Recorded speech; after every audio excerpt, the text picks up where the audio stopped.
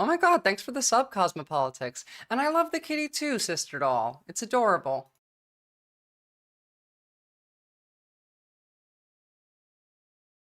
I'll start in a couple minutes, just finishing getting it set up.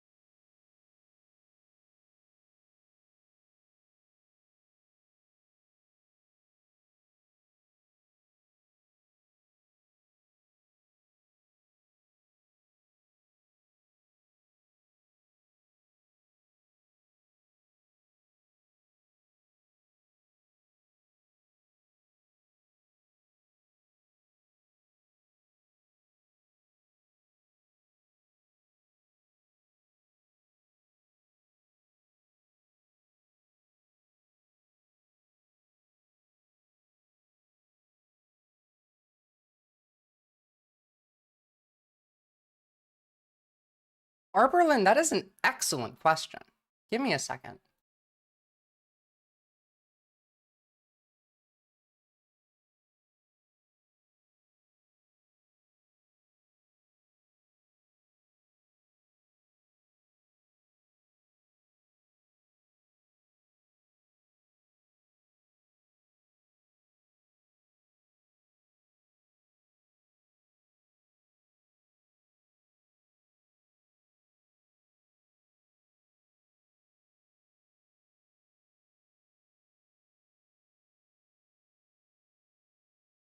I forgot to turn the sound back on again. Whoopsie. Thank you, Sister Doll. Um, Thanks for the question, Arberlin. That is an excellent question. I mean, like, I don't understand why people are taking that as if they don't understand English, or they're confused about it. What it's a question about whether or not you can remember how you used to feel, your prior headspace, and I can to an extent. Childhood's a bit foggy to think about for me, but prior to like understanding empathy and stuff, I remember there was a time where I was much more okay with shitty jokes because of the environment that I grew up in, what was normalized. I went on 4chan at some point when I was like 12, 13, and then I started to see the really, really bad shit on there. And there was definitely a point where there was a conflicting feeling of between, well, I find this funny and I used to find it more funny and now I feel bad about it, and that growing and developing as like you go through high school, middle school. But prior to that, I don't really remember how I felt about those things. I just do remember feeling uncomfortable about them as I moved towards a more empathetic position. I'm guessing you have a big fam and you grew up mature and faster. Well, I have a big family, but I grew up with a small family. All of my family members, bar just like my parents, live in Turkey. And so I grew up an only child with my two parents, and we had other, like, I call them cousins. They're not blood cousins. They were Turkish people that I, like, grew up with and who had Turkish parents that were friends with my parents, and we just kind of became an extended family unit.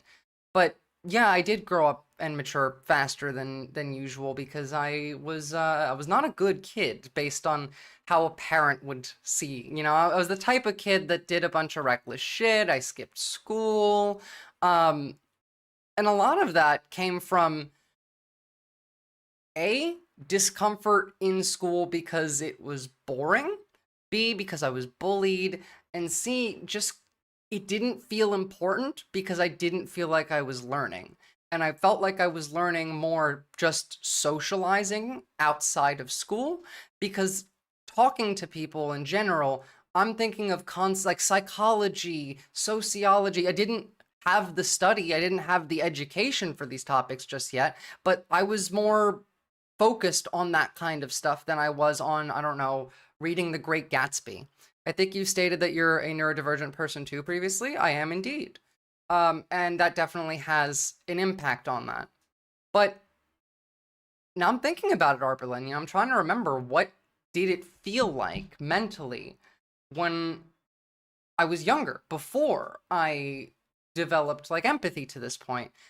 It's difficult to really put a feeling on it, but I will say that it likely was just empty reactionary belief. Like I probably had shittier beliefs because of shitty things that I was witnessing and reacting to, and all of that kind of disappears over time. It's kind of the point of school in the abstract sense of teaching you socializing with other people, right? Like we have school to teach you how to do a factory job, your 9 to 5, how to sit in like one spot for 8 hours, how to do repetitive bullshit over and over again. But the other part of that was how to function in a hierarchy, how to talk to other people that might be a different class than you. As you know, when you're a freshman and you're trying to talk to a senior, there's a class distinction. All of these are parts of what school teaches you.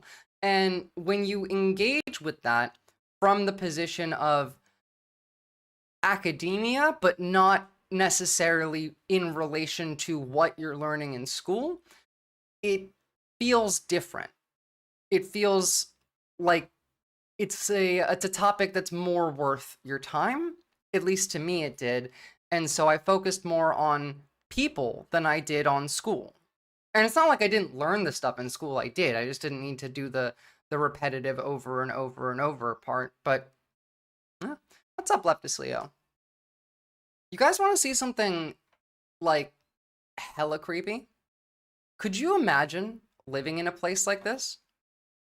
Like, first off, yes, obviously the picture is like oversaturated because of the lighting, but this place looks like a miserable place to live. Oh my god, more bots trying to sell viewers. Nuketown. Kinda, yeah, it does give that vibe, doesn't it? Now, like, these houses being built so close together is one thing. It's not about that. It's about, first off, just the green grass everywhere. Obviously, grass is very bad for the environment, especially when you're living in places like the Midwest or the South. Stepford neighborhood. This is the type of neighborhood that exists solely to keep people from being able to develop community ties. This is, when I say everyone in America thinks everyone outside of my house is the enemy, I'm talking about this. This is the type of place you live where you're terrified of everyone around you. Looks like Little Boxes by Malvina Reynolds. That was the intro to Weeds, wasn't it? It is a good song. Shortcut grass, no visible jungle gym play areas, not even a sport area. There's nothing for, like, what are kids supposed to do here? You go ride a bike, okay, sure, but, like, obviously on that end, we don't know what's there. Looks like there's just another hill like this one. It looks like it's just a cul-de-sac. And usually when these houses are built, in fact, the chap mentioned Levitt towns to me earlier when I was first seeing this. And Levitt towns are a type of construction. They kind of look like this. First off, you can see that this community likely fits into this kind of a pattern where it's a neighborhood that is both enclosed and yet entirely open with nothing to do. It's just road, grass, houses, nothing in between. Sweetie, why don't you go play outside and slowly cycle around the neighborhood like a screensaver? Yeah.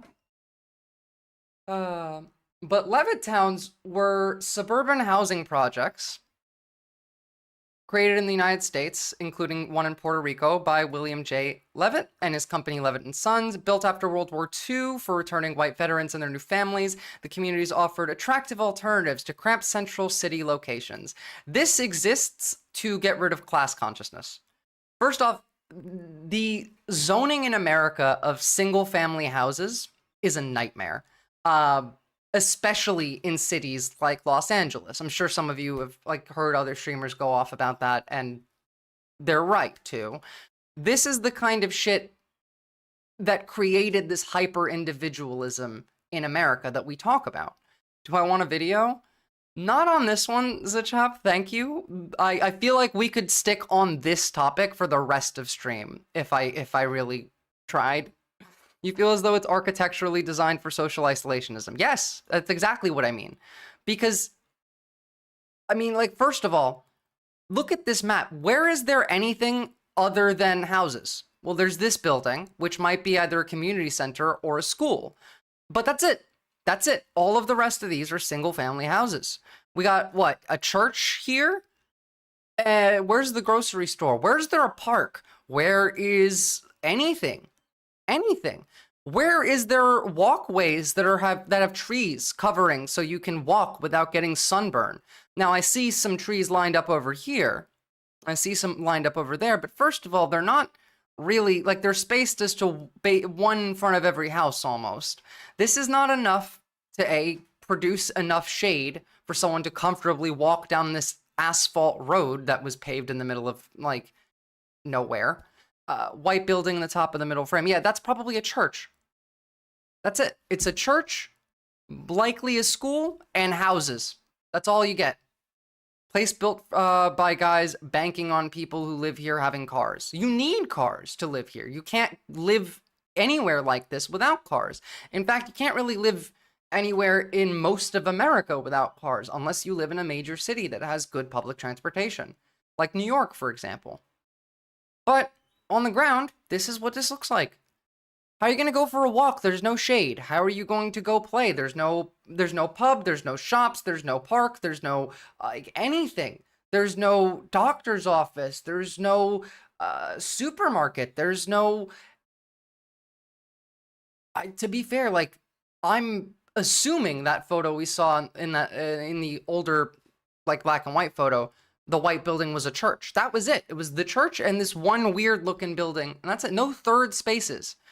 It's a design so that if you're going to socialize with somebody, you're either at their house, they're at your house, or that's it. Like there is no third place to go in town. You have to leave town. If you want to go to the movies, you got to go to a different town. If you want to go hang out at a park, you got to go to a different town. This produces that social isolationism, which then produces the hyper-individualism.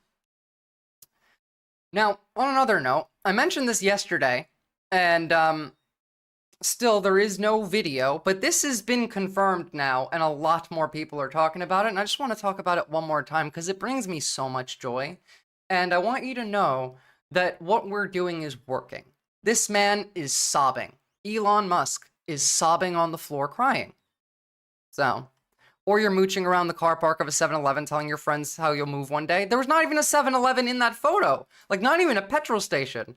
But yes, I do know that feeling. Y'all see this report of Elon Musk crying in the Oval Office to Donald Trump because Tesla lost $175 billion? It's apparently the reason why Donald Trump ended up doing that infomercial for Tesla at the White House.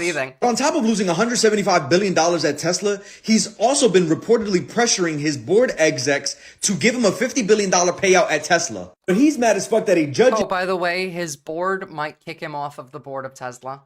in Delaware blocked that shit. The reason was that the negotiations surrounding the package had been inappropriate due to a lack of independence among board members and problematic influence by Musk over those negotiations. Again, this is just another example about how billionaires, especially Elon Musk, thinks that he's the richest man on the planet and can just fucking do anything he wants and pressure anybody he wants. He's so mad about it that he's not just trying to appeal it. He's also trying to use his power and influence to try to change the laws because he thinks he's above the fucking law. Because it's not a coincidence that in the same state that Elon Musk lost a $50 billion payout because a judge blocked it, is the same state where there's a new corporate law being put on the books that the Senate just passed. We talked about this. This is how corporations pressure states, by the way, because these states are run by people who get elected to office, and they are dependent on keeping their population happy. Now, when a company who has workers in your state threatens moving their company out to a different state, that means your constituents are at risk of losing their jobs, which is very unpopular, which is why oftentimes the state will concede to the corporation so the corporation will keep its work and its workers, its factories, its jobs in that state. And then the person wins re-election. This has been a consistent theme of how over time they have taken away workers' rights, how they have consolidated power in the ability of corpos to do whatever they want. It's a big flaw in representative democracy. It is. We could build solutions for this, of course, but, you know, he thinks he's above the law because he historically has been. And that's true. He could get kicked off the board of Tesla. Oh, gee, SpaceX is going to get so many emails asking them to be more productive. It would be very funny if they kicked him off the board of both.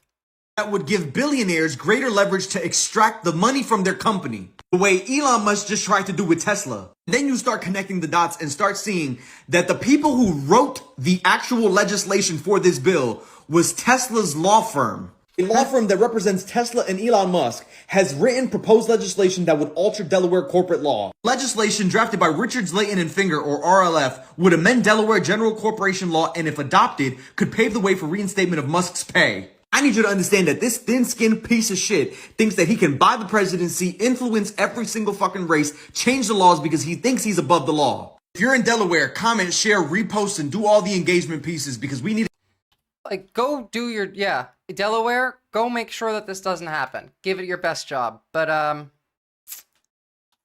now, The board, however, whoopsie, sorry, that's much later actually. The board is maximizing profits. Why kick Elon off due to politics? Because he's tanking the board. Tesla lost $700 billion since the beginning of Trump's term, in which Elon is the reason why they lost 7 to 800 billions, hundreds of billions of dollars have been lost directly because of Elon Musk. It's actually illegal.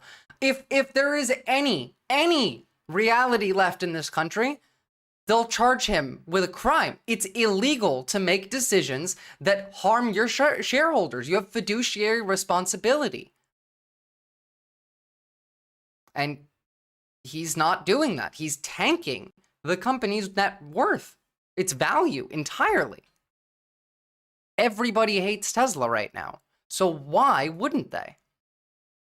Now, again, he's on the verge of getting booted from Tesla's board. Investors have had enough. Tesla shareholders are finally done with his antics. There's serious moment to kick him off the board. Even Tesla's own chair, Robin Denholm, just dumped a massive chunk of her stock. Translation, the ship is sinking. She's grabbing a lifeboat. Investors are furious over Musk's nonstop political stunts, cratering stock value and self-inflicted brand damage. Tesla can't recover from this anymore. Like, there's no way. There's no recovery from everyone calling it a swastika. The SEC forced him to step down as chairman in 2018 over his funding secured fraud. Now history repeats itself, except this time it's Tesla's own shareholders who are sharpening the knives. I wish he sold Tesla to someone else. I mean, I wish he never took it over. It wasn't his to begin with. Like, he didn't make anything. He just put his name on it. And he only bought Twitter to influence politics. That was why he bought Twitter. The fact that it's illegal to tank your shareholders like this is why outsized offers for Twitter has to be accepted. Yeah, that is why he had to buy Twitter, because he tried to back out on it, but it would have been bad for the shareholders. Bulletproof Bullet, this was pretty obvious. SpaceX should distance themselves as well. They should try their best. I don't know how much they can. Even the most basic picketing at Tesla stores discourages people from entering the dealerships and tank sales, which is why that's illegal now. So you think Elon is a net negative for Tesla? If they actually kick him off, I'll be shocked. Man, my guy, he lost them $800 billion. Look at Tesla stock since January 20th. Hold on. Tesla stock.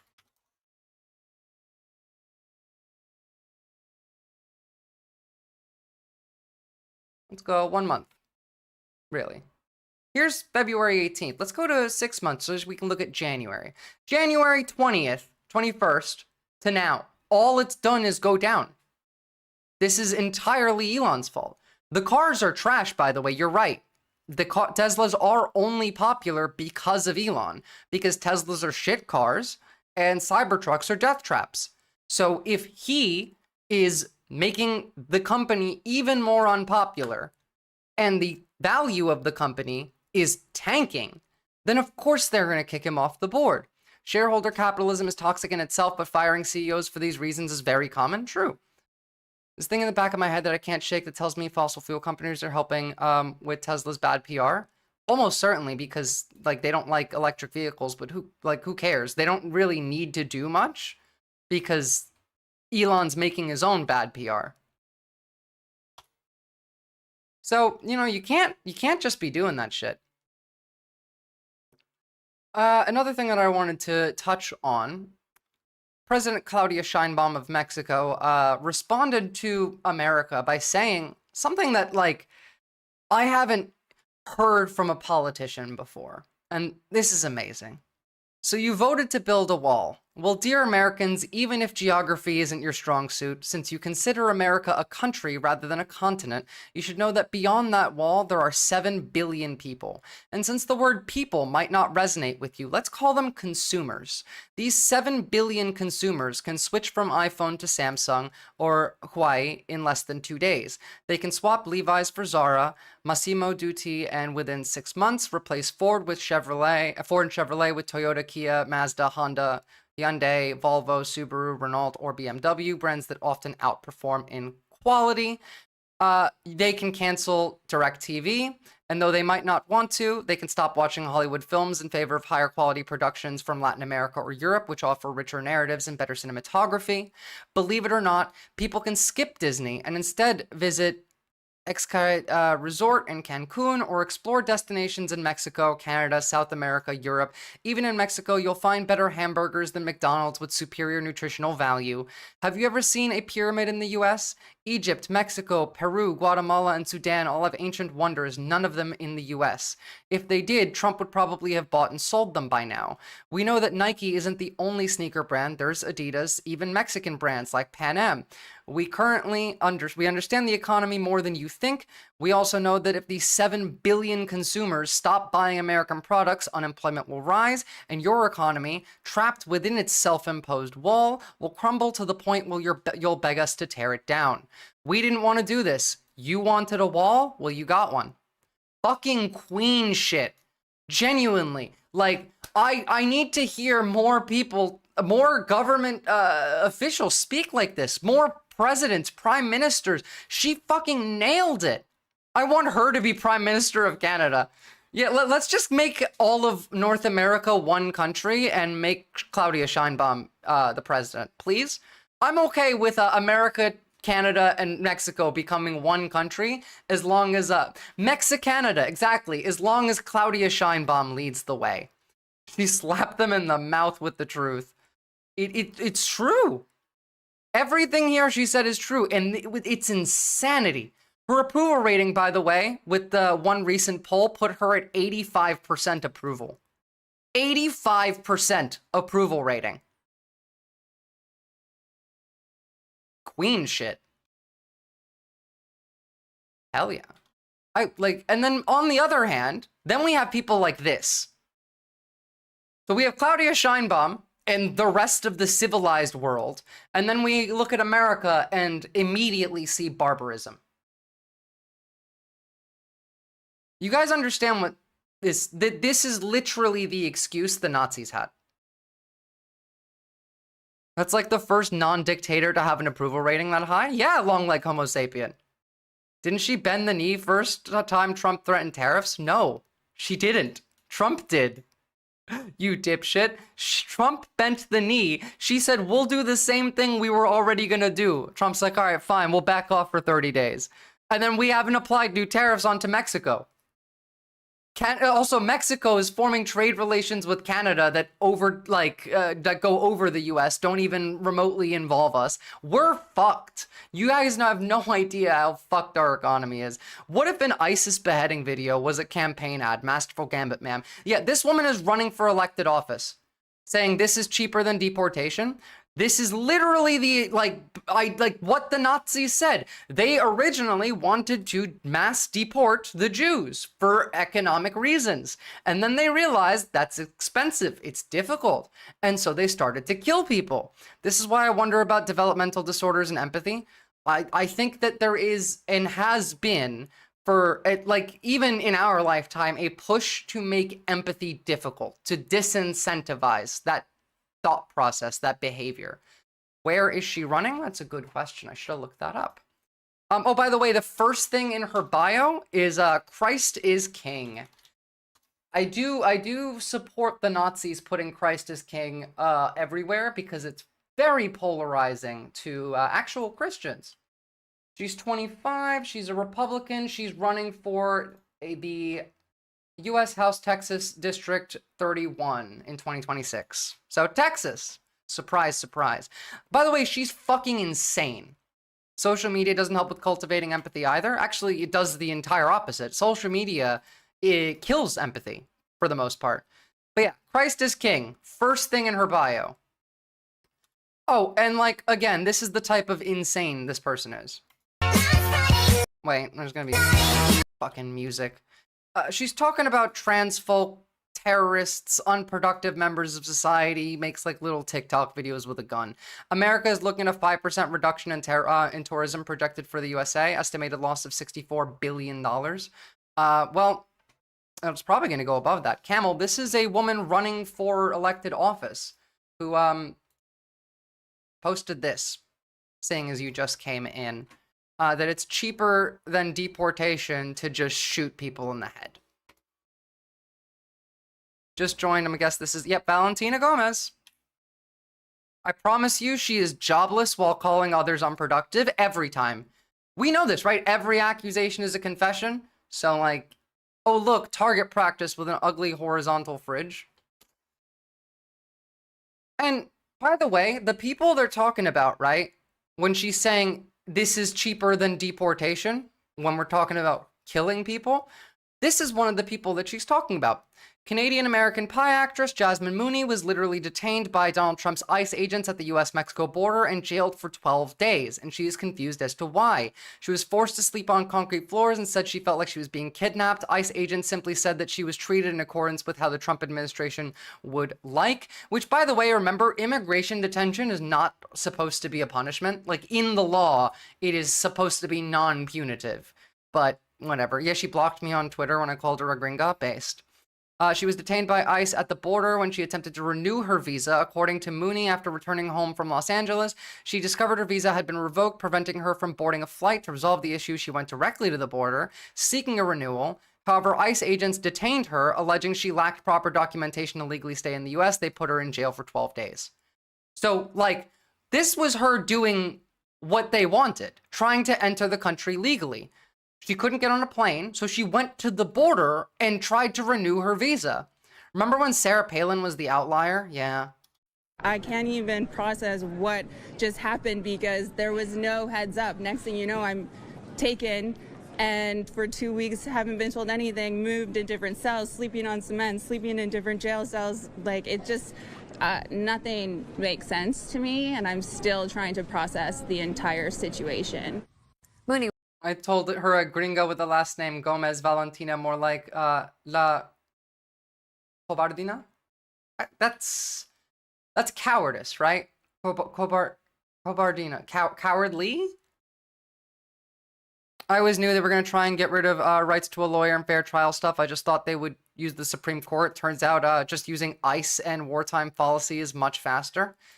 Yeah, look, I was gonna go more into ICE and like the Alien Enemies Act and all of the politics around that today, but we have foreign policy to go through, so I'm gonna try and save a lot of the US stuff for tomorrow.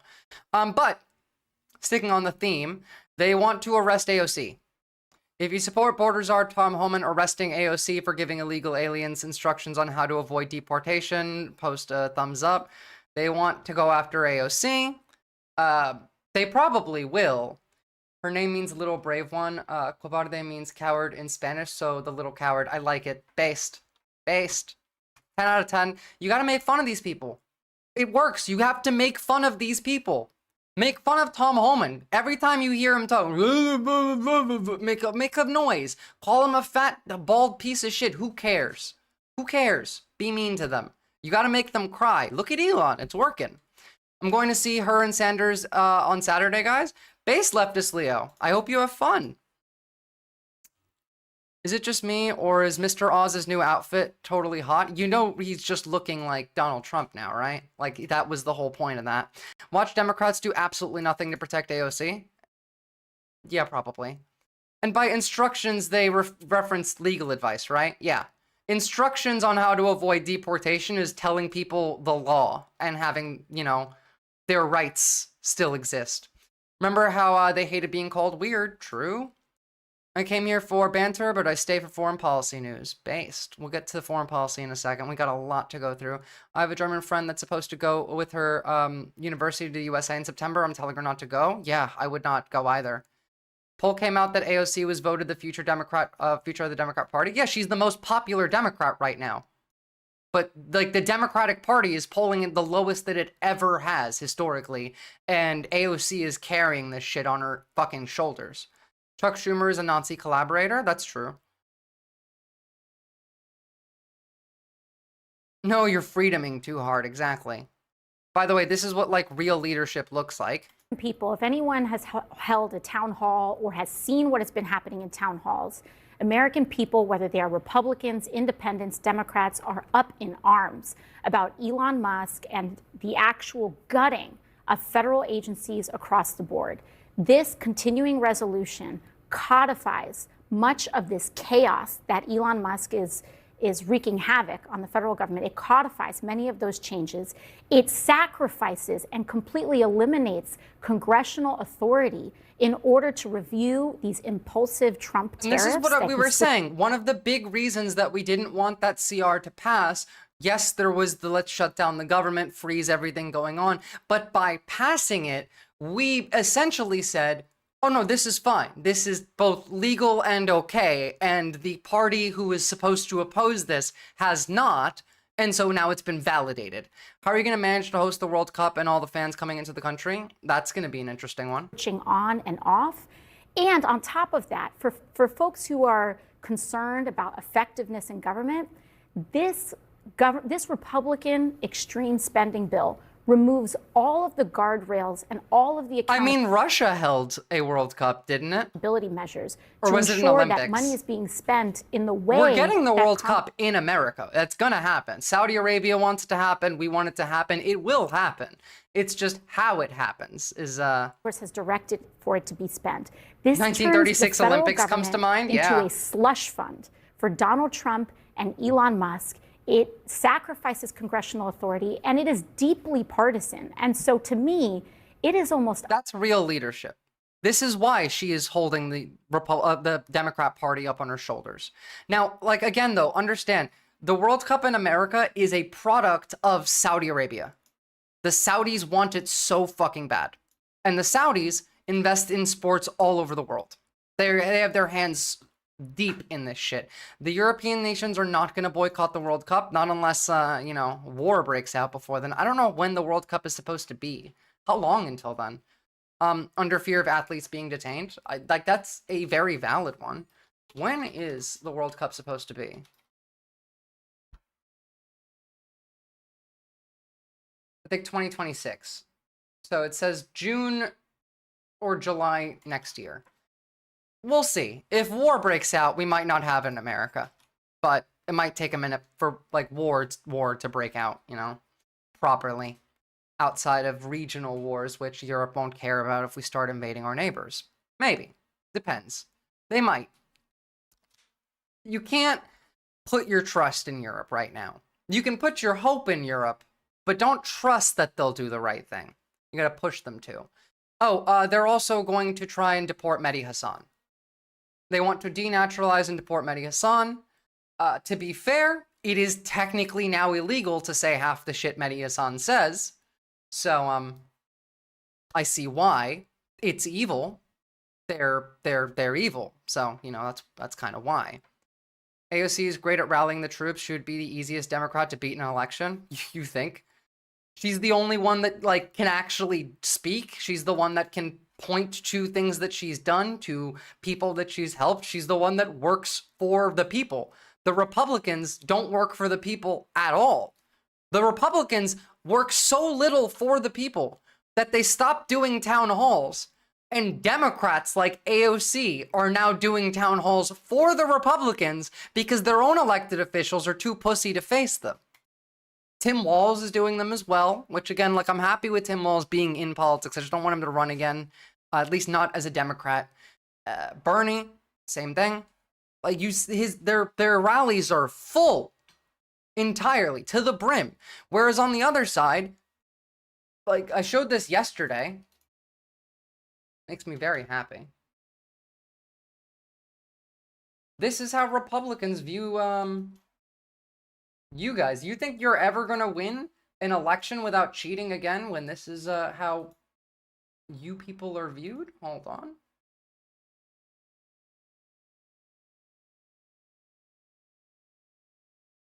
Got so many. There's never going to be an election where you don't have to cheat to win when this is Republican voters. Northern Warbeck think about you southern white trash.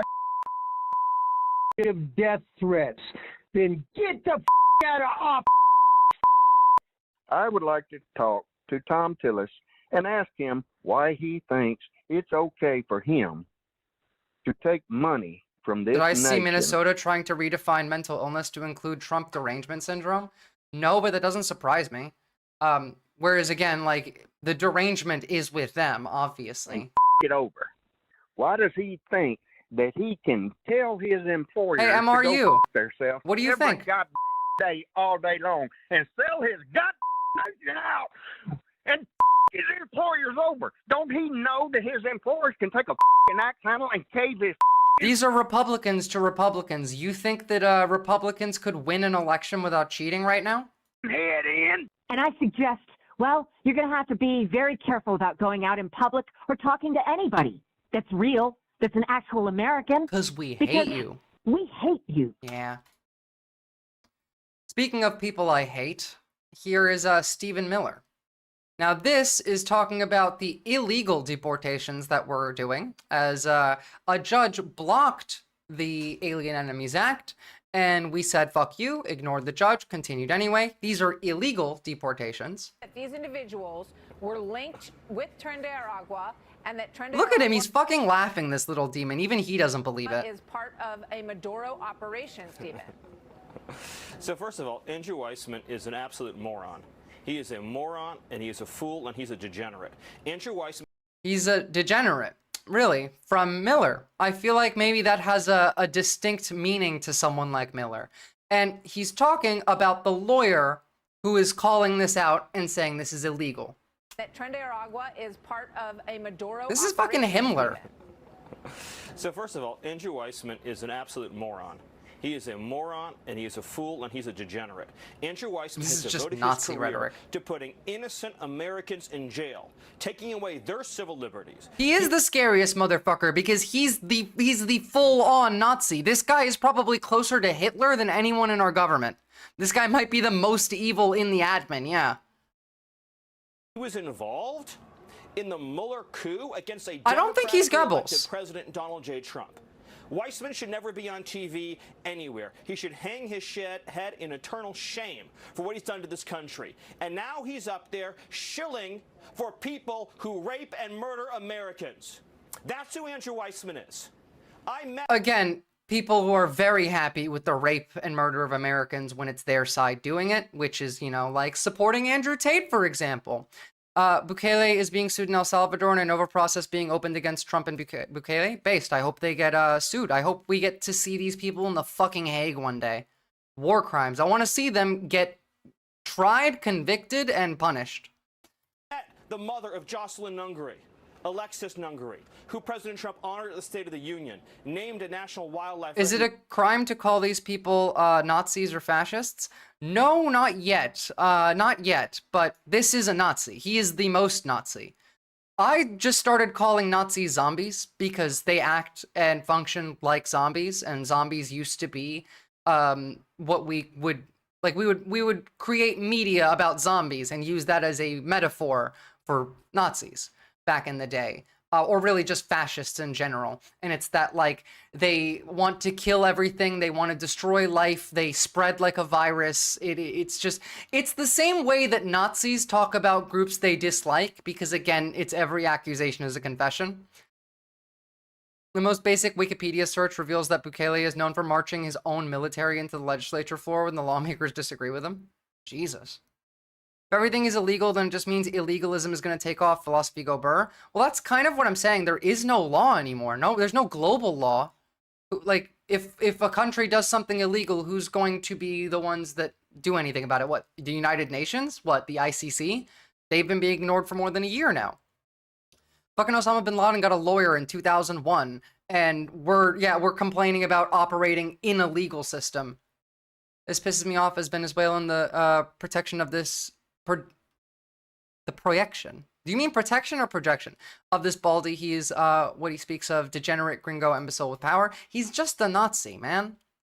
When you have to wear a hood for work, what a picture. Yeah, kind of tells you a lot, doesn't it? He does give one-for-one Goebbels rhetoric. All he needs to do is talk about total war. He literally is Goebbels. I can see it. I can see Goebbels, I can see Himmler, I can see Hitler in here. Original Night of the Living Dead was a metaphor for Deep South slave era. Exactly, like fascism was what was being described in zombie media for a long time. There's that song by the Cranberries for the Vietnam War. After her daughter. Trained to Projection. terrorists. Thank you. Took that 12-year-old angel, and they tortured her to death. They sexually assaulted her. Like, I don't even believe you. I don't even believe you. See, and this is the other part, right? Sometimes they might even be telling the truth every now and again. I'm sure at least one of those people that got deported to El Salvador might have committed a crime. At least one, sure. But why the fuck would I believe you if everything you do is lie? Why the fuck would I believe anything that you put out as real when you put out fake shit constantly and you deny all of reality? I don't know. Like, who knows if any of those people were criminals? A single one of them. Because you can't believe these people. How long are these people going to be detained in El Salvador? El Salvador, not Nicaragua. Forever? It's a labor camp. You guys want to see what the labor camps in El Salvador look like? Where we sent these people?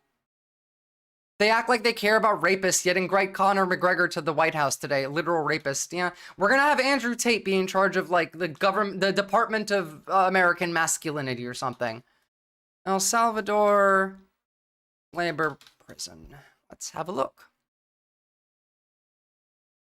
No, I don't want the ones from us sending people there today. Give me an actual video of this place existing beforehand.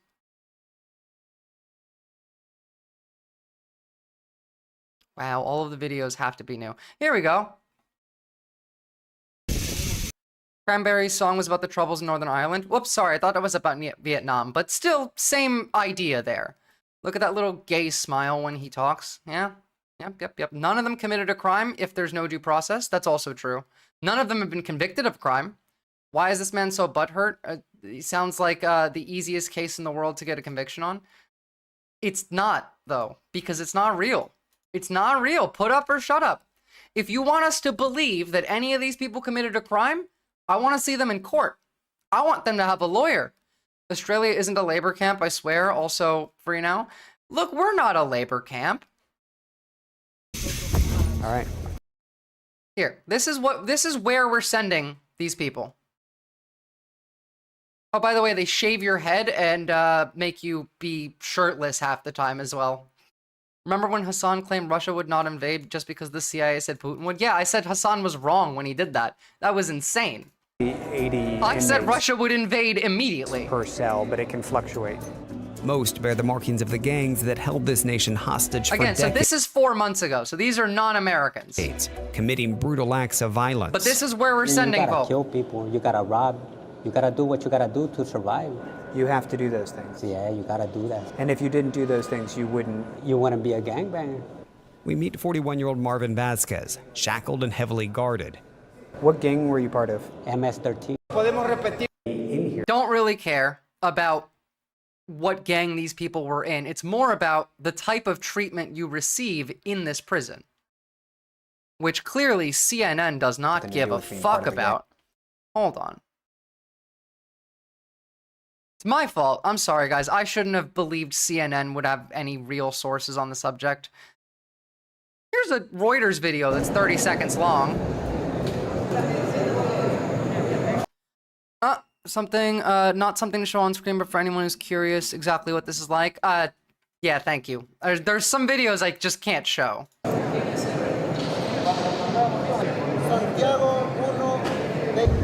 Todo esto me arruinó mi vida.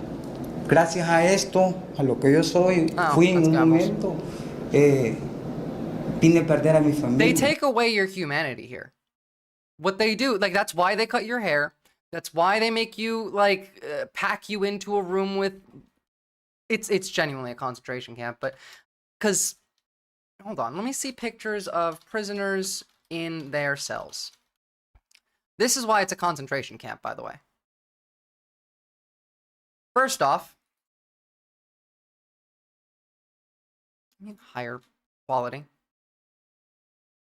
Does that look like, I don't know... a normal, nice prison? Or even, like, not, obviously not nice, but like a normal prison that isn't just there to torture and kill folk?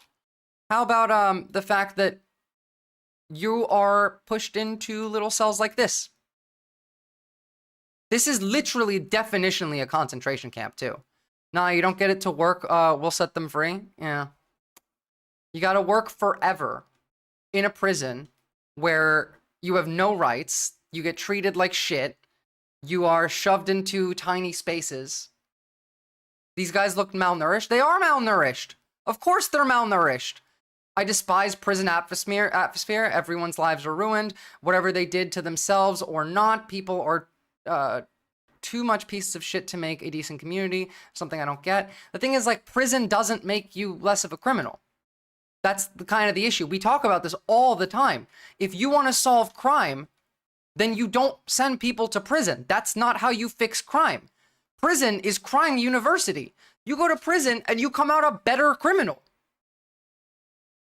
Looks like the Holocaust. It does. Oh, and like, speaking of Holocaust, you gotta remember, pay attention to the words that these people started using. We heard degenerate coming out of Goebbels' mouth. Then we have Mike Flynn replying to this person's tweet. Maybe they should return all these savages to your neighborhood. Savages. Degenerates. I feel like these words might have historical ties to something. Think about how much state money that could have been used on social programs and are cooked so that they can operate that billion-dollar mega prison. Yep. And again, remember that in America, we do the same thing. And we have private prisons which have contracts with states that they're in, so that if the private prison does not have all of its beds full, the state has to pay a fine for all of the empty beds. Echoes of IDF rounding up every male Palestinian. Yeah, echoes of Sidi Timan. I'm sure there's some torture happening in El Salvador too. But, like, again, vermin, savages, degenerates, these are Nazi words. And funny slip of the tongue, but honestly, maybe the one time you're ever going to hear the actual truth from Caroline Leavitt. We want to restore the Department of Justice to an institution that focuses on fighting law and order and crime and putting real criminals behind bars. We want to focus on making the institution of the Department of Justice fight against law and order. That's what they just said. That's the most honesty you're going to get from them. We want to restore the Department of Justice to an institution that focuses on fighting law and order and crime and putting real criminals behind. Fighting law and order. Captain Buggy, the Chinese have slave labor too in prisons. Are you kidding me? Like, you don't think that they're making all of the Uyghurs do like slave labor up in fuck, what was the name of the province? I need to get better with China. Was it the Shandong province? Fighting law and order, yeah. So, I showed you guys this last stream of the incoherent bullshit Heritage was spewing. And looks like they're on the move. So we watched this yesterday. This is a video saying that all of Biden's signatures are fake because they were used with AutoPen. And this comes from Kyle Becker, who's at tweeting Oversight PR, and if you go to Oversight PR, you see that they are part of the Heritage Foundation. So, using that, they are now trying to say that Joe Biden's pardons for the people that he pardoned before he left office were not real, that they were void, vacant, and of no further force and effect because the fact that they were done by AutoPen.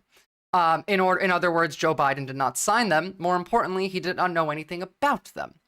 So, if AutoPen makes a signature invalid, then all of the January 6th pardons are also invalid because they were also done with AutoPen.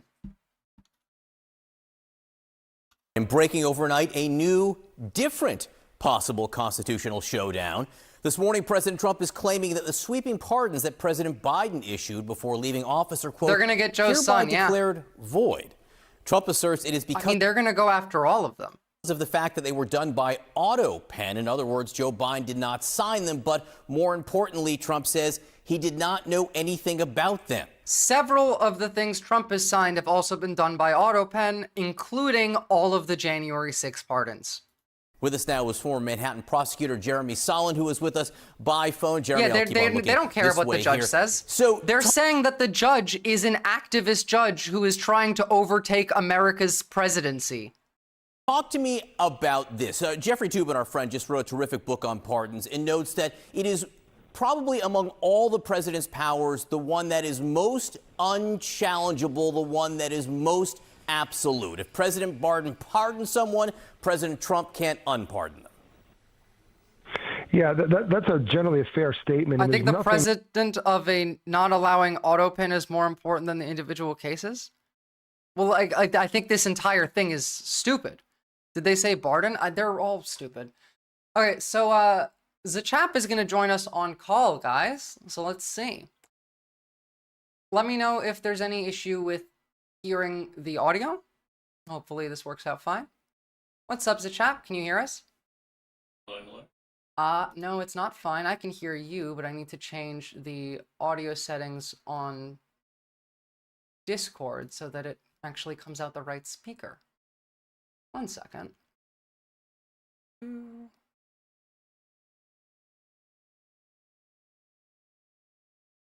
All right, now you should be good.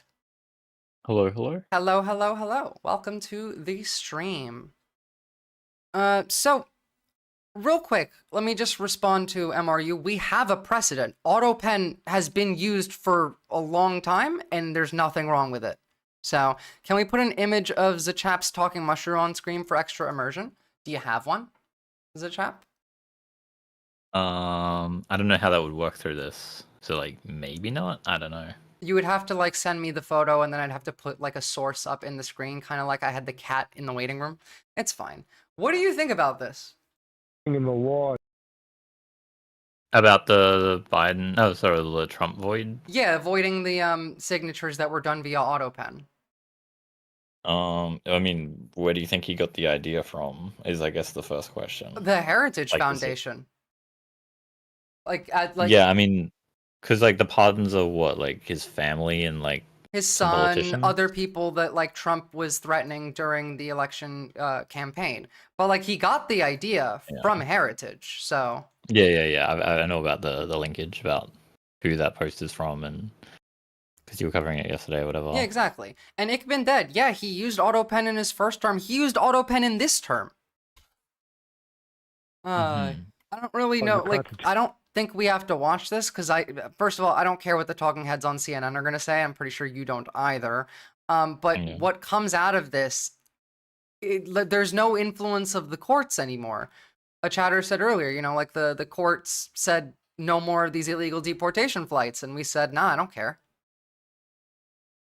I just don't understand, like so there's still courts running. Like right now, if you broke into a bank, you would still get. Yes.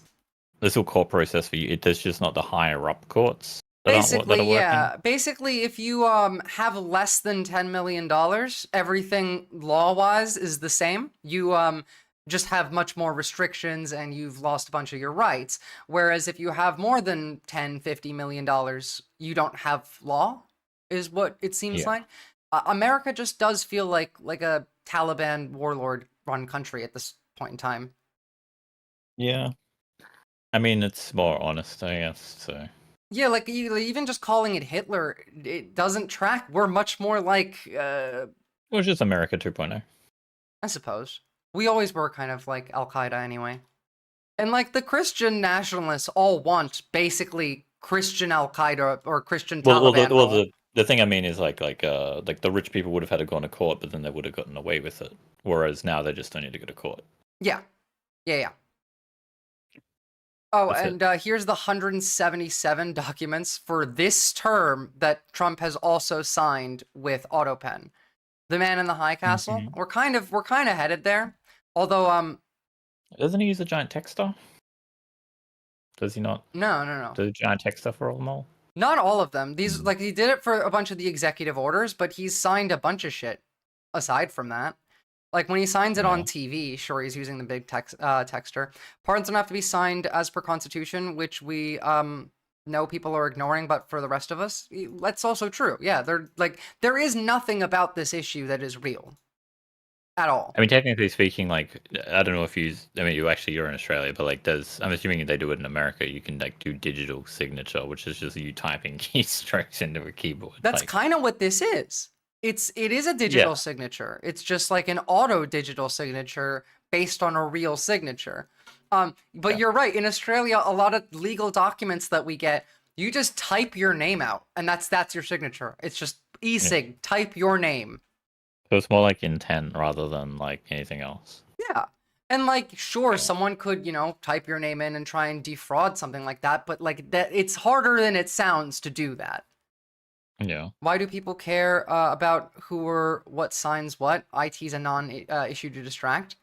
I mean, it is. That's the point. It's distraction. They want you to get mad about that, not about the fact that you know, you're losing money and you're poor and you're losing. Do you have ties to Centrelink yet?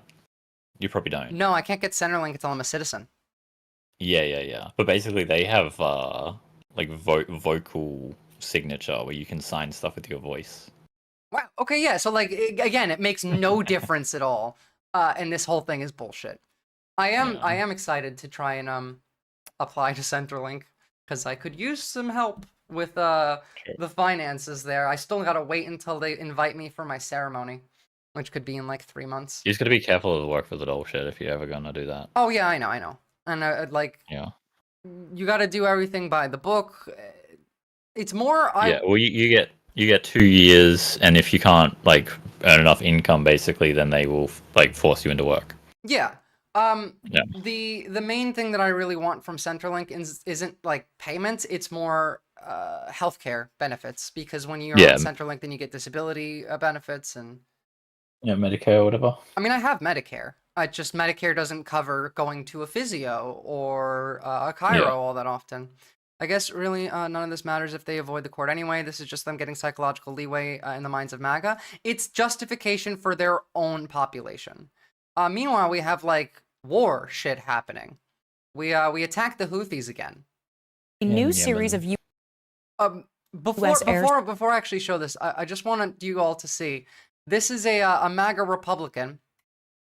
Why is Biden bombing Yemen instead of defending the U.S. border in the 21st of December of 2024? And just yesterday, America is finally being defended again at home or abroad. I voted for this to bombing Yemen. Literally 3 months ago. I mean, like, what's the middle ground? Like bombing the border? Well, like, why are we bombing Yemen to begin with? I don't know, but like, I'm just trying to think, like, what would that be like if you were to please them in the? Well, you can't. It has to be nonsense. That's why it's funny. Yeah. But like, that's fine. I want to know what their justification actually is. Strikes hit the port city of Hodeidah. The U.S. military confirmed the new strikes and says they will continue until the Iran-backed Houthi. The ocean. Wait. Or whatever.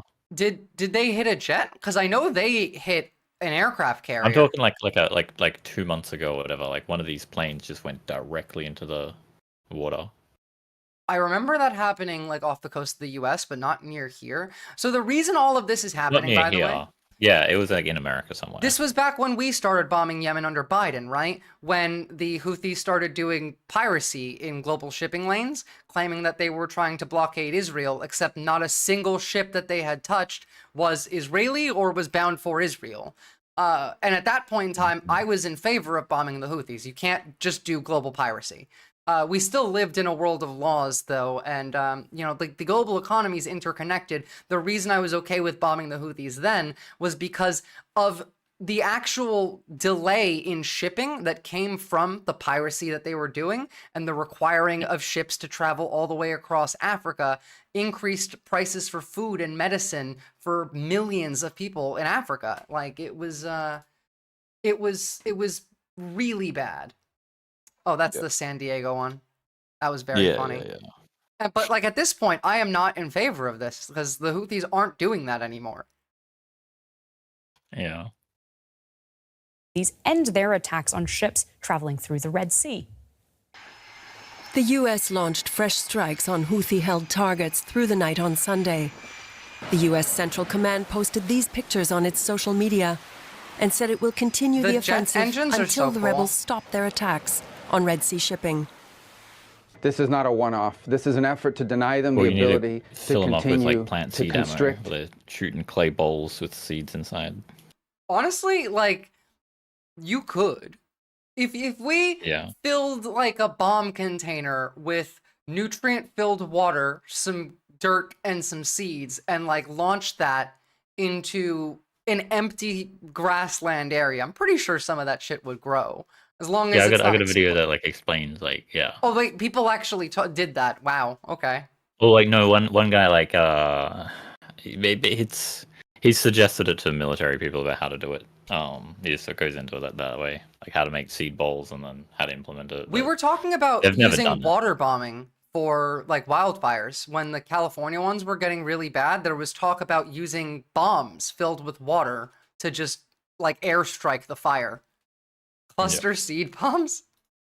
And control shipping, and it's just not going to happen. We're not going to have these We're doing guys, this for these Israel. people with That's weapons why we're doing able this. to tell us where our ships can go, where the ships of all the world can go, by the way. It's not just the U.S. We're doing the world a favor. Yeah. We're doing the entire world a favor by getting rid of these guys and their ability to strike global If ships. we gave a shit about doing the world a favor, we would stop funding Israel, because that's the reason the Houthis in Yemen are doing this. And the Houthis also stopped attacking like the global shipping lanes for a while, and everything was fine. Why did we start this back up again?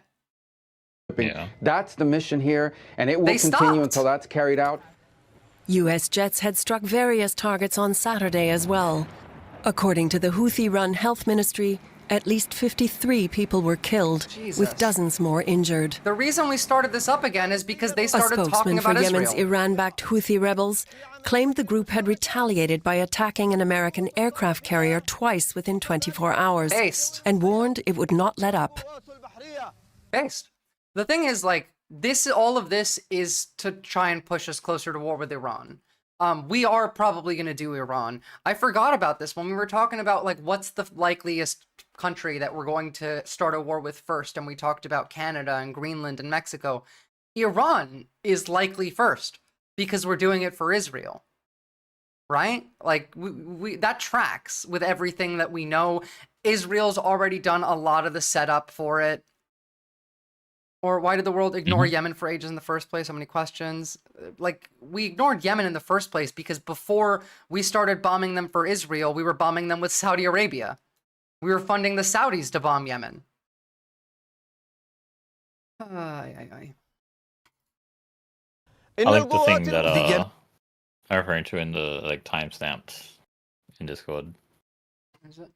It'll take like 2 minutes. Yeah, thank you. Thank you. No, that's interesting. I'm curious. Seed bombs. There's no trees here. There's a grain sorghum. Oh, we got which an is Aussie. hardy. There's a salad mallow, mullahaya, which is a hardy leaf crop. And then there's a cowpea. And then I can just crunch it up in a ball. Well, one fell out there. I'll put it back in the bowl. Now, you can roll it like that. There's one or two sticking out. Ich bin dead. It's And you can do it all complex by hand. there, but Russia And seems then- to be okay with it. And there are machines that people make. You can look it up on YouTube. There are machines that roll them. And you can distribute them by hand. You can literally just So you throw mass that produce out. them bowls with And machines. if you want one That's of those... pretty cool, though. Every metre, you need 4,000 per acre. If you want 2 per metre, it's 8,000. If you want 10 per metre, it's 40,000. If we created a bunch of these and like dropped them all over the Australian outback, do you think they would grow? Yeah, I mean, he talks, I mean, he kind of at the beginning talks about how like these are just like pioneering plants, so plants that are hardy that will bring a lot of biomass, make a lot of soil, basically. Oh, well then, yeah, that's based. We need this kind of stuff more and more and more, so. Yeah. Pre-breakfast banana, if it fulfills a biblical prophecy or makes Trump rich, he'll attack Iran, and that's kind of it, you know? That's why Iran seems very likely to be first up on the list. Once that goes hard, it will be like a marble. It's pretty hard now. Once it's gone hard, it'll be, you could probably, you know, send it out with some kind of dispersant fertilizer spreader. You Well, could like, yeah, they would be catapult the them out seeds with that would be catapults.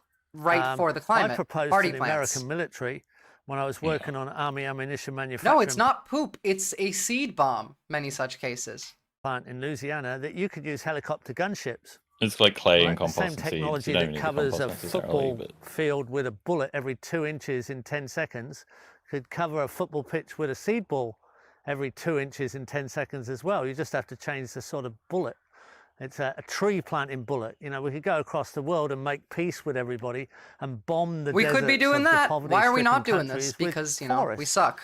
And it could be Not quite profitable. edible forests. It's too. possible. It's possible. No, not profitable. It's not profitable. That's the real answer. It's just not profitable. Does Iran have any meaningful allies in the region that will defend them? No, because most of the region is Sunni and they're Shia. They have Hezbollah, which is not going to help them all the way over there, because considering if we're going to go to war with Iran, we're also going to be wiping out Hezbollah. Hamas is gone. Like, what do they have? They have nobody. They have no one to help them. Russia would be their only real ally, but like we've looked at Alexander Dugin saying, you know, if we're not on the same side as the Americans with Israel and Iran, but like we can work that one out. What's the use? That was a seed bomb to grow like shit. Just like fire seed bombs in places so that they can grow. That was what it was for. People do it to like even terrorize fucking golf courses. Like it's Oh my god. multi-purpose. Yeah, holy shit. We should do that. No, it's. I mean, you don't advise people, but yeah. I'm kidding. And I'm saying in Australia, really. Because in Australia, you're allowed to, I don't know, plant seeds in a golf course. It's not, like, the idea of you shouldn't say this because it's... Well, like, it's all private property. I suppose. Like, yeah, America might bend it to be a problem, but in Australia, me saying, oh yeah, no, like, throw some seeds and hope that they grow, like, that's not going to be illegal here.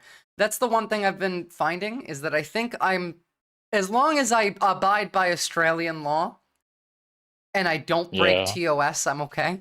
I meant I just prefer a vague post when it comes to anything like that, but yeah. I hate being vague. I meant the use of loading up bombers with seed bombs. What would you bomb? The Australian outback? Just like even the fucking Middle East and Saudi Arabia. Yeah, like the Sahara Desert. Egypt. Like America's fucking like the entirety of the strip of like America's. Yeah, the Dust Bowl. Like you somewhat have like a wasteland, no? We do, and we're getting it more because we used to have a bigger wasteland straight down the middle, and we planted trees Utah, and plants. Nevada, New Mexico. We planted trees and plants to stop that area from being the Dust Bowl, and now we're cutting those down. So no, bulletproof bullet. You can literally make landscapes immune to drought, like with correct practices. This is true. You can make that land habitable for those plants, especially if you pick the right plants for that that region's climate. Yeah. Like there's like terraforming that can be done, like moving the land, but like you can set up like biomass accumulators. You have to account for biodiversity, SN, but like that's kind of the point of using plants that would belong in that climate. Yeah. But like native scarlet runner beans is like a good suggestion for Americans. Just saying. True. Back to Yemen, though. And speaking of food. Yemen's people have endured relentless suffering for years. War, blockades, and inflation have left them struggling. Guys, we did this. America did this to this child. I want you to take that in. Your tax money paid for this. To get enough food. Right now, Yemen is experiencing one of the worst famines in modern history. Millions face starvation. And when I say that millions of people across the world are going to die because of Donald Trump's policies, this is just one example of that. Is warning the latest U.S. airstrikes and I wouldn't threat say of your more. taxpayers. I would say your politicians. Like, What'd you say? I would say the politicians did it, not taxpayer money. Well, I mean, they use Let's taxpayer money to do it. It is the politicians. Along with the Saudis, we paid for the Saudis to do this. That's what I mean. Like, we funded the Saudis doing this. So it is us all up. Like, no matter what level of scale you're looking at, America is involved in this. And your money went to this. What's the political system that caused it? Yeah, of course. And like that's the other thing. Like it's not your fault. You shouldn't feel like guilty because your money paid for this, but you should be mad as fuck at the government for using your money to do this. And that's not even including all the people who are going to starve because of the ending of USAID. That's another factor. Not that like USAID really helped all that many people, but like I don't know if you've seen the latest Kim video that dropped today, but it was funny to say the least. Not funny, like in a real bad way. It was just like everything bad about USAID. in a 22-minute video. Of So course, there's nothing Hakeem good the about it. Tanky is making a video about everything bad about USAID. We all know that a USAID is not a good, it was not a good organization. We used it for a lot of evil, but we also used it for some good. And Yeah, but it was definitely like I was like, is this a pro-Trump sort of video? And I mean, it wasn't, but like. It's funny to me every time I look at the Tankies now, because the Tankies are the establishment. That's why you never see Tankies like on Twitter or Blue Sky anymore. They're just. I don't know what you mean by that. Like, I remember I used to see quite a lot more Tankies, like people with the sickle and shit like hammer in their bio that would be very pro-Russia and very pro-China and always anti-America no matter what, but they said that they were leftists and they pretended that like Russia and China are this like great leftist, communist, socialist countries. They're gone. I don't see much of them anymore. And because like I think, are you referring to MAGA communists? no, they became MAGA communists. These were the people that came before. No, that's a like 3-4 years split. ago. Like 3-4 You're years talking ago, like Haas, right? Yeah, when the Ukraine war started, there was a lot of like leftists. I mean, they're the MAGA communists. Like I would say the Tankies are somewhat different to the MAGA communists. Well, most of them either became MAGA communists or they tried to like stay on the left and. There's somewhat a war between the two. Yeah, in some ways. I get that, but like that's what I think of when I see Hakeem, and that's why I laugh when I see Tankies and like Marxist-Leninists for the most part, because they've always been anti-America, and now they are the establishment. Like they're sitting next to Marco Rubio, the neocon, and working together now, and that makes me laugh. Nope, not to be annoying, but do you know Bad Mouse? Bad Mouse? No. Yeah. I'll put it in the Discord, but basically this is their latest one, and it's I might have accidentally timestamped it. Didn't mean to. Tanky? But it's directly basically trying to shit on Hakim for like an hour. From an anarchist, view. I'm curious. Like Bad Mouse has a really, really good video explaining what a tanky is. Well, that's what we're about to watch actually, because I used the word. We're gonna find out what a tanky is really quickly. And like, yeah, they are fake. When?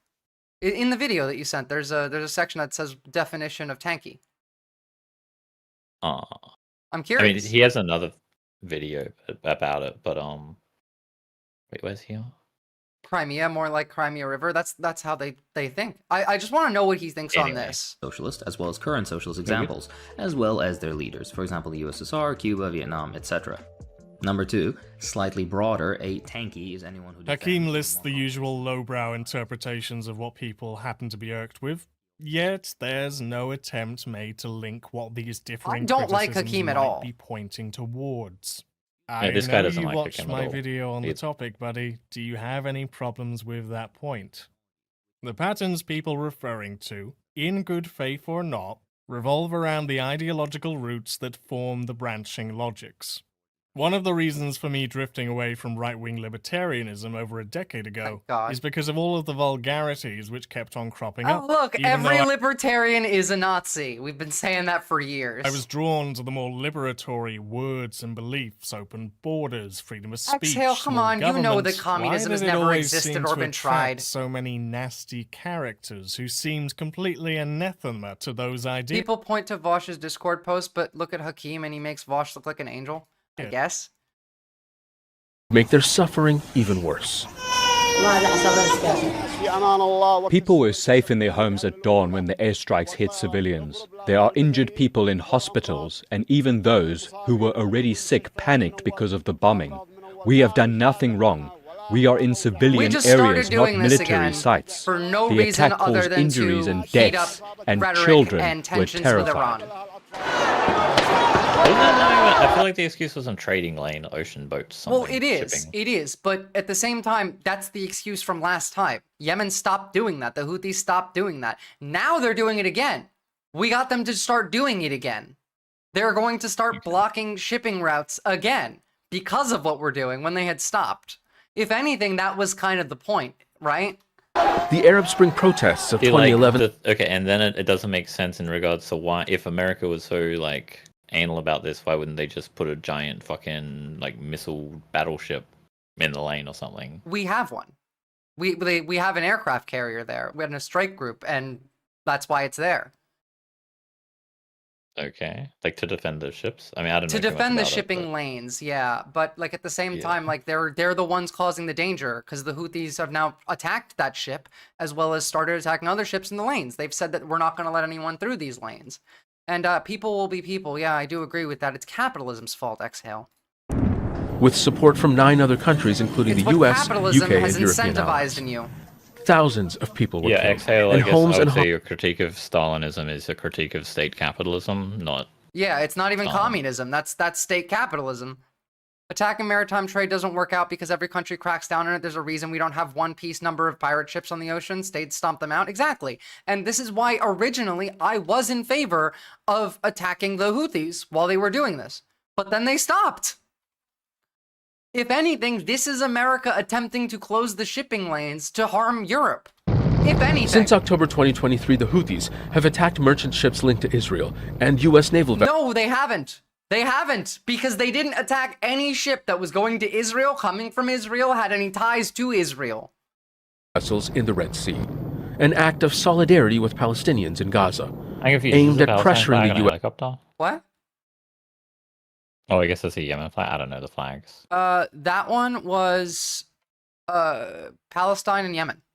An act of solidarity with Palestinians in Gaza, aimed at pressuring the U.S. and Israel to end the war. Those attacks stopped in January after a ceasefire was agreed between Hamas and Israel. But the Yemeni people have paid a heavy price, even before the Houthis launched their attacks in the Red Sea. Yemen's healthcare system was already in crisis, and its economy. People invented capitalism, therefore people can never invent a better system than capitalism. What are you, 5? Broken. Unemployment. Are you a child? And like, here's them vowing to continue attacking the shipping lanes because of what we did, because they weren't doing this before. And Houthis have claimed a second attack on What chat are we reading? I was reading Exhale's chat. U.S. aircraft carrier USS Harry S. Truman and its warships with ballistic. Yeah, because that was in response to like him saying it hasn't been tried because people will be people. Oh, like human nature, greed. I mean, Yeah. capitalism is conditioning through, Exactly. historical context. We had feudalism. Feudal kings gave merchants monopolies, and then you had. There is no innate greed. There is no innate greed or hatred or evil in humans. Like that's all. We've been conditioned through history. Exactly. People in a vacuum are not anything. They pick up their own behaviors and beliefs and ideologies from other people. I'm not the one who's assuming Russia will invade NATO countries. Mate, Germany is assuming this. Here, hold on. We're going to get to that in a second anyway, but I don't mean to derail the news. Houthis vow to continue attack. Yeah, just real quick. Breaking: the head of Germany's intelligence service. Russia's considered testing NATO's Article 5. Russia plans to challenge Western unity, particularly the enforcement of NATO's collective defense clause, according to Bruno Kohl, head of the German intelligence service. Actually, I just remembered a news segment that you may or may not have missed. I swiped on TikTok way long ago. Apparently, a band in Ireland had the head of a king statue that was stolen from Australia. I haven't seen that, no. I don't know. It sounds funny, but we're on Australia now anyway. And it's so funny to say that like this is a fairy tale of me saying that Russia wants to invade Europe when the German intelligence service is saying this. It's literally, this is you people with oh no, they won't invade Ukraine. Where do you get the information from that the Houthis didn't attack Israeli-linked vessels? Because you can track every ship that the Houthis attacked. Hold on. It's in my living source document, but here it is. Here's one example. This is for specifically the last time around that they started doing this, not this time, but it's a map of all of the ships, where they were hit, what economic activity came from this, how much of a trip increase did the ships have to take, and how much more money does this cost. All of this is in here, so you can go have a look. I found the link, by the way. What? It's just a short. It's just a funny, weird one. Cool. The Germans are poo brain.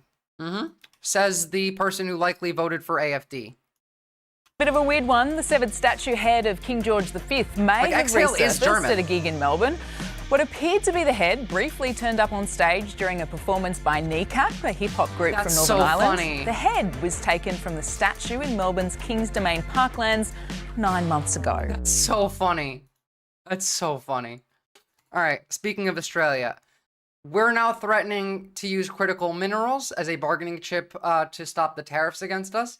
I'm still hella mad, and I think you might agree with me that we're not placing retaliatory tariffs on the US right now. That we're not, like, to be fair, I would much rather us sanction the US like they're Russia, and kick all American government and military presence out of Australia. I would like to expel them. What do you think about that, Zach? I swear that there was something on the news. Wait, is this the? It's on the news. Yeah, we're talking. talking about that. Yeah, I mean, this headline does. I feel like I would have seen it like a few days ago, and it was a different headline.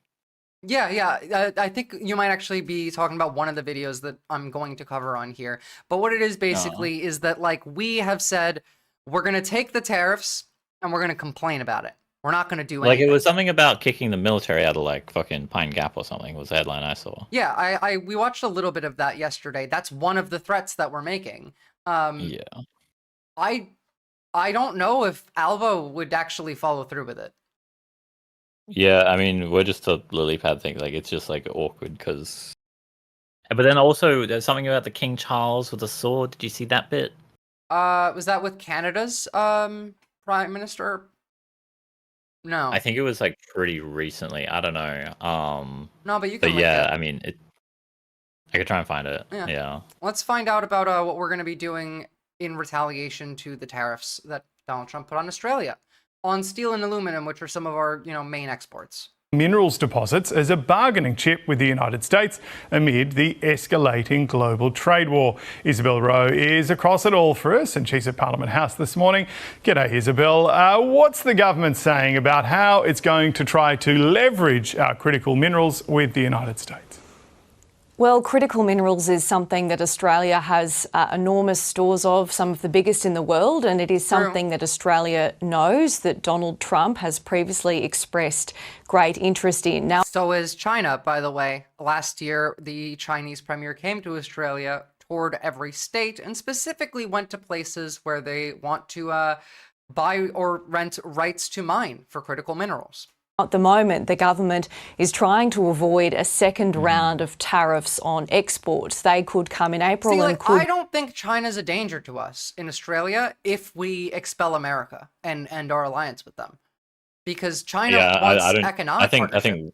I think war into World War III basically. I think is just a hyped up spectacle basically.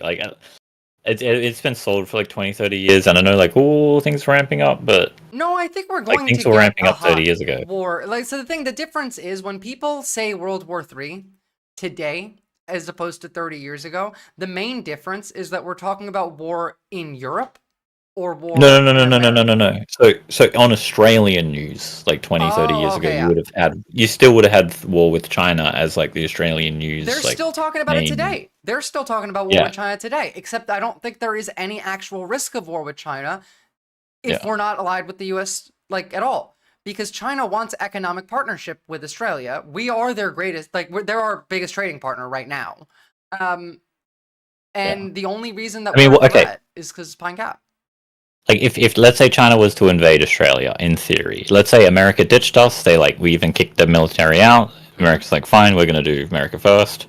If China invaded us, are they going to liberate the working class? What does that look like? Well, that's the thing, right? I don't see that they have any benefit or reason to do so. Why? They want Taiwan, okay. They're struggling to liberate the people that they're supposedly doing all that fucked up shit with. So what's they have no desire for this. It's just we're scaring the shit out of them with America. It was the AUKUS deal, all of that stuff, and AUKUS comes up here too when the negotiations on tariffs. Would be on things like Australia's beef sector and pharmaceuticals. Both would be much bigger economic hit to Australia than we have seen with the steel and aluminium tariffs that have been placed on all countries, including Australia, this week. Now, we've already ruled out placing reciprocal tariffs on the US in response to those 25% tariffs. Why? Is it just because we're pussies? Is that why? Is there any reason? Are we just afraid? Placed on steel and aluminium, but in response the government has been looking at things that it can use as some sort of bargaining chip, and the Resources Minister Catherine King has told us this morning that we would very much like a partnership with the US, but she says if they don't want to do that, then that's up to them, and we'll continue to try and find other people who are interested in buying our critical minerals. For example, countries like Europe and across Asia. Now, for the past 2 years... Ma'am, those aren't countries. We understand senior ministers have been working on a deal with the US, and it's thought that those discussions will now be used to remind the White House that this is something that Australia has, that they previously have expressed interest in. Now, the other key negotiator here is... This is ridiculous. USA is fascist, don't negotiate with fascists. They're also terrorists, don't negotiate with terrorists. My speculation is that Trump might be hoping this will slow China's shipbuilding. See, I disagree with you, and I think that China is actually our ally, because we are allied with Russia, which means we're allied with North Korea, which means that we are also allied with China. I've been contentious with Australia since Mortal Kombat 9 was banned. Look, I can understand you being pissed about that. Of course, the former Prime Minister, Kevin Rudd, is now the ambassador for Australia to the US. He spoke to 7:30 last night and talked about 50 critical minerals. What? Video games? Wait, we have strict... regulations on video games. Yeah, we are. We're one of the strictest countries in the world on video games. Like, we could get, like, Mortal Kombat 9, I don't know, can't you get that on, like, Steam? No? Australia video game restriction legislations. We got new classifications last year that made gambling type games have to go up a different rating chart. But like, yeah, but you can still get it. We have a lot of strict regulation though. I don't really know what to look for here. I've never felt like I've ever come across like, oh, I can't. Oh, neither have I. But like I have seen that like there's parts of video games, for example, that like the game comes out, but they have to cut out a section of the game for Australia, for example. I've heard that for China, but I don't know too much about that for Australia. Like maybe, but like South Park: The Stick of Truth is banned in Australia. Saints Row 4 is banned in Australia. State of Decay. The Witcher 2. No, it's not. It's not. It's like, look. On Wikipedia, list of... No, you could get that on... Like, you can 100% play that. I can guarantee you. Go find... where was it? Saints Row 4. If you can find Saints Row 4 on Steam. I swear that I've gotten that for free from, like, Twitch's Prime features. Might not you know have what been, I mean? Yeah, it might not have been Saints Row 4, though. Germany does this too, bans Green and Blood versions. I'll open up Epic Games and see if I got it for free. Like The Witcher 2? I own The Witcher 2 on Steam in Australia, but my Steam account is American, so... I'd call BS on that entire list, not gonna lie, I don't know. I don't know, it's Wikipedia. You'd have to look it up. If some of these were overturned, like if Witcher 2 is actually banned in this country, that is a massive L. Yeah. Minerals. What game am I looking for again? You're looking for Saints Row 4. Oh, Saints, yep. There is now. In the meantime, this is about how some of these tariffs might increase prices for the average Australian. While you look for that. Now, in the midst of Donald Trump's tariff turmoil after the US president's levy. Saints Row 4 remastered. Really? Oh, no, wait, re-elected? Oh, I don't know. Wait, I've never played Saints Row 4. But, like, it'd be the same thing, though. Like, it'd just be, like, remastered or whatever the fuck.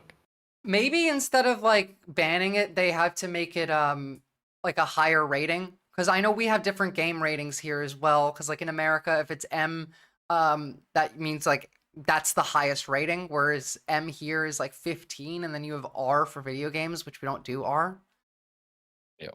And Exhale, you can ask the chap yourself. You can wait, we don't. Wait, what do you mean we don't? We there's R-rated stuff in Australia. No, that's what I mean. We use R ratings for video games in Australia. We don't do that in America. Oh. We rate games M. or X, MA. X, X. It's it goes E, G. I literally have Saints Row 4 like, or like it's. I mean, I must have installed it like years ago, like in my Steam library.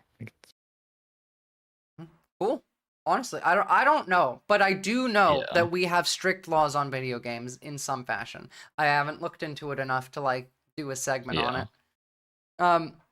Exhale wants to know if you watch Ben Norton. He's on steel and aluminium. I mean, like he's bricked up basically. He's like one of the brick team. So like, I look at him and watch him like critically. We don't just like blindly. It's very like the last time that I watched him actually, which was like probably like 2 days ago, I was actually calling him a fucking warmonger because he just always bitches and complains about war with China being like a possibility, and I'm just like, and by that, I can see that. Yeah. But I mean, like, he has good analysis. Like, his Argentina one is like, that was recent, was like a full breakdown of the entire fucking Argentinian's fucking economy. And how it's like collapsing. Yeah, we looked at a bit of the protest yesterday with Argentina as well. It was it's interesting because there was like the young footy players with the pensioners both protesting together. Yeah. Let's see what's going to get more expensive for us. And while Europe has imposed revenge tariffs, the Prime Minister is instead urging us to buy local. He's a great golfer. Keeping Donald Trump on track can be difficult. I love buy local. Okay. What's with these socks? We can buy local to an extent. Focused, but I'm very impressed with the VP's socks. Keeping the alliance on track is also proving a challenge. And we're not going to stand for China dumping, Japan dumping. Australia does a lot of aluminum at below cost. We don't do that at all. We don't low-cost dump aluminum. What the fuck are you talking about? That's the guy who's like, Howard Lutnick is the Treasury Secretary. He's out there saying like, oh yeah, we're gonna make sure that no one making under $150,000 a year is to pay any taxes. Do you guys believe that? Because like that would be incredibly based, which is how I know they're never gonna do it. And if they do, they're gonna find a way to fuck you while they do it anyway. It's what are we looking at? These like cartons of eggs or something? I guess this is about aluminum. Aluminium filled the void left by Russia, but like, that it's just funny how everything's in eggs when it comes to economics. Everything is eggs. You know what I saw this morning? I saw CNN talking about what the most smuggled item is into America, and it's eggs. Matter. Australian goods denied an exemption to sweeping tariffs. Right now, it's Australia's eggs. top diplomat denied an explanation. Are we talking like value learning and price of the US or like position tonnage? through the media. Amount. That like was tonnage. when I first heard confirmation of the reports. We'll be talking with our American. What do you think about her? What do you think about her? Oh wait, there's 2 tons. They probably have their own tons, then we have metric tons, right? Yeah, there's And 2 who, different sorry? types. Her. Penny Wong. I know nothing. Never Really? seen her in my life. God damn. Really. I don't watch any Australian news station. I have to watch them to cover them. You're lucky. You just cover long like video essays. I remember the ones that I watched, like that was like I was kind of like forced to watch as a kid, which is that weird fucking barely. It's like the RFK of Australia, Who? but like news. What was his name? He like sounds really dry. Does any Australians in chat know who I'm talking about? He's like one of the most famous ones. Super dry voice. Nah, who knows? Heard confirmation of the Otherwise, reports. there was We'll be the talking other with our stuff. American- I don't even know the names of the stations that they were on, so it doesn't matter. I don't know. It's just because Penny Wong, everyone was mad at her because she was falling in line with America's rhetoric around Israel. And then the moment that like the arrest warrants for Netanyahu were put out, she flipped. So counterparts to try and convince them that they're heading in the wrong direction. Tonight, Europe hitting back. Motorcycles, jeans, bourbon, peanut butter. Quintessentially American products, all now hit with tariffs. At home, Anthony Albanese encouraging It's not Steve replacement Irwin. Nice over try, though. retaliation. Australians can have an impact by buying Australian Are there goods. any You buy. Australians? He didn't say bikies because he's not talking about biker gangs. He was talking about motorcycles. They're still Press called 1 in motorcycles.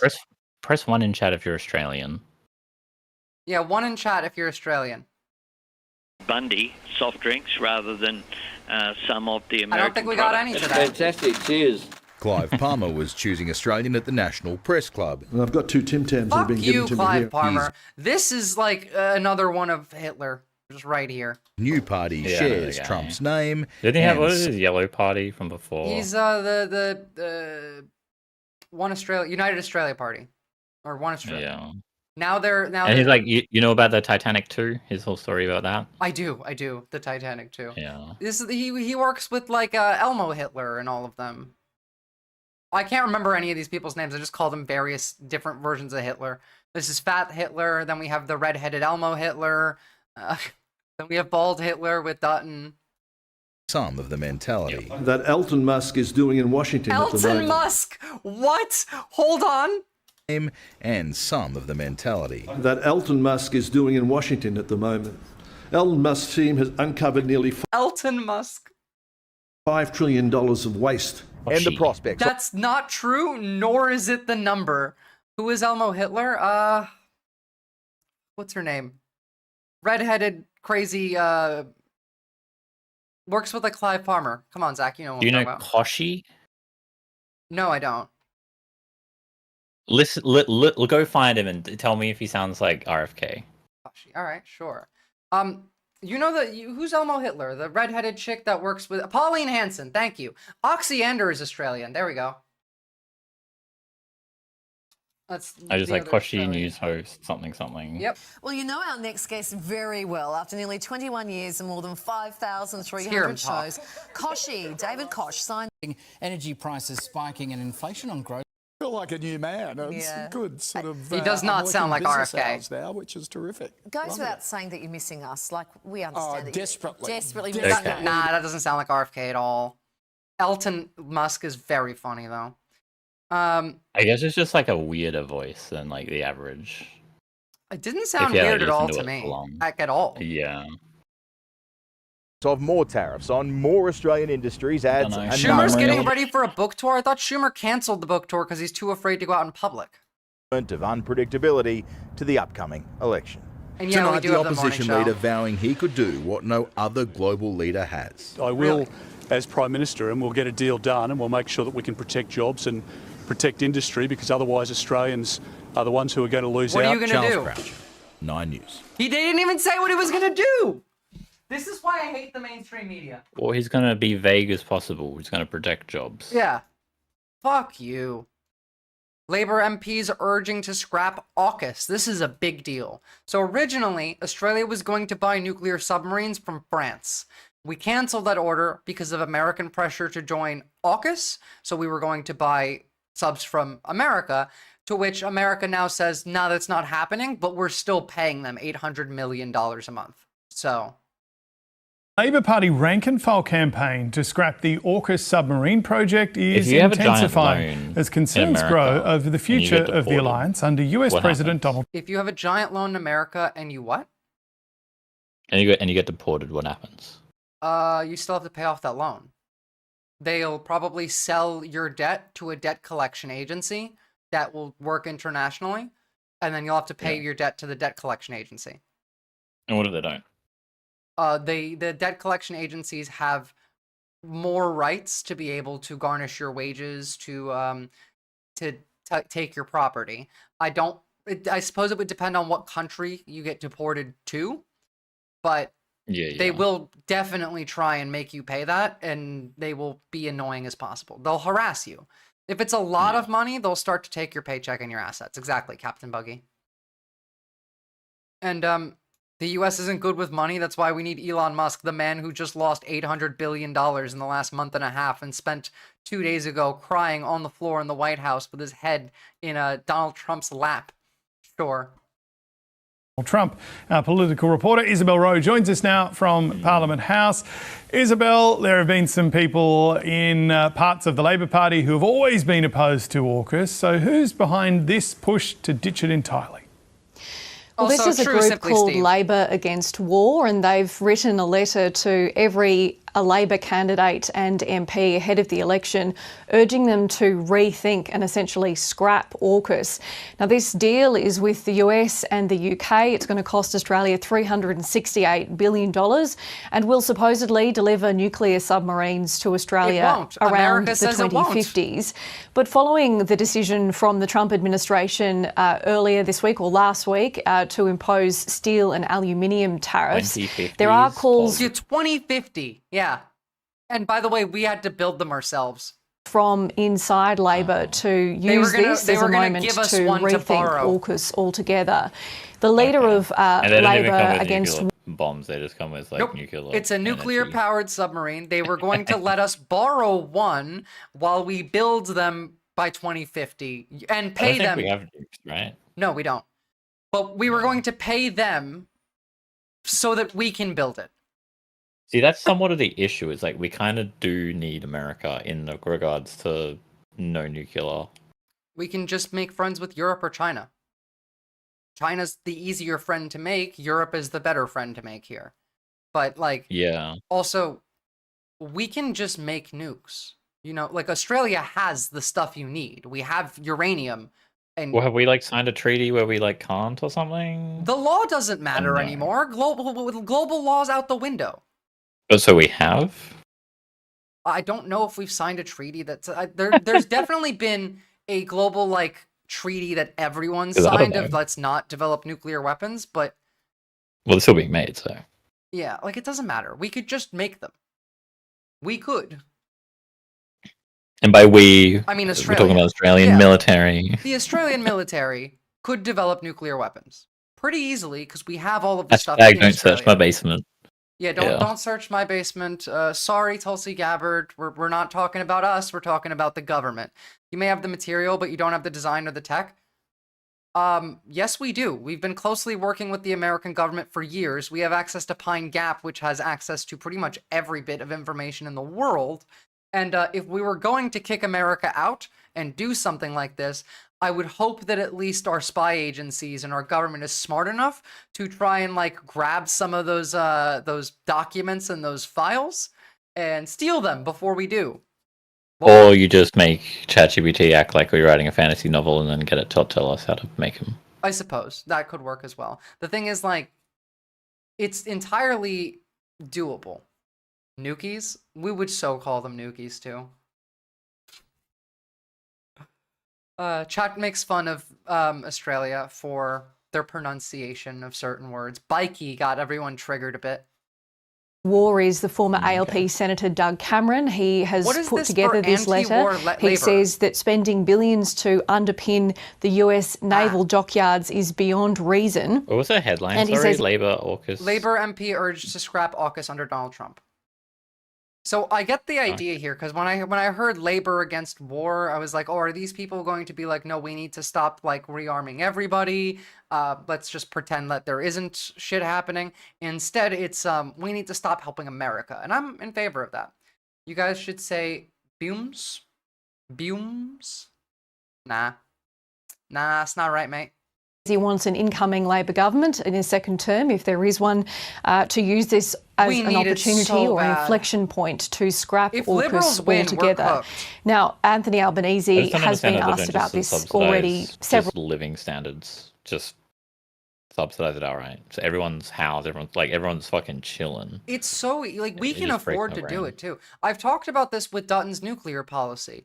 We could easily fix we could fix the energy problem, we could fix the housing crisis, and we could reduce racism and like xenophobia in one shot, like real easy. And I've talked about that. You get like all of these people, these immigrants have come into the country, they're in major cities like Melbourne and Sydney and Brisbane, and they want homes. Other people also want homes. There's a lack of homes. Home price too expensive. People are mad at the immigrants because they think the immigrants are making the house more expensive. The immigrants that come in have tradies. They're tradies. They have work experience. From what I understand, the state has like a force that it needs to increase the price of housing. Housing is never going to go down. Yeah, because all of Australia's economy is based off of speculative housing investment. We're literally just 2008 America. It's never going to be like the immigrants' fault. It's always going to be the state. It's never the immigrants' fault. But I will say we're about to get a housing market crash in the next year here. But on top of that, all we had to do to fix this is you subsidize these immigrants who are tradies. They are work experience in building. We sort of do with. I don't know how long it takes for them to get into TAFE, but we probably do. But the thing is, a lot of them already have that experience. We don't need to send them to TAFE. What we need to do is we need to fund them to create, like, build houses, maybe like an hour away from the city, maybe 2, build a little community for them and other people to live in, and then we have them build solar panels and wind farms next to where they live and batteries. And then they get to live there and then they get to do maintenance on these things. If they need further training, then we give them the further training. But that would fix the energy issue, the immigration issue, and the housing issue. The only thing that would need to happen there is we would need to subsidize housing. We need to be a social. See, I would push back on that and be like, commie blocks and trains. I mean, you could do that too. Yeah. But again, like, it's the idea of get people to move slightly out of the city to reduce crowding, at least just to calm down the white Australians that are mad, and then you use that to build stuff nearby that is needed, energy infrastructure. What would the housing market crash be based on? Mangrove Creative. If you look at Australia's housing market, housing prices have consistently continued to go up. We have interest rates that are still very high. And there is a lot of speculative investment in Australian housing. A lot of the reason why Australian housing is so expensive is because people buy the house and then leave it empty because they want property value to go up. And in Australia, to build wealth, you are taught that you won't start building wealth until you buy an investment property. It's not like just foreigners coming in and buying property. We actually made that illegal, I think, recently, for a couple years at least. But it's buying houses and leaving them empty is called rent seeking. Yep. Rent seeking behavior. Is your energy issue related to infrastructure? No, it's related to our government being stupid. So first of all, most of Australia's energy is produced through coal. But what we do is we sell the energy that we produce to a different company overseas, and then we buy it back from them at a loss. And that's why energy is so expensive. Partially, it's one of the reasons. It's ridiculous that we do that. In fact, hold on. We subsidize solar panels at least, but yeah. At least, yeah. Australia.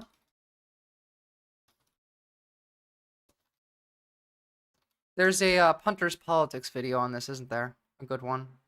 I wouldn't. I thought you liked Punter's Politics. No. I mean, I'm not his biggest fan, but I haven't watched much, but I don't know. What I've watched has been cringe. Well, I mean, yeah, he's cringe, but you kind of got to be that kind of creator. But that is the issue, is that we sell our energy and then buy it back.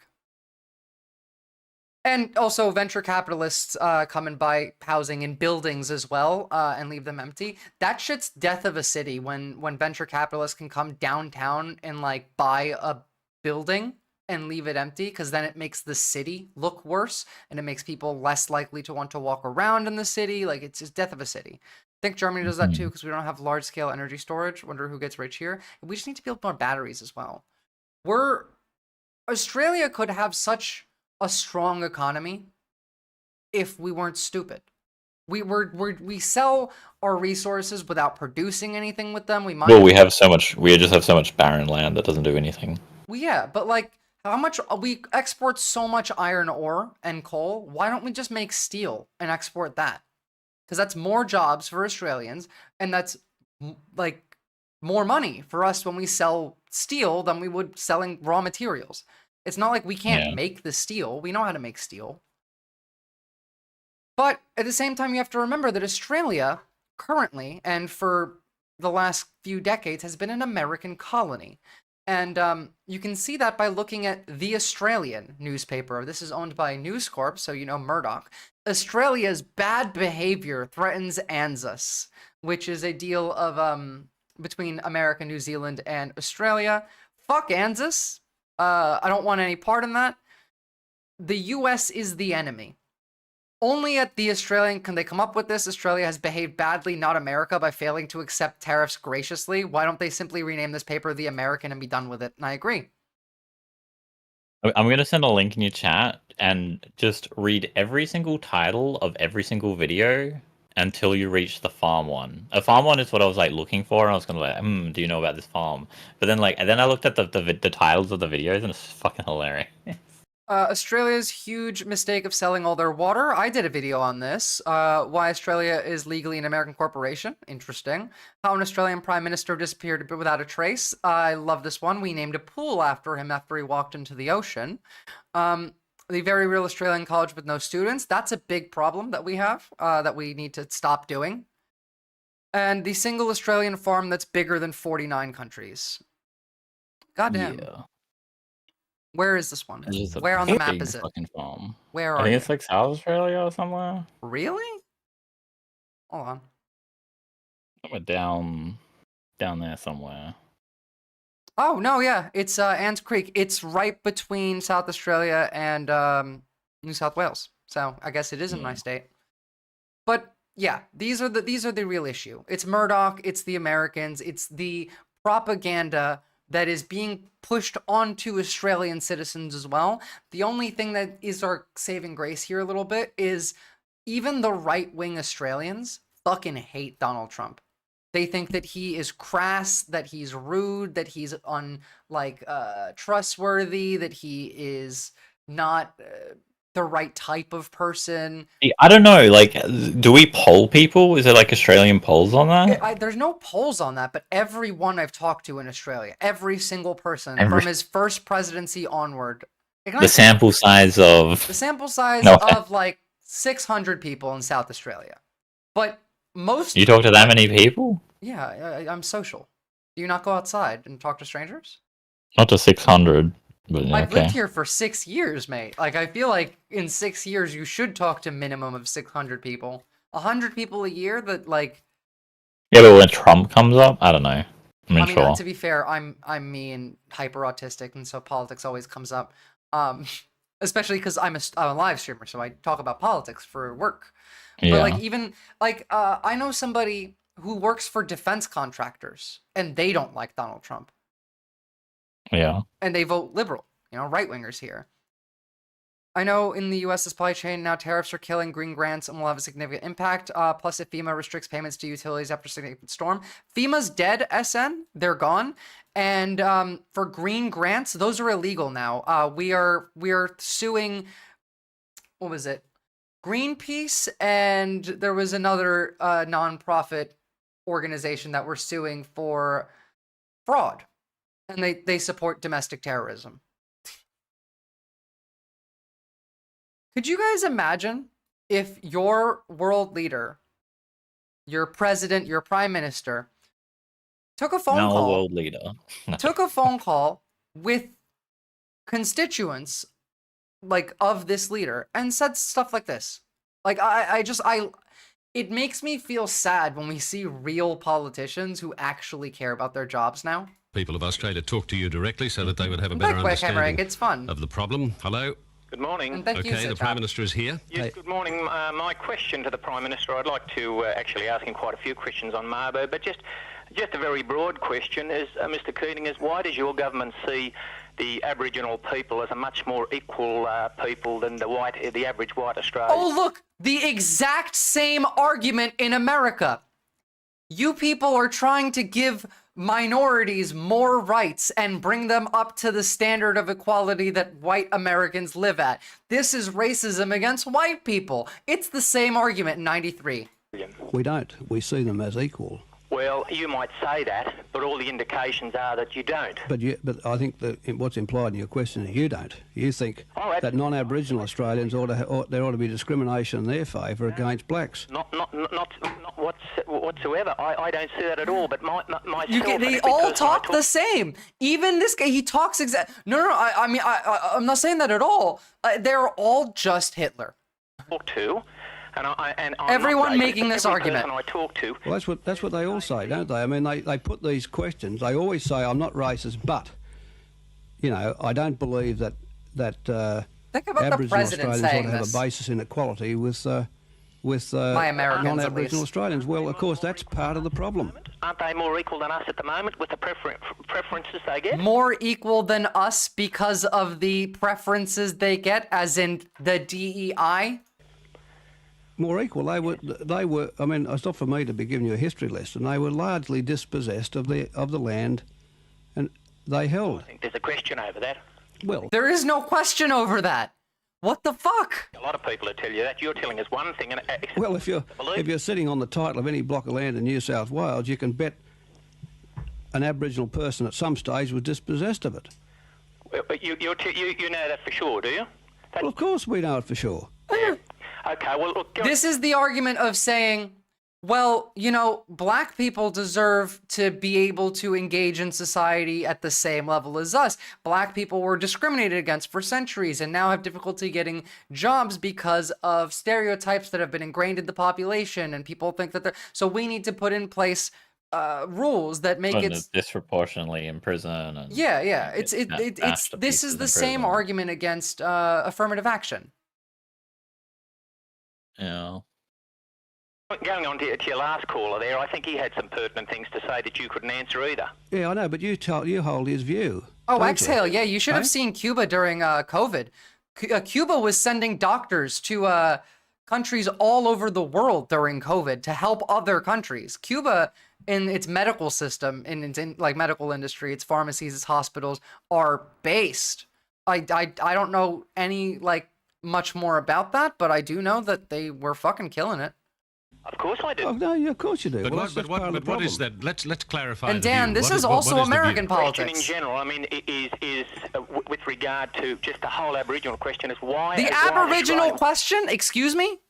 Can we repeat that? Again, this is from decades ago, the same exact issue as the United States. Same wording too, except the Aboriginal question was a real self-report there. No, I mean, is with regard to just the whole Aboriginal question is why, as white Australian, why does the average white Australian feel that he's prejudiced against? Why? Because of the things that your government does. Like what? Well, the preferential treatment. But you're challenging the High Court decision, are you? You're saying the High Court's got this all wrong. No, I'm not saying that at all. I wouldn't know who was on the High Court. Oh, well, why don't you sign off if you don't know anything about it and you're not interested? Goodbye. Yeah, well, that's your... No, I mean, you can't challenge these things and then say I don't know about them. Every time. Yeah, well, that's your... No, I mean, you can't challenge these things and then say I don't know about them. Well, he's gone. Hello. Yeah. Yes, I'd just like to say I'm of white descent. I think I've been lucky to be born here. We've got good education and everything. The history of our country can't be changed. And what is that supposed to mean? Good opportunities for education and everything, as have those of black descent. And wouldn't it be good, when we're all... Wouldn't it be good if we stopped talking about like, oh, well, I'm of this descent, so I should have this, and I'm of this descent. Well, they're just like, pro-colonization, basically, history happened, right? Oh, yeah. In America, these people would be wearing Klan hoods. Older, if we could all look around and say that we got what we've got through hard work, not through court cases. Yeah, well, the point you're making there is what? You don't believe the Aboriginal people will get what they've got through hard work? No, that's the exact argument. Isn't it time that we just looked forward rather than the Aboriginals going for this? Well, can I just say, the thing to look forward to is a country which is in its soul at peace with itself. By the way, that sentence right there really resonates with me. I think that should be the goal. A country that's at peace with itself. That's not prospering and including the dispossession of another people. And that's the point of the High Court decision. That's the point of the reference I just read about the dispossession and injustice. I mean, we are a unique country now. This is a multicultural country.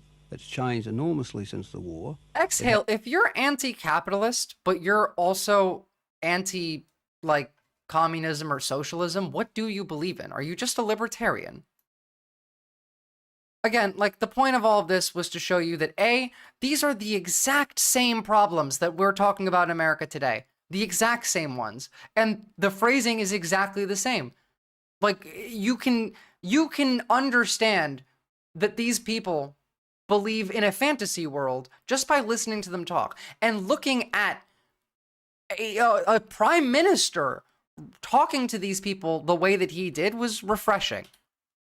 I don't know. Maybe Exile will like my my YouTube video. Yeah, maybe. Exhale, you should check out the chat.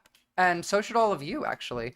Other thing is like if you're so like I don't know anti-capitalism, then I guess, and it's kind of confusing. How does that fit into what is a solution or whatever the alternative? Yeah, like a I feel like I post-leftist. explained. I don't know if you watched it entirely. Did you? I got through most of it. I was gonna finish the rest of it today. It's a good video. Yeah. So I'll try to connect the dots. women in public bars. What is this that you linked? Is this just like What would you do, sir, if women walked in here on Or what I linked? It's basically the attitude of men towards women in pubs. Oh, well, yeah, no, that's bad. Misogyny here is pretty bad. You'd walk out, would you? Yeah. I would. I walk out. If I come in here to enjoy my drink, I come in to enjoy my drink. I don't give a hang who was here. And then walk out if a woman came in. Wait, you're not an anti-capitalist, but you're saying capitalism is stupid and unnecessary. Okay, of course, the median voter brain. A political beast is one that understands nuance and ideology are not the ends but the means to improve quality of life. A political beast doesn't dress in ideologies nor in parties. True. This is why I say I hate when people call themselves a Marxist, because, like, it's kind of silly to name your political ideology after a person. Holy shit, you see how tiny that beer is? No, I didn't. I don't drink. I don't know. So, we saw yesterday big protests in Serbia, in Romania. Just again, in Budapest, people are demanding that Orban resign after he declared war on the media there, as well as in Bucharest, and Belgrade. I would answer Exhale with like, who do you think made the state? Yeah, that's true. So we had these massive protests. And during one of these protests, there was a sonic weapon that was allegedly used on the protesters. So, yesterday in Belgrade, police dispersed a protest with the help of a non-lethal acoustic weapon. According to various Serbian media, Elrad emits a narrowly directional sound signal at high volume, up to 160 plus decibels, which causes earache, disorientation, and discomfort. So this...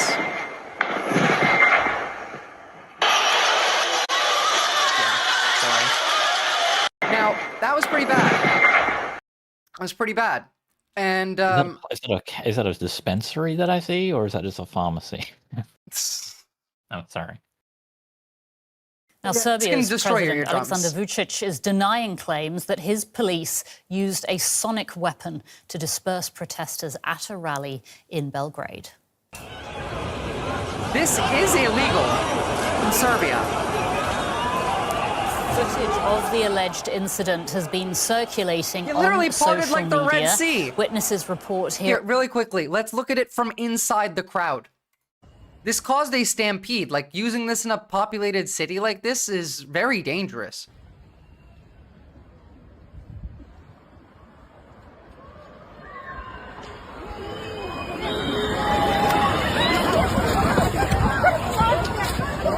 It sounds like an earthquake all of a sudden. Again, like it's quiet and then...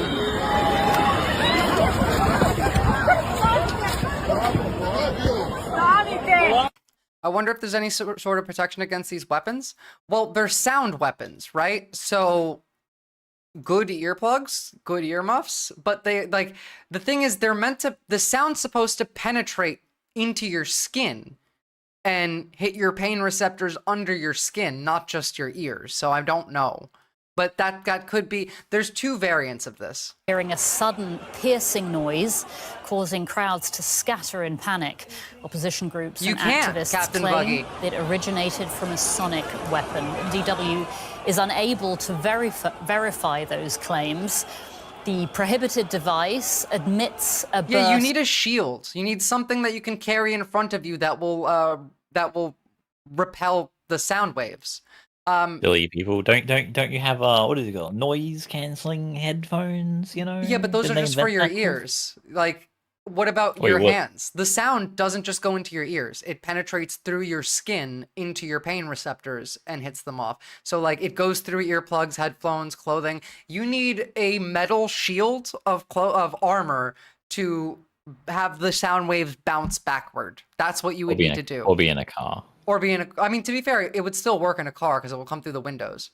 What you need is a Spartan suit. Or I mean, I've watched 300 and they're pretty nude-ish. Well, not nude fully, but... Yeah, but where in that is there a sound weapon being deployed on them? I mean, they had was like a loincloth, a sword and shield, right? Yeah, though they like that wouldn't help you with a sound weapon. I'm confused. Yeah, what are you talking about? Well, I'm saying, didn't you say that you need a Spartan armor set? Oh no, I meant like Halo Spartan armor set. Like, oh, I'm talking about. You need to dress like the 300. Master Chief, or this will work on you. I'm pretty sure. Low frequencies do, high frequencies break upon impact. Well, this is 160 decibels, so. Of incredibly loud sound to temporarily incapacitate people. Now, Serbia has been gripped by months of protests, triggered by the collapse of a train station roof in the city. What'd you say? Or you can stay inside and be a Twitch streamer. That's true. That's true. To be fair, I would be outside if I could be. It's because I live in America that I am not out at the protests. And Wait, you live in America? Sorry, in Australia. That I'm not out at the protests. I went to the Palestine protests here. I even have a little short video of me talking to Nasser, like the guy who leads the Australians for like Palestine group. Novi Sad last November. God, I forgot the name. Which killed. Yeah, it's way beyond the threshold of pain. This shit hurts. Now, Pedro Oliveira works on sound studies and he's done research on the use of so-called sonic weapons, and we can speak to him now. Welcome to DW, Pedro. You've seen the video of the protests in Serbia. Do you think that a long-range acoustic device has been used in this instance? Hi, good evening. Well, I've seen the video as well as other. Well, like Exhale, yeah, you can see the video. They're running like they're getting bombed. On social media so far, also reports on the ground. And I mean, I cannot say for sure that a long-range acoustic device was used. They parted them like the Red Sea. What else could that be? What I can say for sure is that in some degree, sound is being used as a weapon to cause havoc and panic into this crowd. I like which that. in itself, regardless of whether or not it is a long-range acoustic device or any other sort of sonic weapon that emits a high-pitched sound or a low-pitched sound or whatever it is in itself cause of concern, for sure. Tell us a little bit more about how a weapon like this actually works. That's true, So you said Buggy. a high-pitched The people who sound. tanked that is impressive. To tank that, you must have been like deaf. Well, there are many uses of so-called like sonic weapons, sonic deterrents, and many variations of those. So you can have, for instance, your classic, what is called a sound bomb, which is a stun grenade that emits just basically a loud bang. You can also have sonic booms, which are caused by airplanes flying, crossing over the sound barrier. That Again, emits like these actually go a through low pitch. earplugs. Earplugs won't protect you from this. That's the issue. You can have earplugs with earmuffs on them. It won't protect you from this because it goes into your skin. You can't put earplugs on your legs or your arms or your chest. Sound, but the most common one or the most used one, the ones that has the this most can kind of definitely rupture your lore eardrums into it is the long-range acoustic device, which is basically a series of even if you're deaf. highly focused acoustic. The sound pierces through your skin and hits your pain receptors. Beams that can emit not only loud sounds to use to kind of direct speech, but also has the so-called warning tone, which is around the range of 2,500 to 3,000 hertz, which is really the threshold of pain, and emits that in a loudness of 130 up to 160 decibels at close range. So what happens So to again, people? it was 160 that was used. I'm going to check out that video, Bulletproof Bullet. I am kind of curious to see how you can protect yourself from it. Let's have a look. Well, it's a 20-minute video. protesters protect themselves from non-lethal weapons, I don't fucking care. If you have some sort of particular political criticism to this video and it makes you want to unsubscribe to my channel, then by all means, unsubscribe. So again, I am really rushing through this, and I intend on making I wanted to get like a educational, definition of what this is from him first. Fun version of this video. Yeah, this guy's a very techie so guy. LRAD, or long-range his latest video was about devices, economy, also and it was really good. Okay, well, I saw decibel meters here. Yeah, I want to see from this bit. I'm not sure that my decibel meters could accurately read sound when it's being transmitted in hypersonic frequencies. I think it's just only going to read certain harmonics of that sound that's within the frequency that this was made to detect. All right, this is actually a 80-cent cardboard Walmart poster that is pretty thin. We'll see how this does. Oh. This is the best yet. I would say this gives me like an 80% relief. This is not bad at all. This is actually really good. I'm going to walk towards it. It Remember, doesn't even this get one's bad at when you get 81. closer. Is the it one they reflecting used it? in Serbia was 160. This is actually totally tolerable. As long as I'm holding this in front of my face and as long as it's not angled or I'm not moving it, as long as it's like in the right position, this is actually pretty tolerable. Of course, it's still annoying, but it sounds more like a car alarm going off. So far, by far, the best result has been with the thin cardboard. And that makes me think that maybe if it causes something to vibrate that's in your hand, that may actually be the most effective. But That is a good point. Because if, like, you have to block it up outside your body. If you have a piece of, like, metal or something. See, I would go with metal, not foam. Leave this place. I'm going to try a hoodie just to see if that helps. Right? What? No, foam's light. Are we talking about sound insulation? Sound, because, I mean, if it's just... Yeah. I mean, it's just like, I mean, you know, acoustic foam type shit. If you want to reflect sound, like, I feel like an old school round metal shield would actually work here. No? You want just foam, right? No, the foam didn't work. The foam didn't work. He tested the foam. I didn't see the foam. Yeah, neither did we. We tested it back here. So, like, and then test hoodie after this. Okay. But these are at 81. All right. I still think it doesn't matter that a metal shield would be your best bet here. Okay.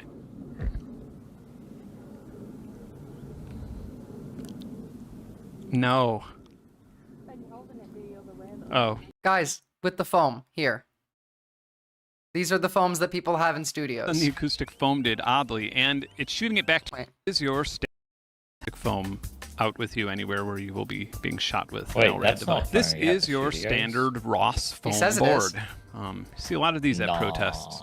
Let's see if this works. It's not this the one same is made type out of foam. like the ones that you have on the wall for sound treating, but those aren't That's like- soundproofing either. Yeah, but... They're sound I mean, treating. it would be... Does he not use... Yeah, like... Why wouldn't he just use the thick, fluffy type of... I don't get it. I don't know. Well, sound waves tend to ricochet off different materials. Metal ain't the best. The best option is to insulate. But see, like Dan did so. That's if you're trying to tank the sound, right? But what if instead of trying to tank the sound, you're trying to reflect it back? Thick foam. It's not breathable. What's up, Ethos Lab? It should hopefully do the trick. I would be very surprised if it didn't. So, thank you, hit Bulletproof me. Bullet. That's foam. Down. Yeah, I mean, it's not angled or whatever, but it's Down whatever. more. Like, usually they're, like, triangle-y. Down a little more. Okay. All right. Huh? Give it a go. Not really, no. Why would this go through here? That's thick, yeah. That's not the result I wanted. Oh, I'm not even speaking in the microphone. It barely does anything. Look, the point here is like, this is 81. Guys, they used 160 on people in Serbia. 160. That will rupture your eardrums. Have been exposed to a sonic weapons. I mean, you said pain. These are coming soon to America, by the way, at your next protest. So that's why it's important. Is it very painful? And what else happened? What else do the people feel who've been exposed to this?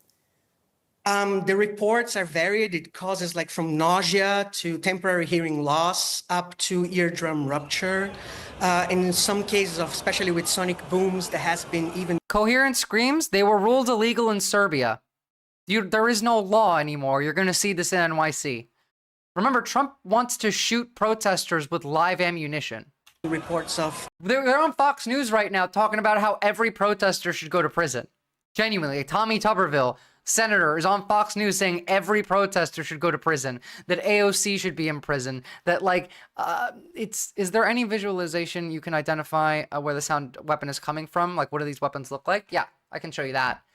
An LRAD system looks like this. It can be anything from like something small, like that. Yeah, a good one. It could be something small like this. Or it could be mounted to like a truck. Mounted. Yeah, look, here's police vehicles that have them on top of them.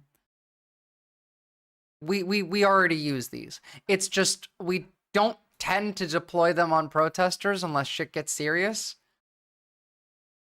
In order to send sound waves back, you need porous material. Ah. Well, I feel like maybe this could be a bit of direct action, is come up with a way to reflect those sound waves so that they hit them back. It's kind of like laser pointers in, actually not kind of like at all, but I just like the idea of using the laser pointers like they did in Tbilisi. Safely and legally, of course. Metal does work, but not on a flat surface. You would need a constructed semi-antenna. I mean, if you can get the Dems out there, then you can just do a human shield, but with politicians. It's true. I still haven't gotten a response from Elon. I tweeted him. I said, are we allowed to protest the Dems? Are we allowed to stand in front of Chuck Schumer's house across the street and make fun of him? Because we're not allowed to protest the Republicans, but, you know, am I allowed to own the libs or not? But won't answer me, pussy. Miscarriages in pregnant people. Oh yeah, this can cause a miscarriage if you're pregnant. Booms, there has been even reports of miscarriages in pregnant people. I mean, I wouldn't recommend protesting as pregnant. Yeah, neither would I. The reports are varied, but I think the most immediate effect will be pain, nausea, disorientation, and up to hearing loss, permanent or temporary. Okay, so permanent hearing loss. Dan did so. Let's say the person with the instrument to reflect back that can still be affected unless the person is using a defensive wear to dampen the sound. Yeah, I get that. It's kind of like getting struck on a shield, and you still have to feel the impact and hold that weight and the force of that. And it can still, like, you can get hit with a shield, like with a sword on your shield, and it break your arm still. So, if anyone is interested about like learning about like hearing loss and shit like that, I'll just put a video in chat. It's really good, just all round, covers everything. What is white hair, all that. Curious thought, why aren't there any massive protests like BLM had in 2020? Man, it's because Americans are waiting for someone else to get up. There are protests in America. There's a lot of them. But they're not, like, massive. They're not anything like Europe's protests. I keep saying, go look at Europe and take notes. Look at Tbilisi. Look at Greece. I played this short yesterday, and I don't know why we're not. This resonated with me quite a bit. Hey, I just saw Sorry the if news. you've already seen it. What's going on with your country right now? Yeah, pretty straightforward. A couple years ago, a train crashed, killed 57 people, and our government's not really doing anything about it. So hundreds of thousands of us took to the streets, and we are demanding justice. Wow. Hundreds of thousands of you are like taking to the streets. What are you guys doing? Yeah, we're like hurling. Think about that. 57 people died a year ago, and hundreds of thousands of Greeks are protesting it. What are we doing? Rocks and bombs at riot police, you know? Fuck around, find out, right? You're imprisoning. You said hundreds of thousands of you are like protesting this? Yeah, like, don't throw bombs at the police. People. Don't say 57 people like that's a small number. We care about our citizens. Oh, look, a real country. And we are taking to the streets to demand justice for our citizens. We have like a couple hundred people die from plane crashes. Like a couple years ago when our train crashed. No, since the election. Yeah. Yeah. Assuming you guys also took to the streets to demand justice from your government, right? I mean, it's hard right now because of the ongoing mass shootings and the plane crashes and DEI getting rolled back and trans rights getting rolled back and gay marriage possibly getting rolled back, and mass deportations, of course. Wait, this stuff has been going on for years and you guys aren't doing anything about it? Some of the stuff's been going on for years. A lot of it has just been happening in the past couple Do you know how fucking insane this is? Do you know how fucking insane this is? It's hard. I don't have enough paid time off. Yeah, literally. We're talking about some serious effects here. Is the use of these weapons legal? It depends on the country. For instance, in the United States, I do think it is granted in specific cases. I mean, we have cases of the New York police using that in protesters. Topic, you got what? You're gonna take me off topic again? Oh, just the videos that are like about what was it, like Byung Chul Han's Burnout Society talks about psychopolitics and basically how like the reason that soft power works so well in America is that, you know, people are too busy policing themselves and what they have to do, like they're getting a third. Oh yeah. Like America polices the American public through soft power, not through hard power. Hard power only comes out when we have a big protest. But the soft power is absolutely functional enough to keep us from being able to get out on the street and protest. My co-host today is Zachap. By the way, thanks again for Zachap for coming in. This has been fun. I do like having you here. And you should go follow. I mean, we're all just chilling. The European Union is a little bit ambivalent into that because of the legal threshold in which this kind of devices fall. I do know that in Serbia, it's not legal. So whatever it is being used there is definitely not being used in a legal manner. So why would a weapon like this have been used then in the first That's a silly fucking question. That's so silly that I have to turn the video off. I'm sorry. U.S. Congressman says there's no logic to Trump's tariffs on Australia 15 minutes ago. I mean, that's not incorrect. And then we look at more protests in Europe. Places like Italy also protesting. Again, we have, like, I've shown you Greece. I've shown you just today, Romania and Serbia. Thousands of people are up. Romania up there, like real countries, guys. Be a real country. Have turned out to a pro-European rally here in Rome. We've seen mayors and trade unions and residents. What? Says the lily pad. Like Australia, I don't know. Okay, well, like, fair. It doesn't matter because you know what? We could be a lily pad, but we're at this point in time, we're more of a real country than America is. They're run. Oh yeah, by like. What are we doing because they're tariffing us? Sorry. Remind me. We are threatening them with critical minerals also being tariffed on our end or just being withheld. And also threatening to kick them out of Pine Gap. I mean, I wouldn't be surprised if we just start giving them shit for free. I know, but like that's only if the Liberals win. If Dutton wins, then we are the 51st state before Canada. Wait, and why does Western Australia, why do we vote like a month before everyone else? I don't know, but your vote in Western Australia made me hopeful. The fact that like Labour won a massive victory. I went over the numbers. The percentage of people voting for the Liberals has gone down since 2013. And like we would have thought that the Liberals would have gained popularity this time around because of all of the bad press for Labour and the fact that Labour couldn't get much of its policies done because of the Greens coming in and blocking them working with Liberals.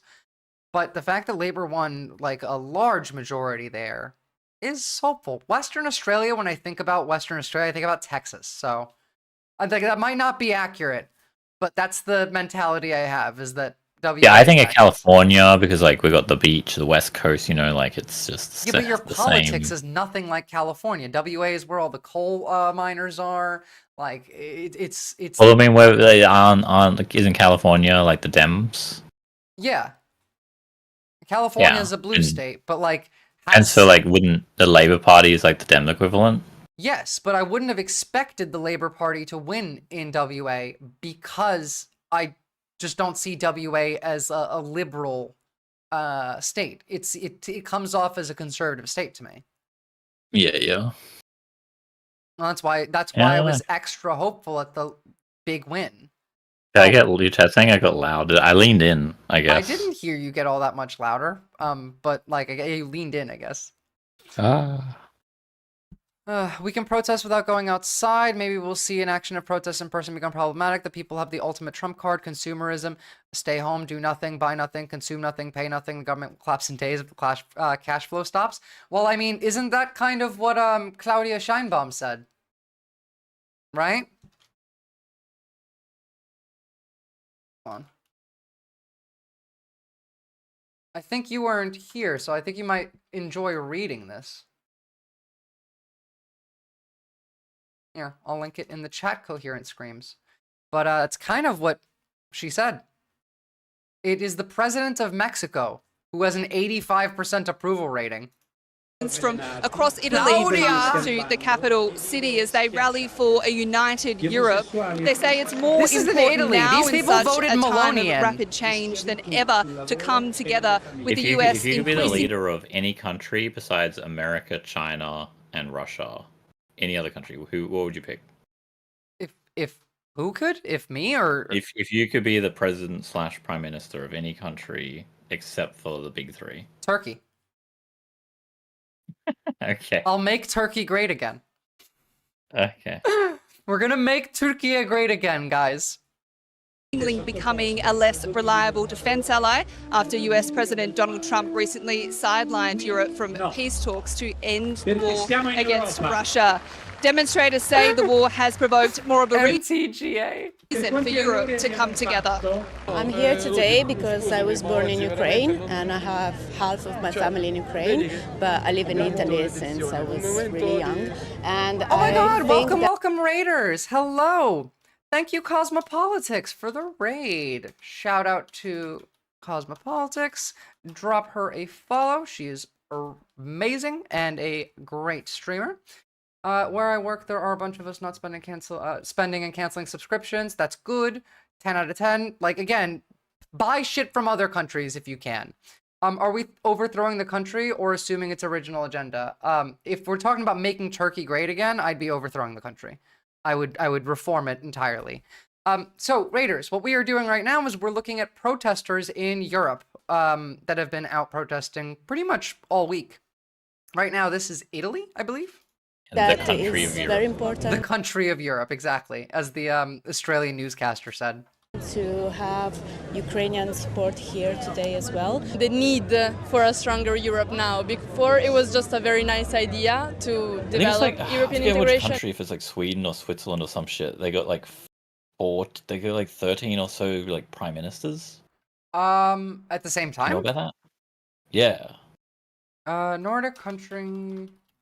Yeah, one of them, like they have one that's like the PR, and they kind of like shuffle that, but like generally they collectively have like.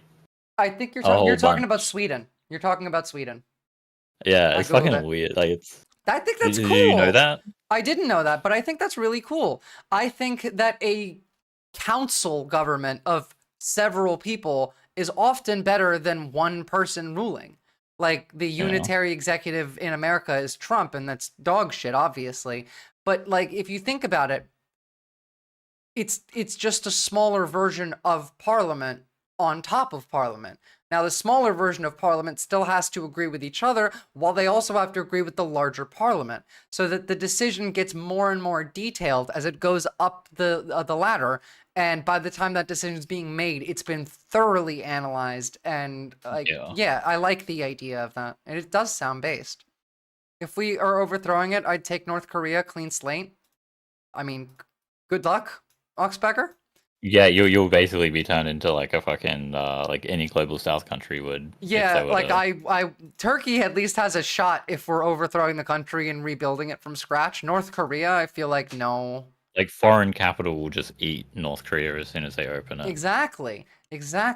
Whereas like in Turkey, in my hypothetical of making Turkey great again, foreign capital would flow through Turkey but never into Turkey. Because it's still the center of like the connection between Europe and the East. And as America continues to lose its shit, Europe is going to have closer relations with Eastern countries, and being the middle of the world, of that part of the world, rather the old world, not the new world, being the country in the middle that has not only access to the Mediterranean as well as the Black Sea, but also can cut access from Mediterranean to the Black Sea, as Turkey actually is doing with Russia, is a pretty big, not necessarily a flex, but it's something that you have that gives you at least some authority, you know? So it's easier to deal with foreign capital trying to come in and pick apart the country than it would be in a country like North Korea, where there's nothing around to help you and you're on your own. Bernie got 10K at a rally speech last week. Before that was 4K, not huge increase, but like that's good. Serbia had 800,000 people on the streets yesterday, so we got some work to do. And yes, Oxyander, what I mean is leverage. Thank you. And now it's necessary. We must do it. We have a very strong United States that's imposing sanctions against us. We have a Russia that's coming for our countries. It's not an easy world to live in. There are a lot of people here, so I think... Yeah, look, you're right, Zach. It's copium. The general strike will never happen. Sean Fain was, like, you gotta remember the thing about unions, is that unions are not socialists. Unions work for unions. They work for their workers. They don't give a fuck about you. But if there was more of a general, like, if it was more than just a union, if it was... Oh, yeah, but that'll never happen. You would need, like, at least half of America to just be like, no, we're not going to work. Because, like, Karen's, like, winning a few special elections Congress is holding, like, if that even is a case for that to happen. There is no such thing. There's no free and fair elections anymore. Like, they have ended the country. We need a citizens union. We need a citizens uprising, like, peacefully. We need liberation from the bottom up. No positive change from the top down is going to save us. Nothing from the top down will actually fix anything. You need to work from the bottom up. Unions will not actually dismantle capitalism like the syndicalists believe. They think that they can get in a position that ANCOMs want via unions, and it won't happen, sadly. To be fair, I don't think the average union worker in America knows what half of those words are. So, MAGA is poisoning some of these unions from the inside out. That's also true. Don't trust the unions, you know? Like, they're a useful tool under capitalism to be able to get yourself, I don't know, like workers' rights, to put workers in a position of power over at least some of their living conditions and their working standards. An anarcho-communist coherent screams is what an ANCOM is. Excuse me. But with the unions functioning the way they do now, all they do is try and help their own union members. They don't want to change anything. They don't fight for change for anything. Many divisions of unions. Well, I mean, that's because you're not leading the union. That's true. It's it's all your fault. It's my fault, exactly. Yeah. I should just be leading the union. I should be leading the American union. Right Yeah, now, I mean, like, so far it's like, oh, unions are not militant enough. Yeah, because it's like you're not there. Like, that's why we need to carefully push for not tolerating intolerance. I feel like carefully might, like, you're right, Oxpecker, and we do need to do it carefully. I just fear that we might not have enough time. That this is a proof, an evidence that no one wants war. We're literally going to have another Gamergate. They're talking about video games again. They're bringing up Sarkeesian. They're bringing up, what was his name? The fucking insane one during Gamergate. Come on, he's famous. Can't remember his name. Sargon of Akkad. Anita Sarkeesian is what I meant. They're bringing all this shit back up. They're bringing up Gamergate stuff on Twitter again. I think I slept through Gamergate. Like, I've only watched the Surf's one video about it, and other than that, I don't even think I absorbed anything. Like, I get it. No, yeah, but I did too. I wasn't active during Gamergate, but I caught up, and the entire argument was I would have been too busy playing games to know. Yeah, well, I mean, it was a psyop. You guys realize that, right? Like, Gamergate was a proto-MAGA type movement. Yeah, I just was like the Tea Party was. I wasn't too much into the whole, like, what's going on within, like, news and politics at the time. That's fair. Coherent screams, if the stock market crashes for real, that might speedrun things, hit people in the pocketbook, they wake up fast enough, they get hit hard enough. That could happen, but the alternative to that is they feel defeated and then they tune out. Because the point of crashing the economy is it's a shock. There's shocks coming every time. Think about what's happened with the economy. At the beginning of the month, Trump declares tariffs. Then next week, he takes them back. The economy crashes the first 2 weeks of the month. Then the next 2 weeks, it somewhat starts to stabilize. We're going to put tariffs again at the beginning of next month. It's going to start another bigger crash as soon as we do. Then he's going to take those tariffs back again, but the crash is going to continue. The point of this is to A, get people used to constant shocks, and B, crashing the economy is good for the wealthy. It is. They can, well, unless they buy out the economy. Yeah, well, I mean, it's it does consolidate property. Yeah, it's not good for all of the wealthy, just like the richest of the rich, and then they get to buy everything. Yeah. And we're gonna have monopoly towns again.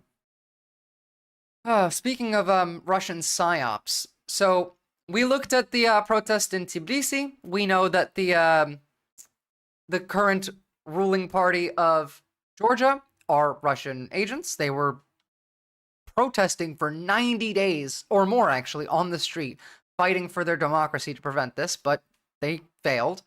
And now the ex-president of Georgia is handed an additional 4.5 years on his 12-year sentence to prison for bullshit. Ex-president of Here's Georgia, I deny all Joe Biden. I deny all democracy. Like, I don't think democracy existed ever. I mean, I think it did exist for a time. His total sentence When? up to 12 years, A short 6 time. months. In different places at different times. Not like long periods of democracy, but charges of illegally crossing Georgia's border when Okay. returning from exile in Ukraine. In why is this so quiet? Basically, they arrested him when he came back from Ukraine. 12 years in prison, bringing his total sentence up to 12 years and 6 months. On Monday, the court sentenced him on charges of illegally crossing Georgia's border when returning from exile in Ukraine in 2021, when he was immediately arrested. Saakashvili, who served as Georgia's president from 2004 to 2013, He claimed he was poisoned while he was being in prison. Of abuse of power and embezzlement that opposition parties have labeled as political. Is Georgia a Christian nation? Georgia is a Christian nation. So, right now, the Georgia Dream Party is the ruling party. This party gained power through election interference by the Russians. Then, the president refused to step down. The acting president, she did. I don't know what happened to her after that. And people were on the streets for 90+ days. I mean, here, let's Well, I'm just looking at the flag. Just like the flag was in the corner, and it's like that's the flag, right? And it's Oh like yeah, a no, bunch of Georgians Christian stuff. believe, like, Georgians see themselves as European. Yeah. Here, hold on. But I mean, you can be European and you can be non-Christian, right? Like, I suppose. But like maybe. Well, anyway. This was what people were doing because their government was being taken over. Outside Georgia's They hung parliament, stars up. a very specific protest And how against the it's all the country's same new culture war president. bullshit. Because Wait, our I'm president is a footballer. You're confused about what?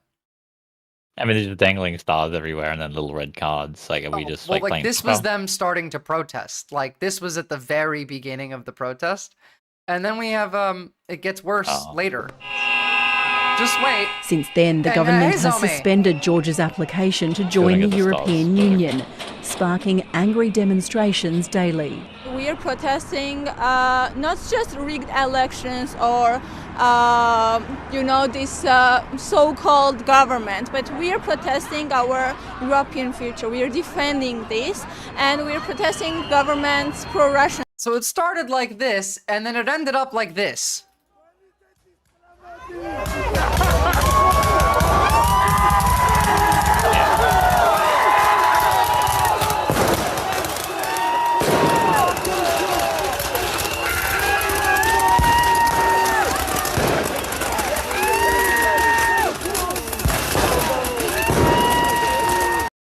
I want one so much, man. I want one of these. Can you not say that you want one of these? But that's how the protest ended up. This guy was put in place by Russia. Oh, sorry, this guy was put in prison by Russia.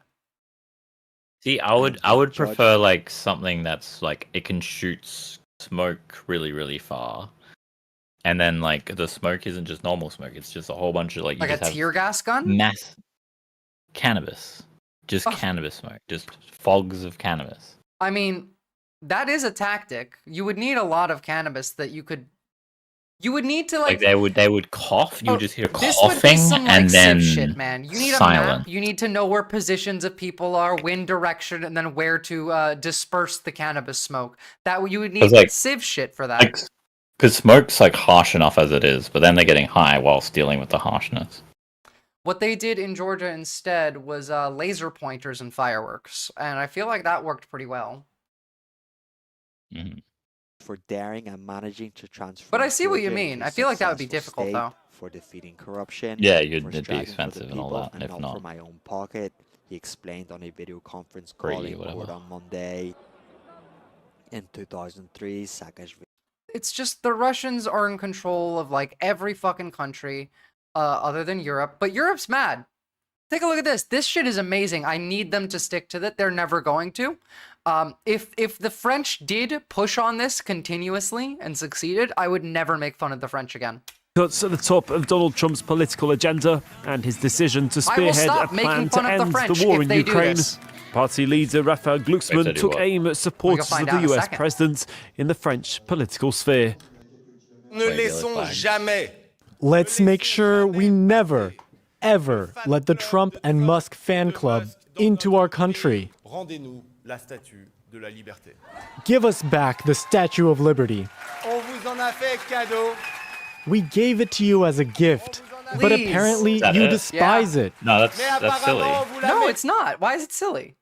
That's just PR. Like I was expecting them to say something like, "We're going to get money out of our own politics." Oh well, yeah. So that's the thing is, this is like France can be bought. I'm aware of that, but the PR is something that I think is important there. France saying, I want to see, like, the Americans in chat, it means something to say, I'm demanding back the Statue of Liberty because you are against liberty to the United States. It sends a message to the whole world. I have scrolled past this headline. It just wasn't really, I just shrugged it off, honestly. Like, I can see that it's like, it doesn't produce any real change, but it does send a powerful fucking message. Like, how many American think tanks are influencing France, I'd wonder? Who knows? Who knows how many American think tanks are like affecting anything at this point? There's spies and misinformation and bots and agents fucking everywhere. But you still got to. It's under capital, like it's just. It's all agents of capital, really. But you got to take joy where you get it, and this brought me a lot of joy. Okay. I just had someone from Germany tell me with a straight face that discussion of the Holocaust was permitted in that country. Well, discussion of the Holocaust is permitted in that country. It's just how you discuss the Holocaust is important, and the things that you can do or say. I guess I don't know if I'm like pessimist or whatever. Like, I just look at this guy as like a bourgeois capitalist politician that's just like, I mean, whether he owns capital or not, he's a bourgeois politician. Oh, they're all like that, though. Yeah. That doesn't mean like you can't enjoy when one of them does something somewhat, based. Yeah, I get it. Yeah, like it doesn't mean anything. It's copium, exactly. That's what it is. Sometimes I think everyone else in chat is a bot and it's just me and the streamer as real humans. How do you know that I'm not an AI? Glucksmann's words echo those of Claude Manuret, a French. Because I do what? Aye. And in response to... Oh, bring chat the cat. All right. Let's find the boy. Come on, Frankie. AI technology.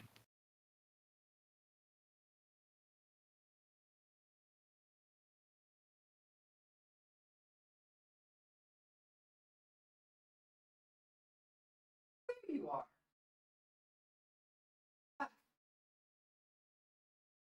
Yeah, it's getting better. Yeah. I do wonder what we don't get access to because it's commercial that we get access to, right? Oh, I know. I moved too fast. You're okay. Yes. That's not lacking it.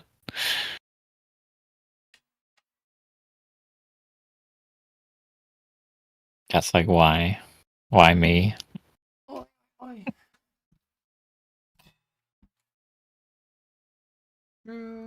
It's all still the liberal world order, but it's that versus the crazy fascist shit that I want to be challenged. Yeah, exactly. And to be fair, like, I don't think the liberal world order will survive the fascism.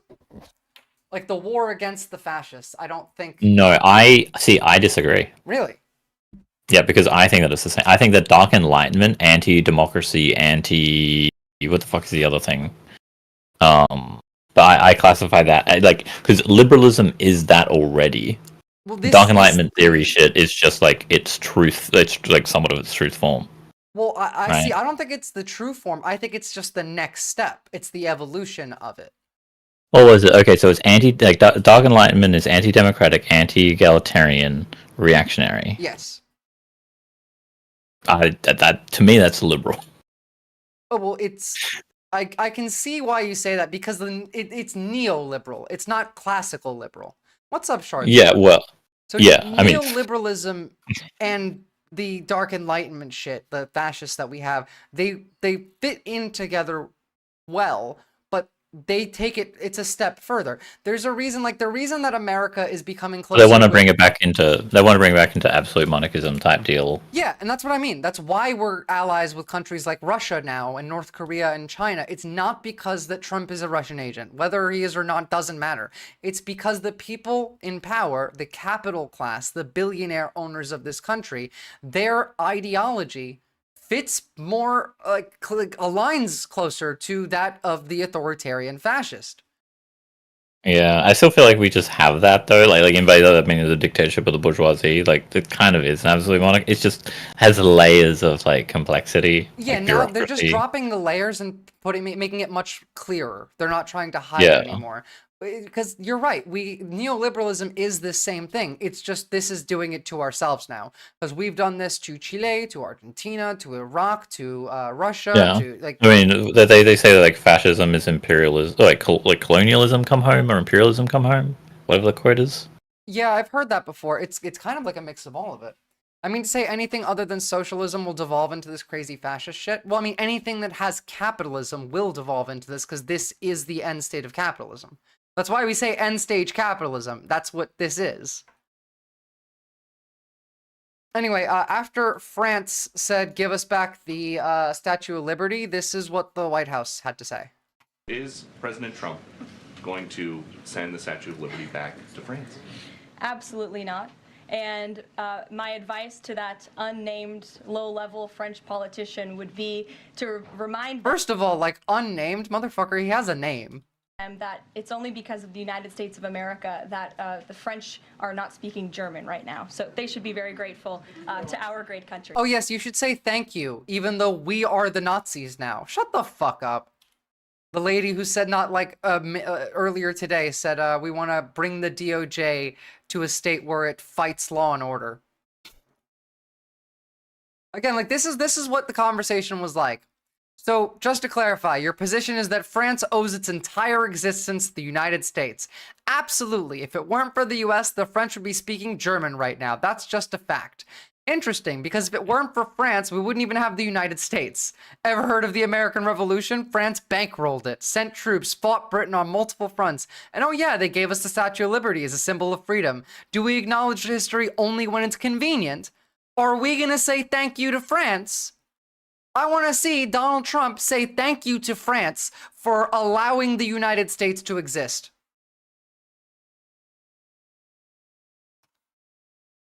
Yeah, I did the research on the quote. Oh, did you? Oh, see. Yeah. Quote, as fascism is imperialism come home is often attributed to C.L.R. James, a Trinidadian historian, socialist, anti-colonial thinker. The idea behind the quote is that fascism is not an anomaly, but rather a violent repressive tactic of imperialism turned inward. That's true. That is what that is, because we do these exact fascist things to other countries. That's why America's been called fascist for years. For my entire lifetime, everyone outside of America calls America fascist. This is why, because we're fascist to everyone outside of America, and now we're fascist in America, and that's the only real difference. We need a French J.D. Vance asking for thank yous. I'm talking with the chap Shardspark. So then we get to the wild card. Turkey.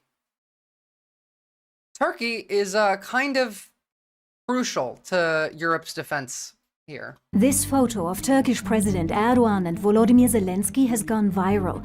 The Ukrainian embassy in Turkey shared it just a few hours after Donald Trump gave Zelensky an unprecedented dressing down at the White House. While Washington is pivoting away from Ukraine, many suggested that the scene was a reminder of Erdogan's firm support of Zelensky.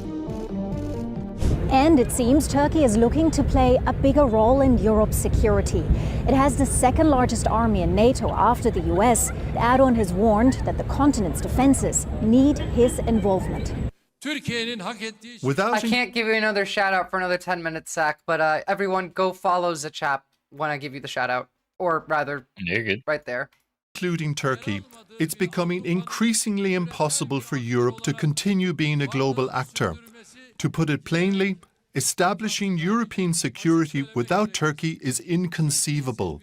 I kind of agree. Like, sure, okay, maybe Germany could do, like, no, you kind of need Turkey. It's kind of crucial. Turkey has definitely become more important. Something dinner. The traditional what dinner? I don't know, the banner behind him. Ah, hold on. Traditional dinner. Iftar. Oh, this is for Ramadan. It's the, like, breaking your fast dinner. Arberlin, can we talk about peeing on lemon trees, by the way? That still bothers me. Why does it bother you? It's just like peeing on the tree will make it grow more if your tree is not growing because it needs nutrients, and there's nutrients in your pee. It's funny. I don't blame you guys for still thinking about it. What's up, Solomon Roster? I still do love Bomrads. I think they might I think the administration is realizing they might have overplayed their hand and they might not have as good cards as they think. I'm starting to think with Turkish EU NATO help, Ukraine can maintain a holdout against Russia and even win a war. The thing is, Coherent screams, if it gets that bad, America might actually invade Russia. Sorry, not Russia, Ukraine with Russia. Yep, Zach is here. Uric acid is in your pee, which is urea, which is nitrogen. Exactly. And phosphates. Turkey has definitely become more important for Europe now, in the wake of sort of a new White House, a new Trump administration that is telling Europeans loud and clear that they're on their own when it comes to European security. Yep. Erdogan has consistently defended Ukraine's territorial integrity since Russia's 2022 invasion and provided Kyiv with military support, including drones. But he has also maintained good ties with Russia and refused to join Western sanctions against Moscow. Turkey is... I would like to think that timeline is not possible, but the American-Russian rhetoric or lack of it is somewhat scaring me right now. Yeah, I think that you should be scared of that. I don't think that timeline is likely, but it's definitely possible. At this point, I would consider everything on the table. Like, genuinely. America could invade Europe. That's on the table. Neighbors with both Russia and Ukraine on the Black Sea. And Erdogan has tried to play a mediating role, repeatedly offering to host peace talks. So again, remember that ships cannot enter or exit the Black Sea without going through Istanbul, which means that Turkey, because of a treaty that every country in this region signed, has full control over whether or not that ship is allowed to. Turkey is one of the few European countries that can bully Russia. Turkey shot down a Russian fighter jet over Syria a few years ago. And then, like, Russia got mad at them and we bought weapons from them. That's a whole other thing, but it doesn't matter. Turkey can bully Russia. Turkey put out a statement today saying that Crimea will forever be Ukrainian and Turkey will never recognize Crimea as Russian. Between them. Ankara has long played a balancing act with Russia, and all indications are that they want to continue that. They don't want to have a confrontational position vis-a-vis Russia. On the other hand, they do want Ukraine to survive. They do want stability in the Black Sea. So that creates a huge Turkey benefits a lot from Crimea. If Crimea is Ukrainian controlled, this is very good for Turkey. So overlap in terms of European interests and Turkish interests. Ankara is proud of its arms and defense industries, which have developed significantly over the past decade, producing everything from short-range missiles to high-tech drones. In 2024... Yeah, most Aussies should know the importance of the Dardanelles via history. I actually was there last year. I took some Aussies with me, went to Turkey, and we went to... Fuck, what's the... I keep thinking Anzac, but that's not the word. Gallipoli. Thank you. We went to Gallipoli. And the Australians fucking loved it. I didn't do the walking through the fields because it was 42 degrees Celsius and there's snakes and shrapnel all over the fields. So like the Australian boys went and did their walk, but they loved it. And yeah, it's pretty fucking important. Turkish defense exports increased to over $7 billion US dollars. That fight scene is like in Medal of Honor. Which one? Like the first one. This one? I think you do like Gallipoli, like just right at the beginning. I could be wrong though. Oh, no, I've never played it. It's like it. somewhat in the setup of the same field. Like you just have to climb up a fucking hill. Oh, that's really cool, Maddie Holmes, a New Zealander streamer who was the model for a museum model about Gallipoli. That's, I mean, the Australians and the New Zealanders have deep respect for Gallipoli. I mean, to be fair, we have Anzac Day here, and the people that I know that were in the Australian military, every year, they're like up, they're watching the ceremony in the middle of the morning. Turkey also holds an Anzac Day ceremony at Gallipoli that coincides with Australia's Anzac Day as well. I could imagine a future Ukraine gives its the old port to in Crimea, Russia had to Turkey in exchange for them helping the rest of get Ukraine back. Could happen. Honestly, I feel like Turkey would rather Ukraine keep it and just let them have access. I heard the Turkish government guards are very respectful to visitors, which is cool. Ish. I mean, Turkey is also an authoritarian country. Erdogan is not a good person, but Turkish people have this like concept of decorum and respect that goes beyond that of what we in the West would imagine. So like they will act very respectful and use decorum in every fashion, but they will fuck you behind the scenes if they want to. Why is New Zealand and Australia so close? Y'all are like thousands of miles apart and people think that they're right next to each other. Well, because we are close relatively to each other. Like the people who live in Australia and the people who live in New Zealand are not all that culturally different, and they're not all that far. And we're both colonized by the crown. And we're both colonized by the crown. And also, there's a giant continent that's under the sea that New Zealand is, isn't it? Like, isn't New Zealand just like the top of the high altitude parts of what used to be a continent? Maybe. I mean, probably. I mean, it all usually fits together, but I mean, generally speaking, it's like we're just close together. Yeah. Doggerland, yeah, probably. Doggerland? Oceania. Like, there used to be a continent. Yeah, we live in the real fucking 1984 Oceania. Yeah. Every time we play a video game, that's the region we could have picked. This right here, I think like the white areas of this were actually landmass back in the day. Mm-hmm. And no, Atlantis is actually off the coast of the UK, I think. Turkey is a super mixed bag, but I mean, they seem to be on Europe's side. Bayraktar TB2 drones have been sold to countries around the world, I mean, the one thing that I know is EU like, members Poland and Romania. Has, like, if you dig under the ice, you find like a forest landscape. Basically, that's like, of course, pretty fried now, but that's the same forest landscape that you find in Tasmania. Oh yeah, that tracks. Did you hear the story actually? I don't have anything on this, but I heard about it on Twitter of like the people in Antarctica in the research base that are trying to get like one of the people in Antarctica out because they've lost their mind and are violent. There's like 7 people trapped in a research base in Antarctica, and one of them has gone crazy and is trying to kill the rest. It's like a movie plot. Yeah, I mean they should have had a Ring doorbell or something, right? I guess. I mean, to be fair, like Antarctica is a shit place to go. You kind of go crazy by going to Antarctica. Yeah. Because you don't get sunlight for most of the day. It's cold as fuck, cramped quarters. Isn't it sunlight all the time? I thought it was always bright, and is it not? I don't think it's always. No, it's not. It gets dark in Antarctica. Oh. The main thing I know is what is it, the point of inaccessibility? That's in the north, though, isn't it?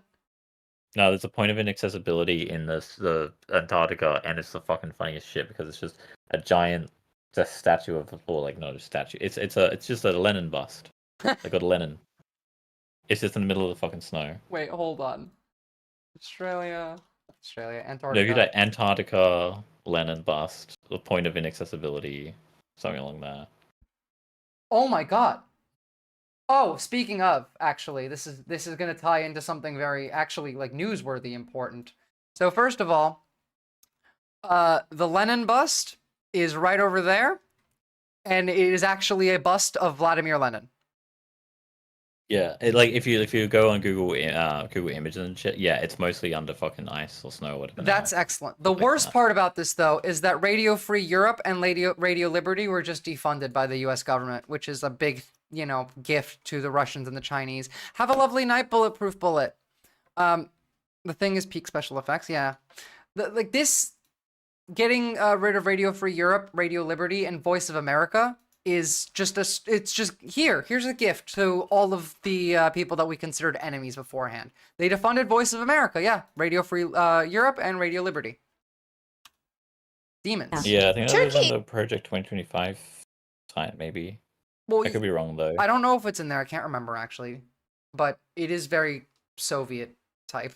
Is a sizable defense exporter, not on par with United States and China and so on, but it has important defense industrial capabilities. So there could be a situation in which Turkey and Europe do more. Germany seems to be really good at building tanks and guns. Turkey seems to be really good at building planes and boats. I feel like it's kind of a good deal.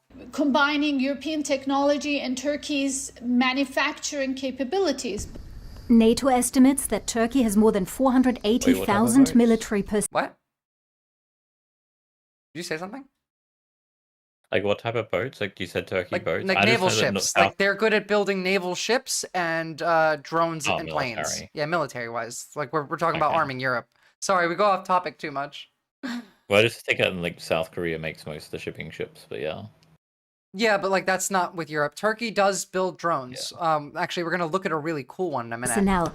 The troops are considered to be battle ready with experience from recent military what personnel. The fuck? I used to go on vacation in places like this. Like I would go on a boat trip, and the boat would like park here. Some like shirtless 17-year-old would jump off the boat with a rope, go tie it to this rock, and then we would sit here in the water, go swimming, and have lunch and shit. They're like firing rockets at it. That's so sad. These lads do look ready, though. Troops are considered to be battle-ready, with experience from recent military operations in Iraq, Syria, or Libya. Turkey also does conscription. And Turkish officials have signaled that Ankara would be open to sending troops to Ukraine for a potential European peacekeeping mission.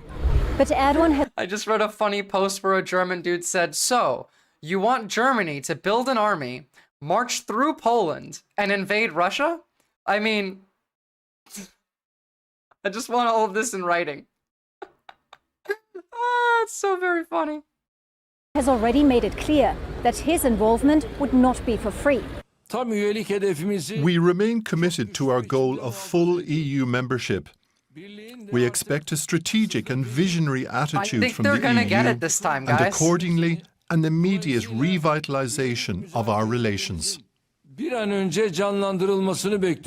Turkey's bid to join the European Union has been on hold for years. The type of marine warfare that no country would ever use. What do you mean? So like there's this map, right? Mm-hmm. And it's just they could just get people to just stab barrels. Oh, yeah. No, let's not talk about that cuz that one might actually flag me. No, but yeah, it's just like there's a lot of direct action that can be done by a state-sanctioned military. Mainly because of concerns over Ankara's human rights record and increasing authoritarianism. It's unlikely Erdogan will get full EU membership anytime soon, but... I disagree. I think he's going to get it. I think this is too strong a hand for Europe to win. He would definitely be looking for a ground bargain, one in which Turkey economically benefits. I think he would undoubtedly also want... Europe also needs to understand that if Turkey went to the other side, there's nothing Europe can do. They're fucked. That's the important thing here, is that Europe kind of doesn't have a choice here. They need Turkey or they're fucked. It's the biggest military in NATO, as manufacturing bases is crucial to building up defense and rearming Europe. Europeans not to make Turkey's democratic backsliding and human rights a key component of their engagement with Turkey. And by the way, Turkey being part of Europe could actually benefit in reducing the authoritarianism. Have signaled that they are ready to increase defense cooperation with Turkey. War shenanigans, because I just find it all purposeless. Like, are we just saying like Russia's aggressor and like? Well, Russia is the aggressor, and Russia is is aggressing to everyone else. So we need to build defense to protect everyone else. Like the Danish intelligence agency saying that in 6 months, Russia is likely to invade a Baltic state. Within 5 years, Russia is likely to have the means to start a full ground war with NATO. The German intelligence agency. So if Putin just like had like weed or just like calmed his nerve, just chilled the fuck out, like I don't think where that would help. we be right now? I don't think that would help. Yeah. I mean, of course, it's like high on power, whatever the case. But like, I mean, America's still fucking up the world. Well, I mean, like Putin's insane. It's not that he's. It all seems unnecessary.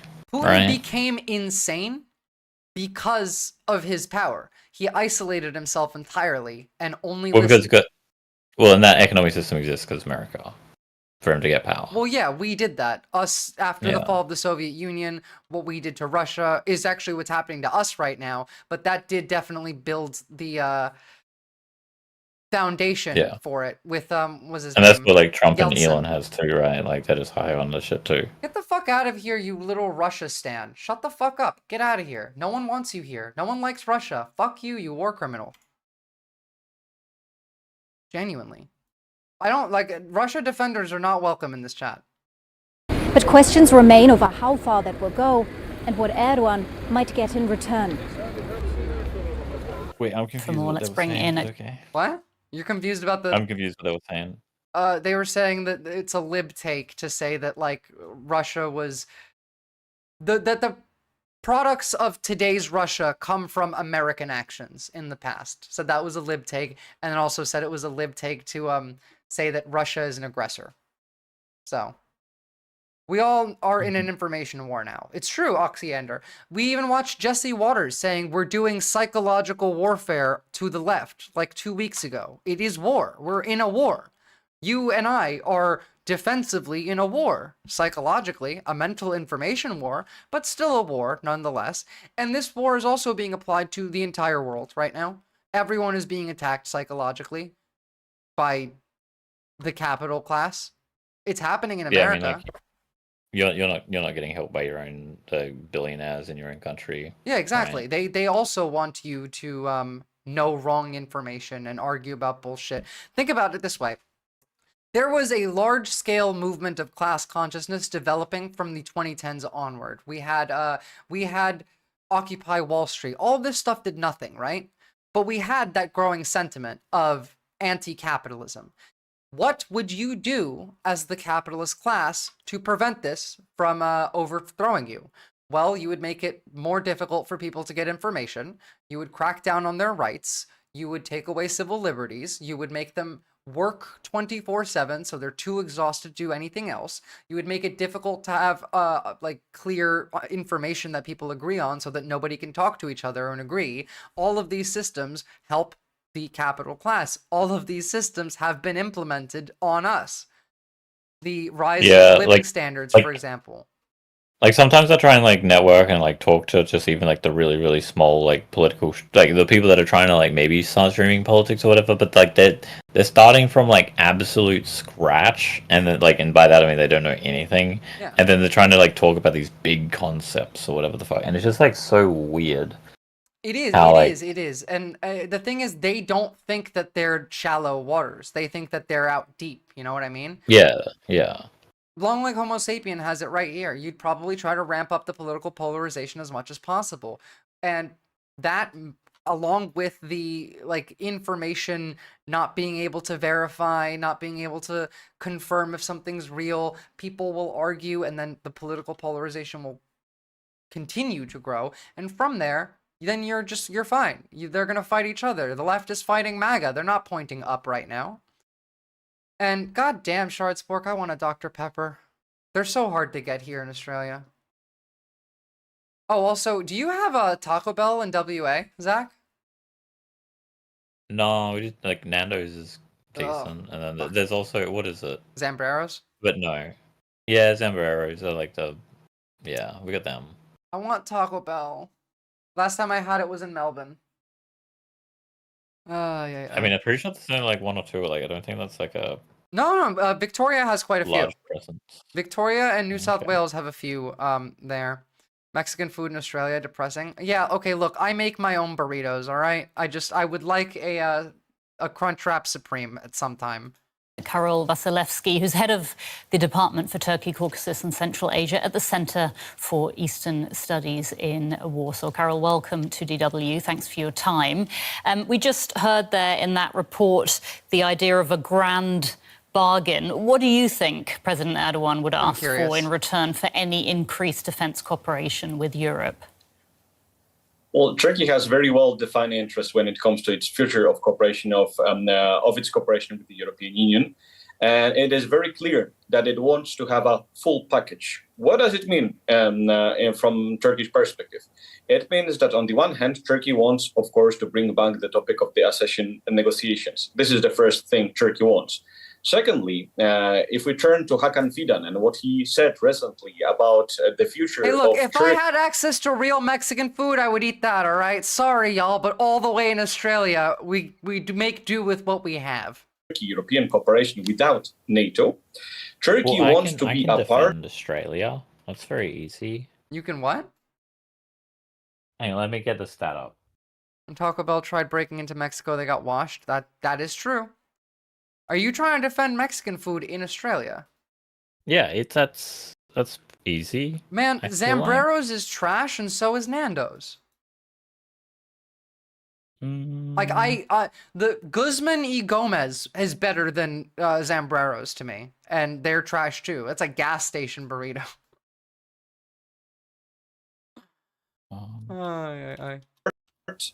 But you guys want to see a Turkish propaganda video for their new drone fighter? This is it's a big ass plane, but it's a drone.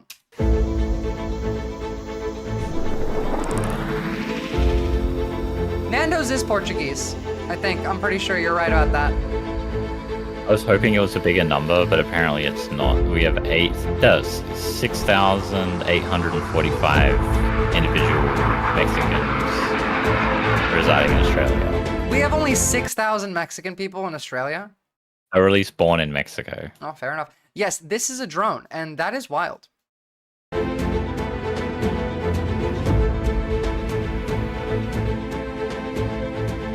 I just know we have large immigration. This is called the Anka 3. You said what, Law and Armor? Yeah, don't pour one out for me. That would be a waste of good Dr. Pepper. Sorry, yeah, it's always hard hearing you over the video. I try and yeah, and I don't know when to like play, because when I play the video, I hear double of you. Sometimes it's funny. Yeah, you talk whenever you want to talk, and I'll pause the video when you start talking. Yeah, because I'm just behind by 3 seconds or whatever. Does Australia produce their own peppers? I'm assuming they do, so you can definitely make your own proper Mexican food. Do we grow pepper? Yeah, I think we do. Woke fighter drones. Little Apocalypse Machine. No, the Little Apocalypse Machine, Oxpecker, is the drones that are with AI on them, like the tiny little drone swarms.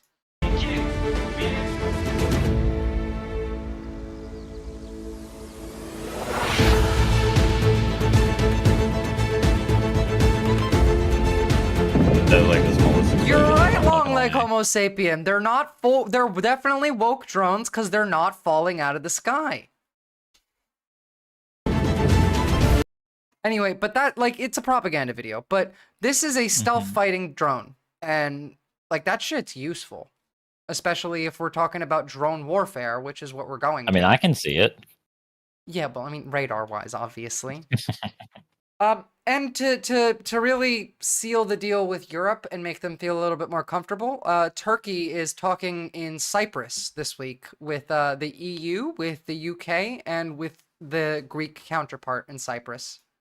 The future of Cyprus is once again under discussion. Do you think they'll just make that shit blue though? Like unironically, like a light teal or something. Maybe. In this new round of talks, expectations. No, see, like I think the reason that you don't make it blue, like I think there is a reason for that. In that. Okay, go on. I think it has something to do with like the paint on the radar. On why are stealth fighters?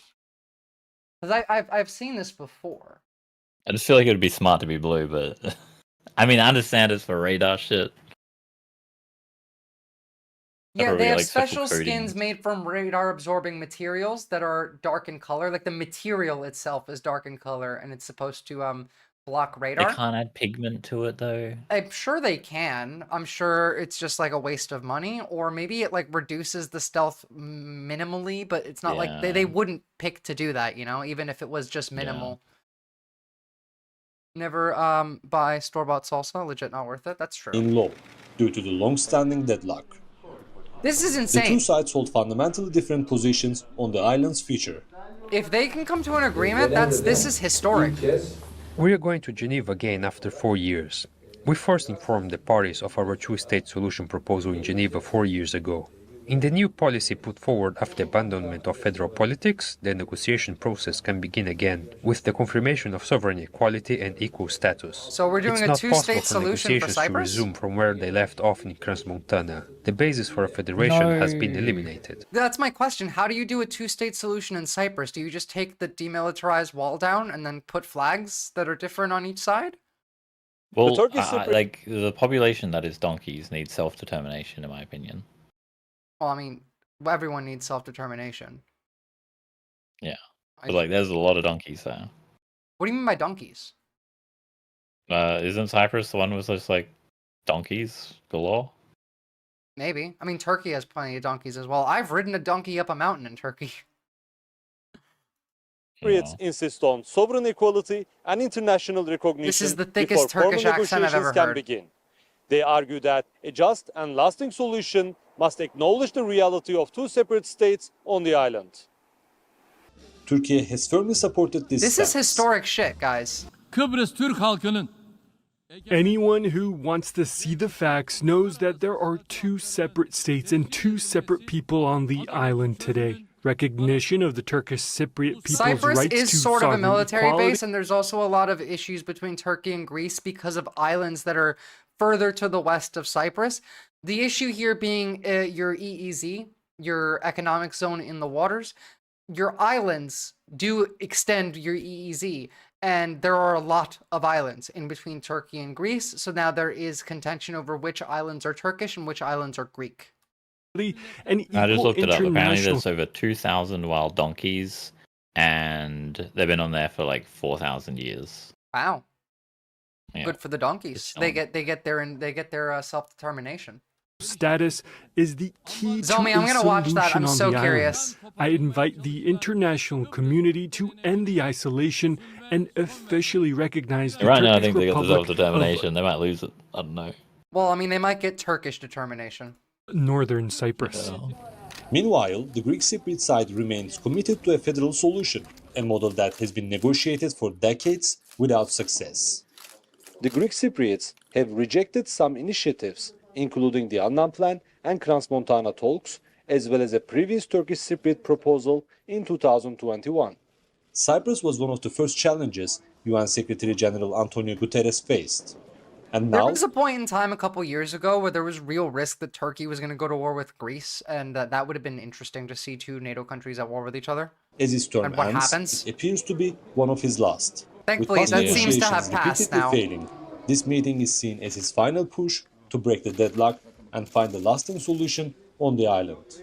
Naim Öngören, TRT World, Lefkoşa. So, like, if they manage that, that'll be interesting to see how it plays out, because it's not like... I mean, I know what to do. If two NATO countries are fighting each other, you just fund both sides.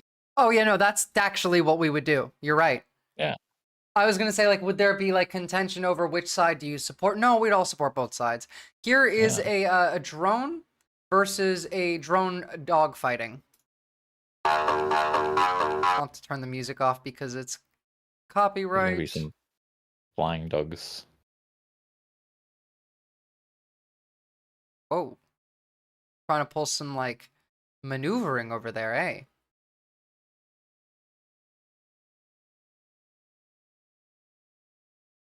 Oh, they have to hit each other. You have to nose bomb the other one and actually make contact for them to blow up.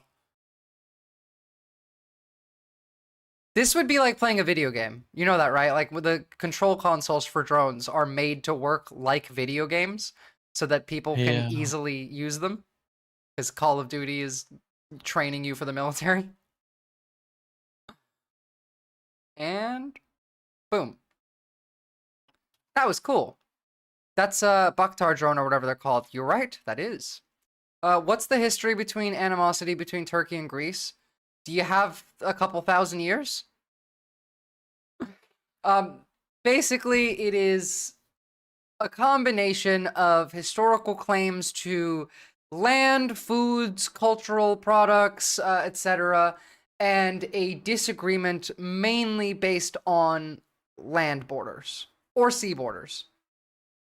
I mean, this can outperform a pilot, definitely. No squishy parts, no G-force to mind. Scary, yeah. But that's the future of warfare. If you look at Ukraine, right now, we've reinvented trench warfare. We're back to World War I. So apparently, I just looked it up. So Ottomans ruled over Greece for 400 years, and then they taxed them heavily. But then Greek War of Independence happened. So the whole like nationalist liberation type dealio in the 1800s, and then there's the Balkan Wars where they fought to push out of Europe. Yeah, or and so it's something. like you have a couple thousand years to go through the details. Yeah. And then World War One seems to have shut both of them up for a bit. Yep. Population exchange. And then the Cyprus conflict is to, like, I don't know. Coherent Is this Screams Cyprus is kinda conflict right. to 74? What, sorry? Coherent Screams basically covered it. That's my island. No, that's my island. They do that a few million times. Cyprus was like in the 70s. Yeah, that's right around when this came up. They demilitarized the middle of it. There was threats of between Greece and Turkey again, like a couple years ago, but this goes back to the Ottomans, of course.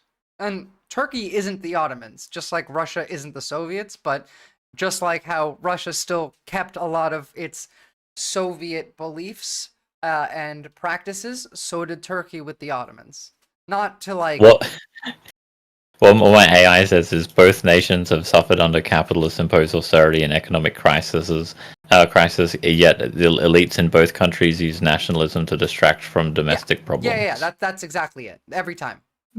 That's like every country ever. I was gonna say, that's every country in the world, with every issue, if you really break it down to its core. But, like... Our team member Artemis from Pokrovsk geolocates all our drone intercepts and maps them. Based.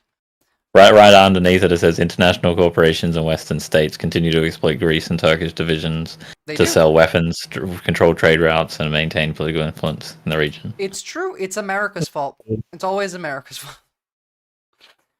So you're telling me that if they don't have somebody's consciousness moved place inside a drone like Pantheon, fake news? Well, it's a camera, mate, you know? The road that acts as the neutral zone between the northern and southern Cyprus is interesting. That has buildings and shops that are just untouched there from the 70s. Yeah, they built like the fence over shit. It's wild. Back to Turkey, though, really quickly. This came from the Republic of Turkey Ministry of Foreign Affairs regarding the 11th anniversary of the illegal annexation of Crimea.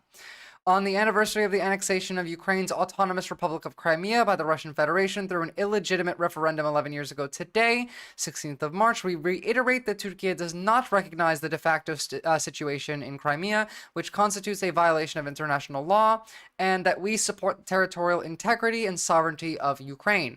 We will continue to closely monitor developments in Crimea, particularly the situation on the Crimean Tatar Turks, the indigenous people of the peninsula, and we will keep them on the agenda of the international community. This is a big fucking deal, right? Someone said earlier, even America in 2014 was like, oh, fuck it, I don't care about Crimea. Turkey is on it here, and to be fair, like, I can't think of another NATO country that is talking about Ukraine like this right now. Like, sure, Europe's trying to rearm, and they're all, like, trying to protect themselves from Russia, and Ukraine deserves sovereignty. This type of language, though, is different. You know, we've watched Starmer talk, we've watched Macron talk. They don't sound like this. What's the most southern country of NATO? Like equator-wise, whatever. Yeah.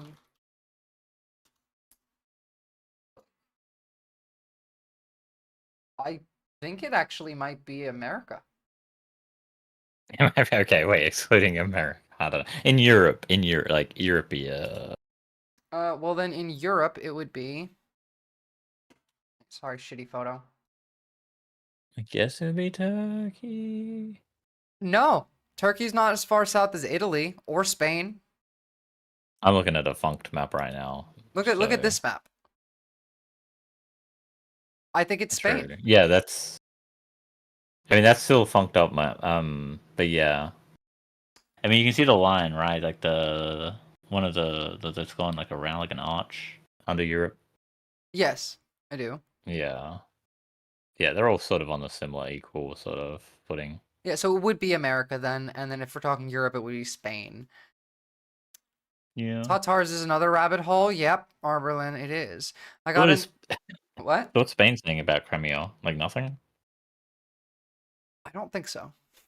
Because I'm just thinking like they're so out of it that like they could just be like, fuck it, Crimea, sure. I don't think Spain's even said anything about, like, I haven't seen any media on Spain. Yeah. Yeah. But I mean, you don't speak Spanish, so. I can understand Spanish. I took 8 years of Spanish in school.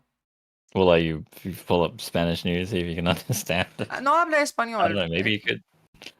No habla español. What's the Al Jazeera but Spanish version? I don't know. Look, you can, you know, subtitles exist though, mate. Yeah, yeah. Oh, and by the way, as Turkey comes out and says we recognize that Crimea is Ukrainian, America is officially considering to recognize Crimea as Russian. Of course we are. Why the fuck wouldn't we be? Right, guys? This was the Polish Prime Minister speaking with Erdogan today.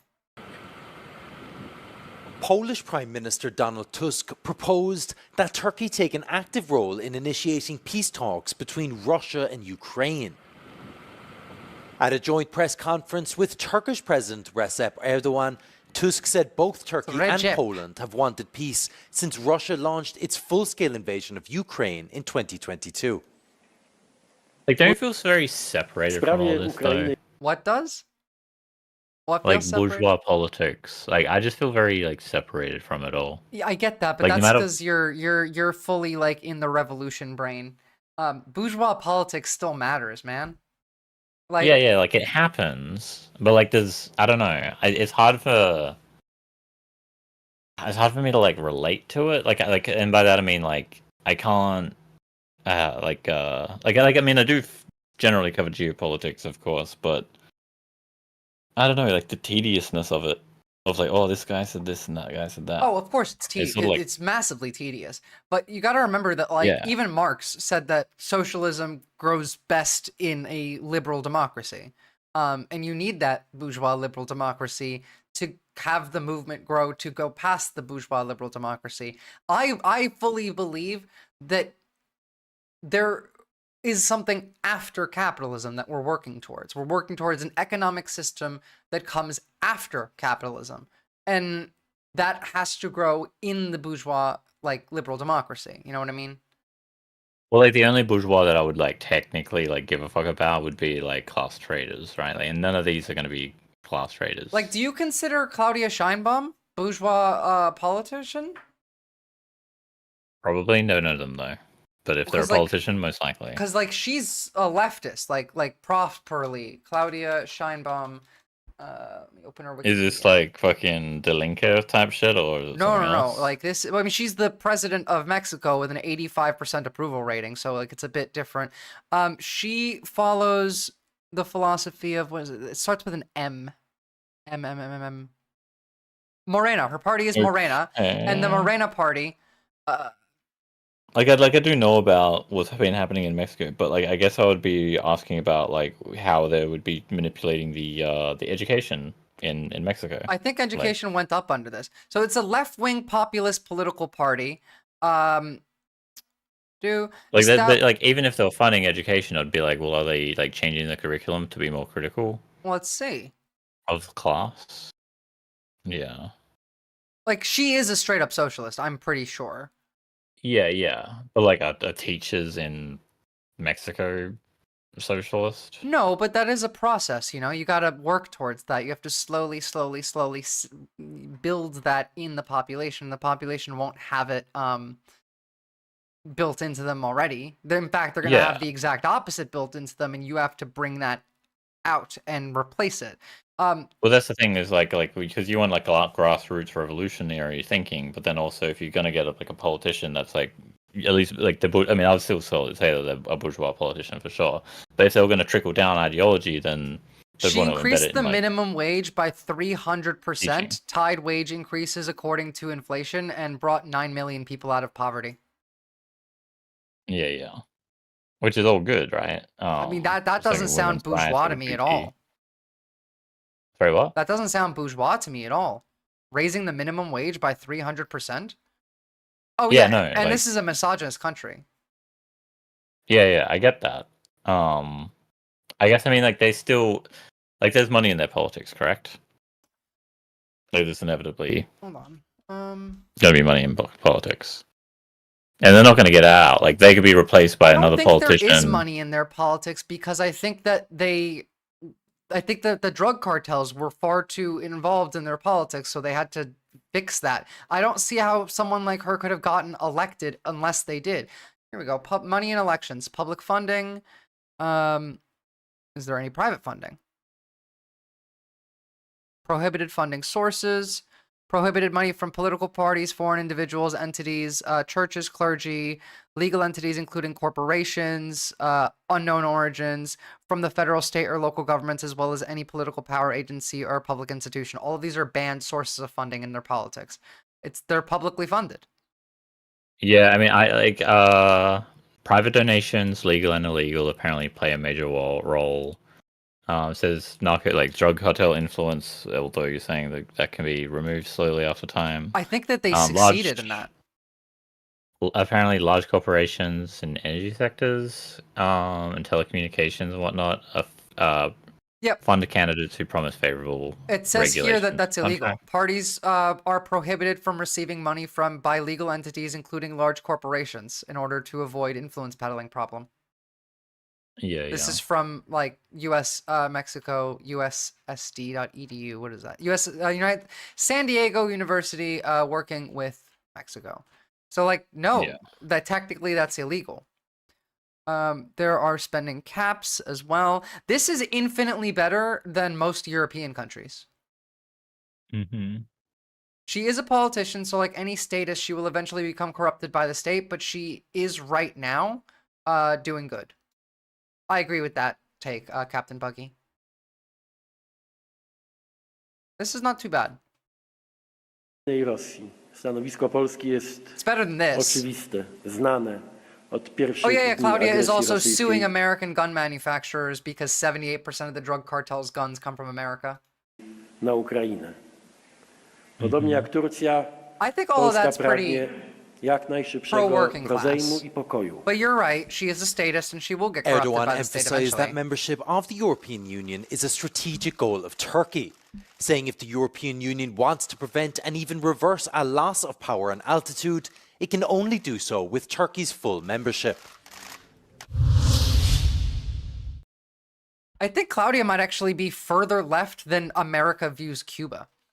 I think we're just so used to elected officials turning out to not actually be leftists. That's also true. And then here is some of the leverage that Erdogan is using. I think this is the last Turkey video. So, I mean, for a long time, we've been talking about the potential accession process of Turkey into the EU. Is that conversation back on the table again? Just like you said, Jumana, I think up until a few weeks ago, discussing Turkey and EU relations or Turkey's membership to the bloc was, not taken quite seriously. But the U.S. administration's policy direction is definitely making EU officials, I think, revisit that membership bid. That was apparent in a press conference yesterday between Polish Prime Minister Donald Tusk and Turkish President Recep Tayyip Erdogan, where both leaders highlighted highlighted the importance of having Turkey part of the bloc. President Erdogan has repeatedly said over the last few days that an EU without Turkey is unthinkable, and that I Turkey think he's can stepping a provide bit benefits. too far with that one. I think him saying like Europe can't exist without Turkey anymore. I think he's taking that a little too far, but I think he's right at the same time. Have a lovely night, SN. Okay, so Canada. We paused the Columbia River Treaty. I don't know what this is, but it's pissed off Canada, so let's find out. Colombia announced that the U.S. government has paused negotiations on the expansive Columbia River Treaty, saying the current administration is reviewing its international engagements. Now, the treaty is decades old. It regulates a number of ways in which the Columbia River is used, including flood control, power generation, and water supply. The river's headwaters are in British Columbia, but it flows into the state of Washington as well as Oregon. Last July, in an in-principle deal on an updated version of that treaty, they were reached by Canada and the United States, but it was not finalized before Donald Trump took office. In a recent phone call with the former Prime Minister Justin Trudeau, Trump called the treaty unfair to the United States. Of course he did. Okay, so that is a lot to take in. Why don't we break down that very latest thing that we talked about? Joining us now to better understand... This is step one of annexation, FYI. What's going on with the water treaties between Canada and the United States is Tricia Stadnick. She's a professor and Canada Research Chair in Hydrologic Modeling with the University of Calgary's Schulich School of Misspoke, career over. Engineering and Department of Geography. Oh my gosh, that's a lot too. Professor, thank you so much for making time for us today. Thank you for having me. It's my pleasure to be here. So there's so much to unpack when it comes to Canada and the Americans and our relationship around water, but let's begin with the Columbia Water Treaty. What's going on here? What's gone wrong here? Yeah, unfortunately, it's suffering from bad timing in a way. The treaty was reopened for negotiations in 2018, actually, during the last Trump administration, and negotiations have been ongoing ever since.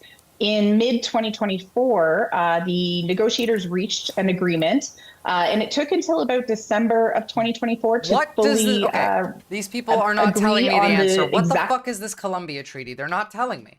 Why are you not telling me what this is when we're talking about pausing it? I feel like should not the beginning of this video explain what the fuck we're talking about? The 1961 agreement between Canada and the United States on the development of operations of dams in the upper Columbia River Basin for power and flood control benefits both countries. 4 dams were constructed. The treaty provided for sharing with Canada of half of the downstream U.S. power and flood benefits. This allows the operation of treaty storage for other benefits. Long-term impacts in the treaty have been mixed. While the dams have provided enormous economic benefits to British Columbia and the U.S. Pacific Northwest, these are long-standing concerns regarding social economic impacts on local communities. Okay, cool. What are we mad about then? They want to put the sewage in Canada's water too, and Canada didn't even say thank you. That's true.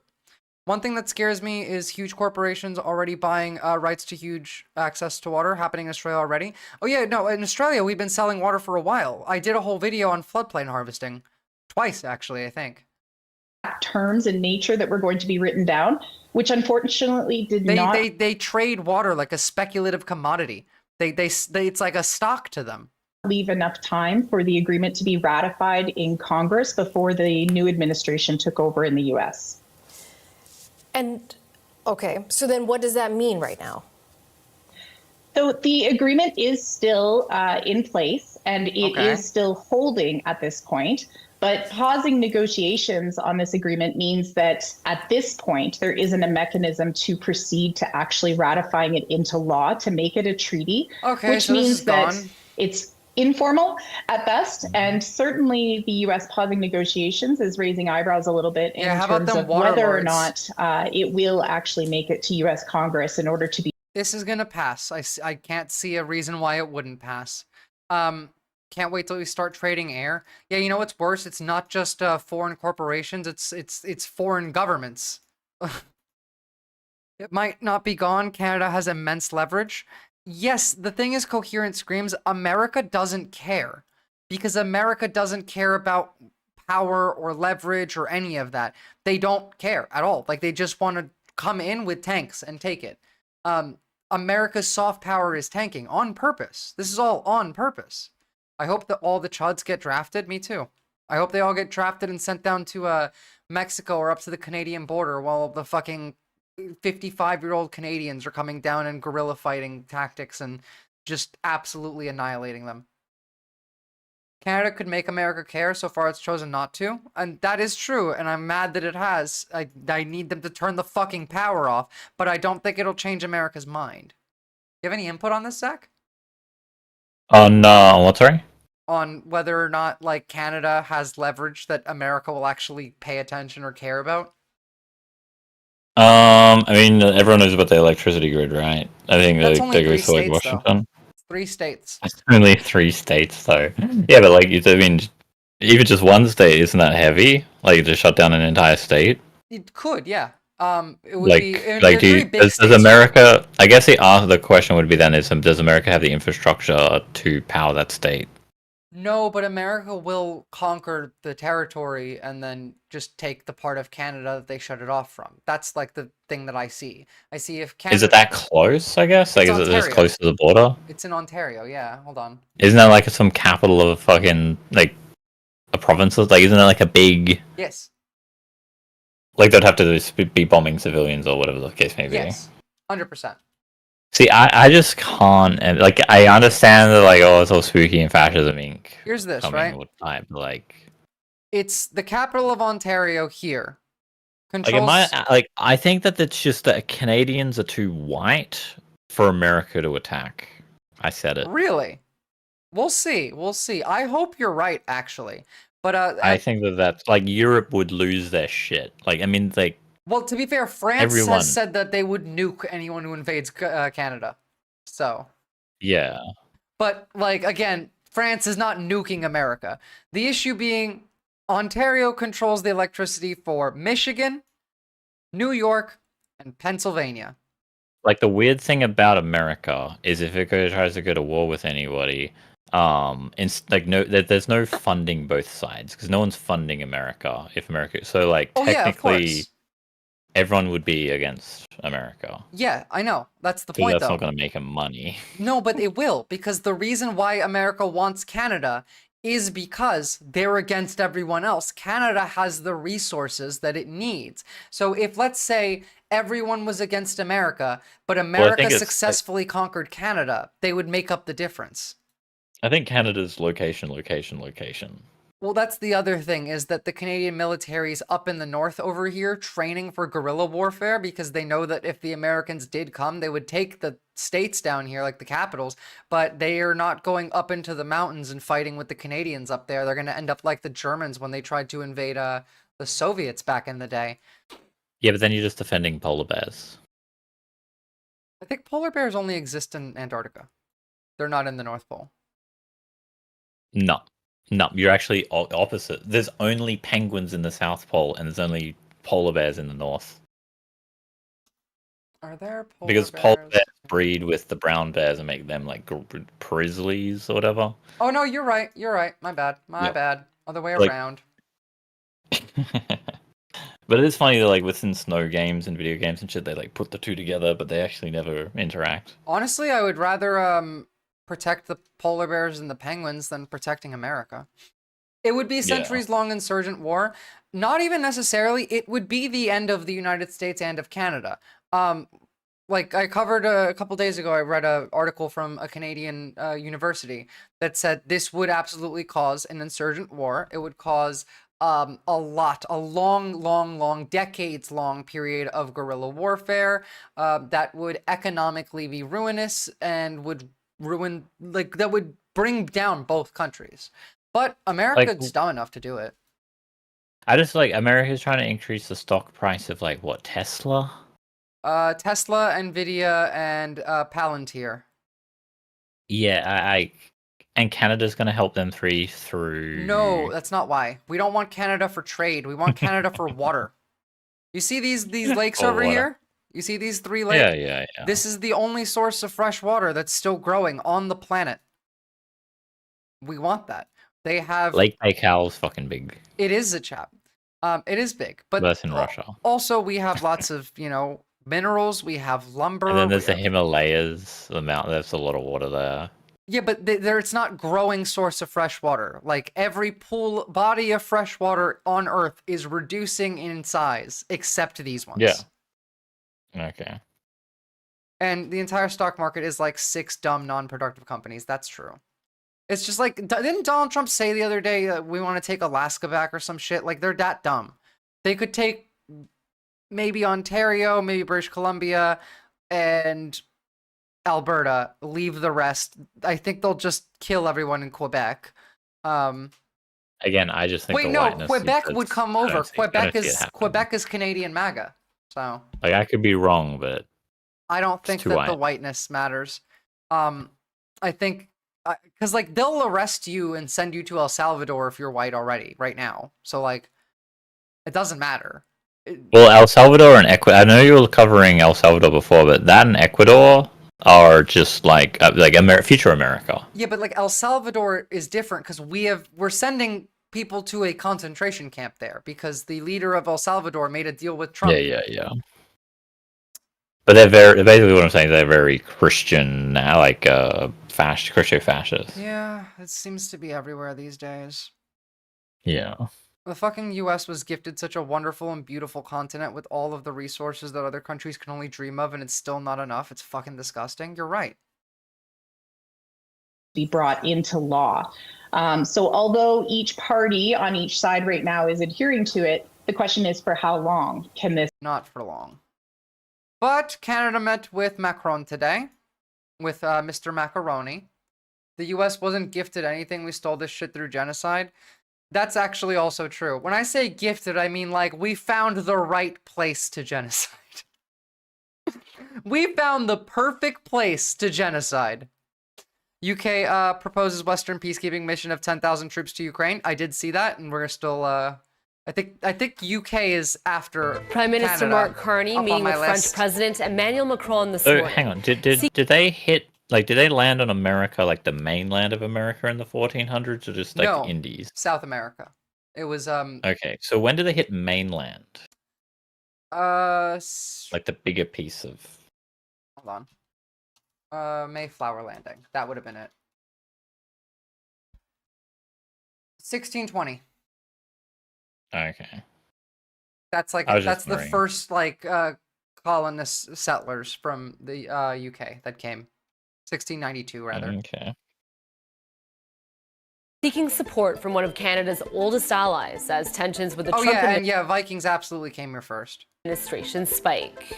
We both stand for sovereignty and security, demonstrated by... Bad guys, we are arresting Native Americans as if they are illegal immigrants. I'm not kidding. ICE is arresting Native Americans. Our unwavering support for Ukraine under your leadership. Aujourd'hui, alors que nous voyons ces principes être rejetés par de plus en plus de gouvernements à travers le monde, c'est plus important que jamais pour le Canada de renforcer ces liens. It would be really fucking funny if Canada joined the EU, because Canada was already there at the last major EU meeting. When we had all of the EU leaders lining up and taking their photos, there was Trudeau just smiling in the back. Fuck yeah, I'm over here with the EU. I need that to happen. Zomi. This is the funniest timeline still. We're in the worst and the stupidest timeline, but I still stand by it is also the funniest timeline. It has to happen. Nos alliés fiables, comme la France. With you, Mr. President, make Canada Europe again. I mean, Canada is part of the Commonwealth. I want to ensure that France and the whole of Europe... Australia should join the EU. ...enthusiastically with Canada, the most European of non-European countries. That sounds a bit racist, doesn't it? Right? The most European of non-European countries. Determined like why don't they just rebrand the EU to Pangea? Maybe. I mean, Pangea sounds cringe. Schwarzpork, ¿por qué los dos? Why don't we take both? I would say at this point, Trump is now well in to the region of being a war criminal, and an arrest warrant should be issued to arrest him if he enters another country. I agree. To be fair, all of them should. It does sound a bit racist there. The most European of non-European countries. The weird conflict that I have though is I don't like NATO, I don't like the EU, I don't like the UN. Oh, like in the same way that like Trump doesn't, and it's not because they're globalists, but it's because they're capitalists. Oh, I agree entirely. And like I'm conflicted covering the news because I really do enjoy watching the dismantling of US hegemony and the fall of the United States empire. But it does suck because it's my home country. You know what I mean? Yeah. But I think Canada should join the EU, and I think Australia should too. Well, the thing is, I don't have self-determination. It just happens. If it happens, it happens. You get to vote. Not enough. Not often enough. Not, meaningfully enough. But you get to vote.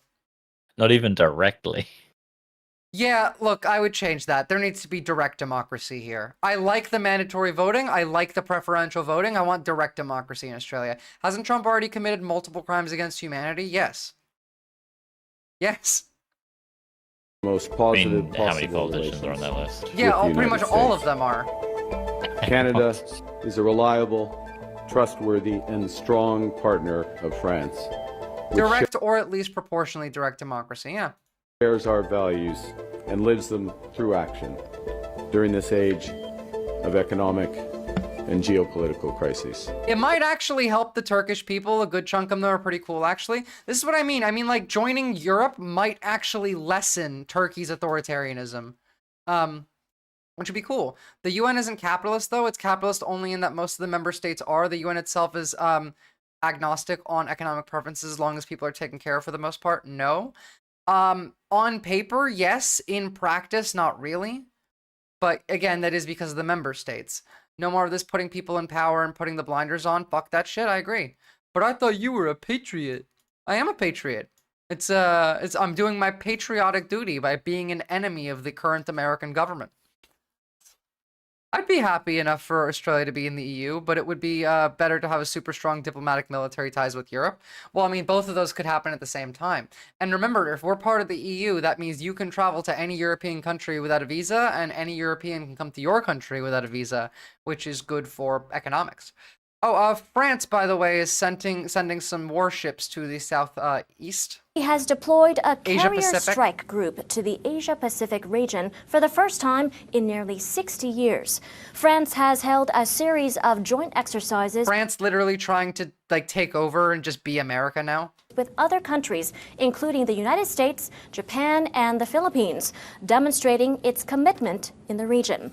We look at what's driving French policy in the next report. Kaz, I do love that the world is reuniting against Trump. Like, it really does feel like it's not anywhere near enough, but it does feel like everyone's coming to the realization that these people are Hitler. The WEF is not just pro-capitalist, they're a demonic death cult. They're like laissez-faire economics, Milton Friedman pieces of shit, so. But the UN is definitely, like, very much tied to groups like the WEF and to member states like America and whatever they tell them to do. I mean, the UN's, like, building is in New York, isn't it? Wait, what are we talking about?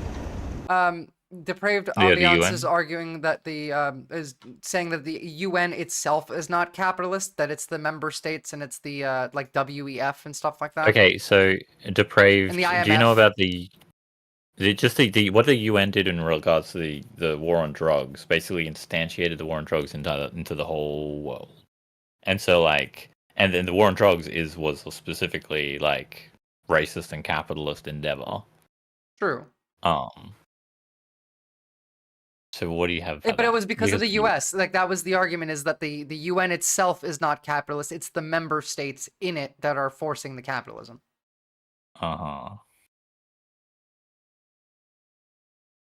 Okay, so which member state isn't capitalist? Well, they all are. That's the point, is that the UN itself isn't the capitalist function. It's the states functioning in the UN. Yeah. But at that point, is there really a distinction? I can see your point there as a chap. I can see Depraved Ambiances as well. The UN itself isn't inherently pro-capitalist, you say. I suppose if you took out the belligerent nations of the UN, Like, just, they don't exist anymore. The Western nations of the UN. No, not, you can have every single Western nation. I feel like you could even keep France and the UK in there, just no veto France? vote. Come on. With no veto vote. I think France is famous for, like Africa? I know, but I think that without a veto vote, getting rid of the belligerent countries and the veto power, a socialist country that wants to form a socialist government could, in theory, work perfectly well in the UN without any problems. But is France not belligerent in Africa? it is, but not to the extent that like it would be an issue in the UN if every other country in the world is pretty much like, yeah, you know, they can do their thing. France isn't going to be America and be the only one to be like, no, fuck you, you socialists. Mm-hmm. You can keep France or Italy, but not both. Honestly, I would keep France over Italy. They both have absolutely trash history. That's I don't know. True. It's not the history, it's not even the governments, it's the context. The thing is that I fully believe that the very, very hardcore pro-capitalist people are very dumb and very easily manipulated, very easily tricked. You can do a lot if you accept that it is ethical to use unethical tactics against evil people. History isn't always indicative of current positions. That's true.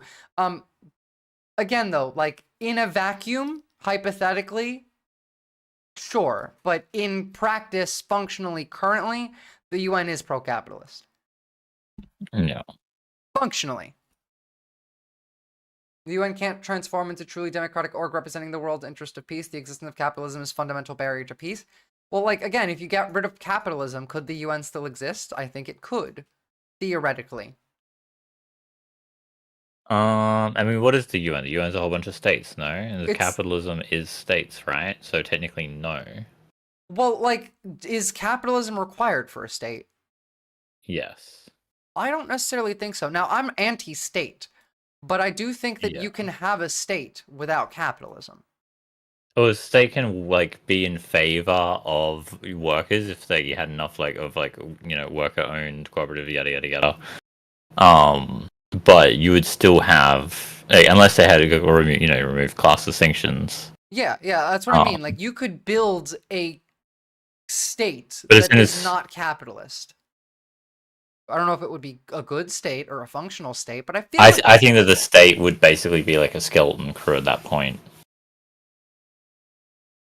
I can see where you're going with that. Yeah, like, capitalism by its very nature can never succeed. It always ends up in collapse. I agree with this, Batgaz. I'm just trying to, like, think of an argument to back my claim, and I think you win on this one, Zichap. I take it back. I don't think a state can exist without capitalism. Not in the way that we consider what a state is today. Yeah, like, you'd still have governance, just not a state. Yeah, they could have governance. They could have trade, even, without capitalism. Yeah. Government can be useful in enforcing the agreed-upon laws that do not require the protection of private property. Again, like, as I say, socialism grows best in a bourgeois liberal democracy. So yes, a government can be useful in enforcing agreed-upon laws that do not require the protection of private property, that require the protection of the public, for example. This is a step towards producing socialism. I mean, what was Chile heading towards? What time period? Because we fucked Chile hard. I mean, yeah, Chile, I mean, what was Chile heading towards? Chile was heading towards workers being able to basically directly influence both the economy and the state. Yeah, and then we gave them Pinochet instead. Yeah. We did the shock doctrine. We did what's happening to us, just we did to, Chile. Italy and France should combine and become frantily extra revolutionary with the tasty food all around, baguettes, pasta, balsamic vinegar. See, no, Chessboard, if the Italian and the French combine, then the protests will get weaker, because the French love their protests, but the Italians love to eat their, like, heavy food and be lazy and take a nap. So you can't combine the two, because then the French will start taking naps instead of rioting. I think what Arblin's trying to ask is, like, well, would the state still be there? And it would be like, well, not... Like, the state would be there in regards to having to fend off, like, the capitalist interest from, like, coming in fucking everyone over again. But at the end of the day, I get the state would just be a computer. What is a computer besides a fucking skeleton crew? I suppose. Yeah. No, you're right. We're going to talk in cybersyn. You're right. You can't. Is in a vacuum, sure, but in reality, no, it doesn't work. So speaking on Canada, by the way, before we jump to the UK, I have a really fun video for the end of this. Actually, let me just cancel a couple of these segments because I don't really want to watch them. And if I don't watch them, then we can do the fun segment instead. Batgaz, are you going to be here for long? Because I have a video on UK economics that I'm thinking about skipping, but I'll keep it if you're here. That's how you defeat protests, by providing tasty food, yeah. At least to the Italians. At least to the Italians. Cool, cool, cool. All right, let's finish this up then. So first off, we had I talked about this earlier, we had a Canadian actress that was arrested at the U.S. border and was kept in ICE custody for 12 days. I can't even process what just happened because Maloney is a Nazi, Arberlin. There was no heads up. Next thing you know, I'm taken and for 2 weeks haven't been told anything, moved in different cells, sleeping on cement, sleeping in different jail cells. Like, it just... nothing makes sense to me, and I'm still trying to process the entire situation. Mooney was transported from Arizona to San Diego before returning to Canada. She didn't speculate if her detainment was related to the trade war between Canada and the U.S., but BC Premier David Eby said last week... See, I disagree, Batgaz. The UK's economy is screwed, but it's not Starmer's fault. He's the one that's trying to save it right now. Your economy is going to get even more screwed because now all of the war funding, all of the rearmament funding that Europe will be doing... UK, France, Poland, Germany, it's going to come from cuts to social spending, cuts to your healthcare, cuts to your wages, and that's going to go and fund the rearmament. Now, you, as a European, living in a European country, your job is to go out and protest and change that so that they fund this through taxing the rich instead of taxing the poor.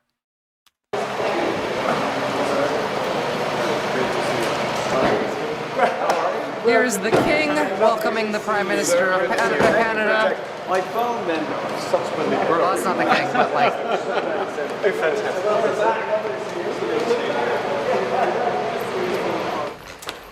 Prime Minister of Canada, Your Majesty. Your Majesty. That's the king. Congratulations. Very much. God, he looks so bad. I can't say too much shit about him, sorry. That's me being in Australia. I'm scared, alright? I'm not a citizen yet. He does look like a zombie, though. No. Yes, it fell on the tarmac. Wait, what? Border of Canada pin broke. No. Yes, it fell on the tarmac at France, which is proof of our founding peoples, the British. I'm not of that rank. He dropped something? Anyway. Yeah, it's a great treat to... Starmer is thinking about cutting disability support. Yes, that's the thing. All of Europe is going to be cutting social programs to be able to fund their rearmament instead of taxing the rich. Come and have a seat. Alright, fuck the king. UK economy shrinking. Is recession inevitable? Opening time at the castle. I just felt like I was the Hound from Game of Thrones. Fuck the king. Pub in Farnham. Serving the prosperous Surrey commuter belt, you might hope this part of the economy at least was doing well. But today's official figures show the economy is weak, and even here, the outlook is uncertain. Our industry is under enormous pressure. We're seeing the economy stagnate as a result, so it certainly isn't a surprise to anybody in our sector. It's so painful to me to see people buying into the misinformation. Batgaz, you're believing Americans right now. Stop reading American news. That the economy is not growing the way the government wants it to. Except me. The UK economy shrank by 0.1% in January, worse than expected. And that follows poor monthly numbers. All of you need to stop getting American news, except for me. Numbers stretching back nearly a year. Yeah, Bat did with snipe December's that. Strong 0.4% increase looking more like a blip. We're all the getting a pubs global and restaurants recession, industry, yeah. like we many might be getting a global depression. Others blame the Chancellor's decisions in the last budget for the news station. What news station? Me. Oh yeah, me. I'm the only American news you should get. Unless you have extremely high media literacy, exactly. Slowdown, a higher minimum wage, a rise in national insurance contributions, an increase in business rates. Mark Robson says all these changes add £250,000 to his costs. Hold on. One more time? A rise in decisions in the last budget for the slowdown, a higher minimum wage, a rise in national... They're complaining that the minimum wage went up. This is why they're saying the economy's crashing, because you get a higher wage. You realize that, right? Stop listening to these fucking ghouls. They're lying to you. And he didn't dip the chicken breast. It's typical British. I gave up on CNN and MSNBC after realizing they kept bringing on zombies to have debates with. Yeah, MSDNC is illegal now anyway. This is the best thing that I have about British people. Show me. Oxyander, so I've been planning getting a chicken for the backyard. I have a little doghouse set up for it. I lived with some people who had 4 chickens. Toast sandwich. That's very British, yeah. That's incredibly British. Toast between 2 pieces of bread. Mm-hmm. That's very British. Yeah, I gotta add the beans in there to make it gross. I would be careful with getting a chicken now, though, considering, you know, avian flu and all that is literally everywhere. CNN morphed into Fox News Light. It did. It was always going to. In business rates. They did before Mark the Robson election. says all these changes add £250,000 to his costs. We are really looking down the barrel of a shotgun at the moment. It's very, very desperate. People are genuinely very, very worried. They're very fearful for their future, for their lives, often people's houses, you know, when they live above a pub. And they're very fearful about... California tripled their minimum wage for restaurant workers, and despite all the propaganda about inflation, it caused literally 0 problems, like a 0.2 price change. Yep. If they're saying that the UK is getting a recession because your wages went up, they're demons. Do not listen to them. The industry. But are things really that bad? I mean, the government says it's trying to promote growth. Are you just complaining Yeah, a it's bit too much? literally like this is no, the reality is stark. Margaret Thatcher shit. We have never seen the pressure like this Newsom on had our fucking industry, Bannon on. pubs. Fuck Newsom. You know, key Scum. part of the social fabric of our Zombie scum. country. And even during COVID, you know, COVID was a very, very difficult and challenging period, but we had really helpful government support. At the moment, there is very, very little support for pubs and for the hospitality industry. Okay, I get that, right? You need to fund these. These are social programs. Tax the rich more. Take who was the prime minister before Starmer? What was his name again? Boris? No, after him. It was the richest man. Oh, it's Riz. Yeah, oh, Sunak, the richest man in England. Take his money. I got a great video about him, but no point. Tax the rich instead of cutting social programs. Batgaz, if you want to be mad at Starmer, go for it, but scream about this. Why are you cutting social programs? Why are you complaining about raising wages? Tax the rich. If you want to protect England, tax the rich. Make them pay for it. During World War II, the rich... Wait. I'm going to pull you up. Sorry. What are we talking about? Like, because UK's about... They've got currency sovereignty. They don't actually... Like, they should tax the rich for, like, syntax reasons. Like, to make them fucking... To increase, like, the equality. But technically, they don't need to tax the rich in order to pay for shit. Well, what I mean is, like, we're talking about Europe rearming itself and the UK wanting to pay for a lot of it and rearming itself as well. And the they don't actually need to tax the rich to do that. I know they're not. That's why they're getting the money by cutting social spending instead of taxing. No, but they don't need it. That's just austerity politics. They don't need to do that either. What do you mean? How are they going to pay for it otherwise? Just digitally marking up the account with a keystroke. Right. Okay. Well, fair enough. Leftist Leo, quick. Israel broke the ceasefire. I'm shocked and appalled. Speaking of Israel, actually. Speaking of, do you think we can get through an Israel segment without y'all Fed posting? A single one? Stop politicians' public expenses, cut politician wages, just save UK billions. How much do your politicians get paid, Batgaz? No, I'm going to do the Israel segment. Don't fucking Fed post, all right? We're going to watch imprisoned Israelis who refused military service in Gaza. And then we're going to watch Mehdi Hassan debate a pro-Israel ex-congressman to go to Gaza. They broke the ceasefire like the day after it was signed. To be fair, they broke the ceasefire like an hour after it sniped me again. But no, I agree with Depraved Ambiance. The best tax is the luxury tax, and the second best tax. This is what I mean when I say that if America tried to draft you to go to war with fucking Canada or Mexico, and you say yes, then you're morally doing something evil. This guy refused his IDF service. Sorry. Zombie is just fascist. Like it's a dog whistle for fascists or Nazis.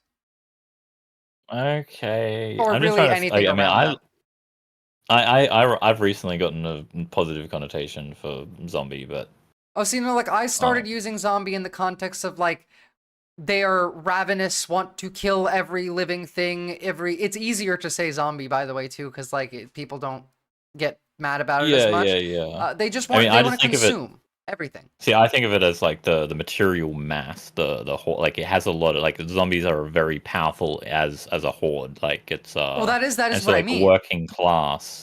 The working class has that. Only the working class can achieve that mass. Like fascists are like somewhat of a niche, sort of like the. I disagree. You know what I mean? I disagree because imagining the U.S. military rolling in on a town. I see zombies. I see people that want, like, I see people that used to be people, mindless, one brain, top-down command structure. They want to kill all life that they see, and they are infectious. They can make I think like other bootlicker zombies. type, maybe something more of an amplified bootlicker rather than It's like. the infectiousness that makes me like zombies a lot because they infect people with their rhetoric, and then they make more zombies that also want to kill. Yeah.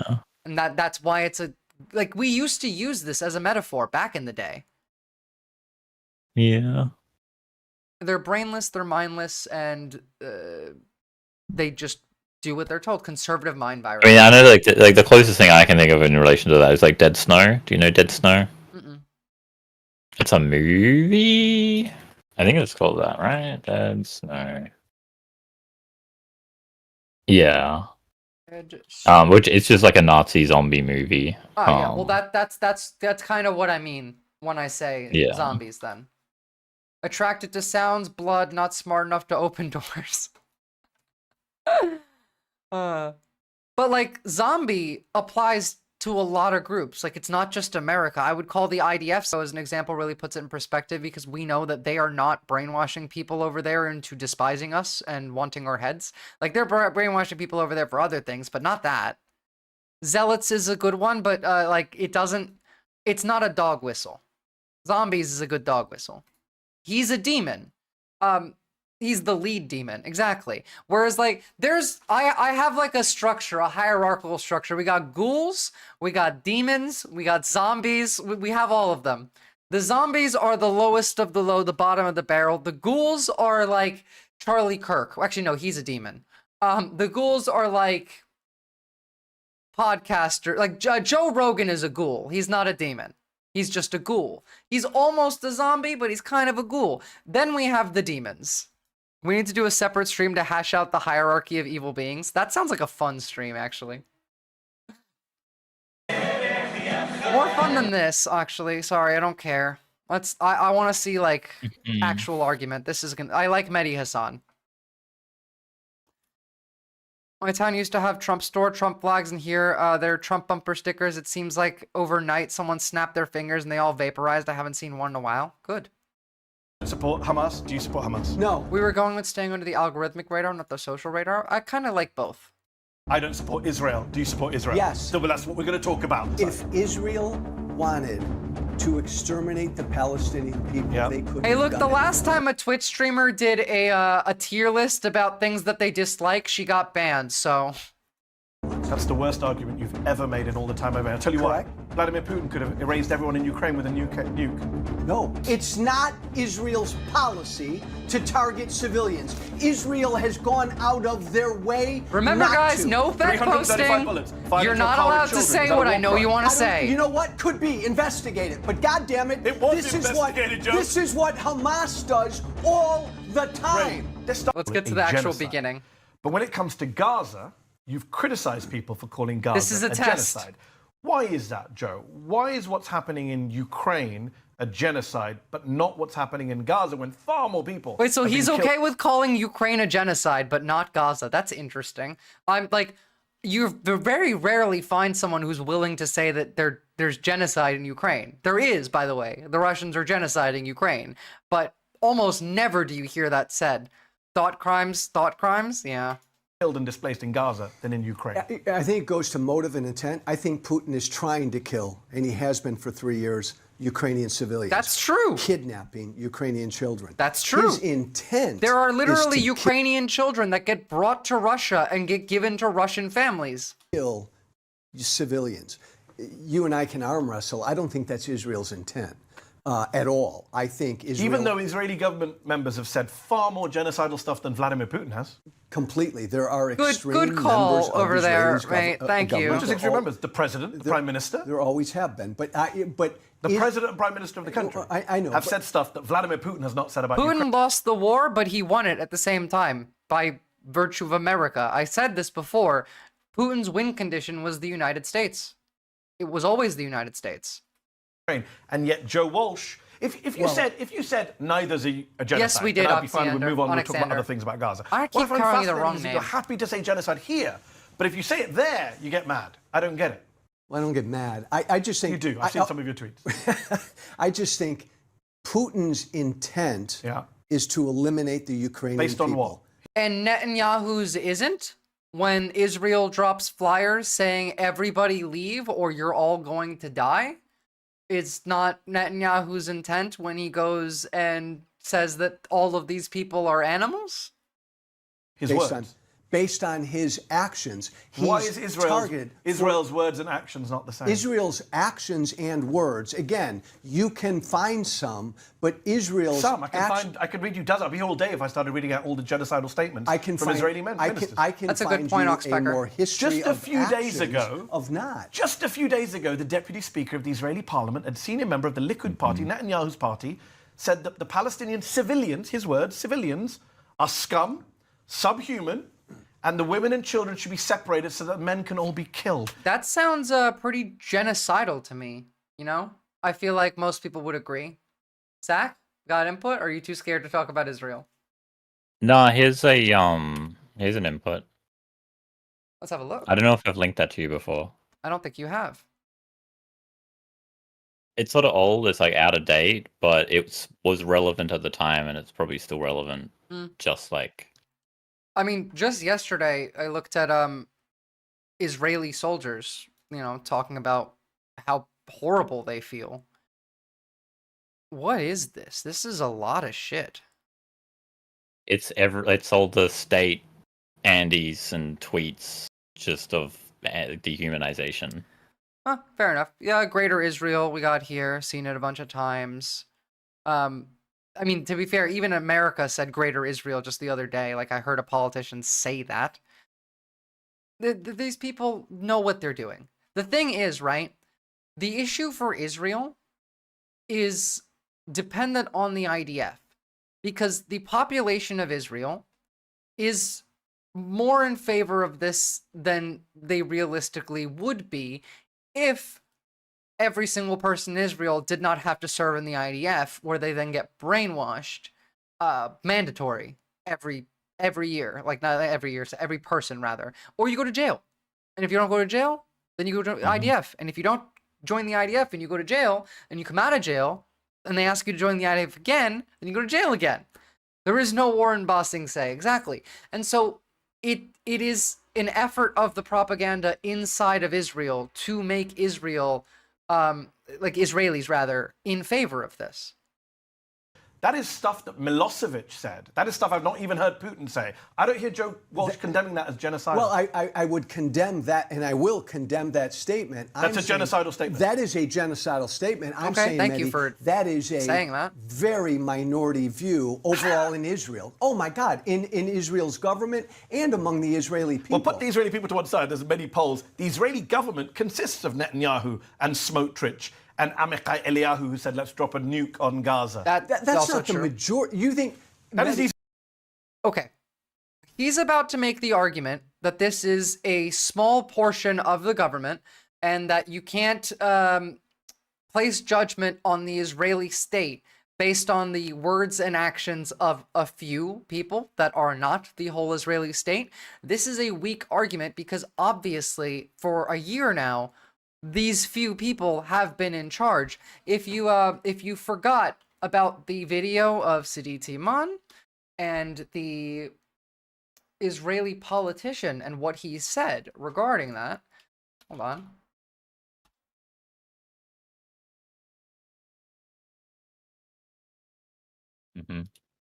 Here we go.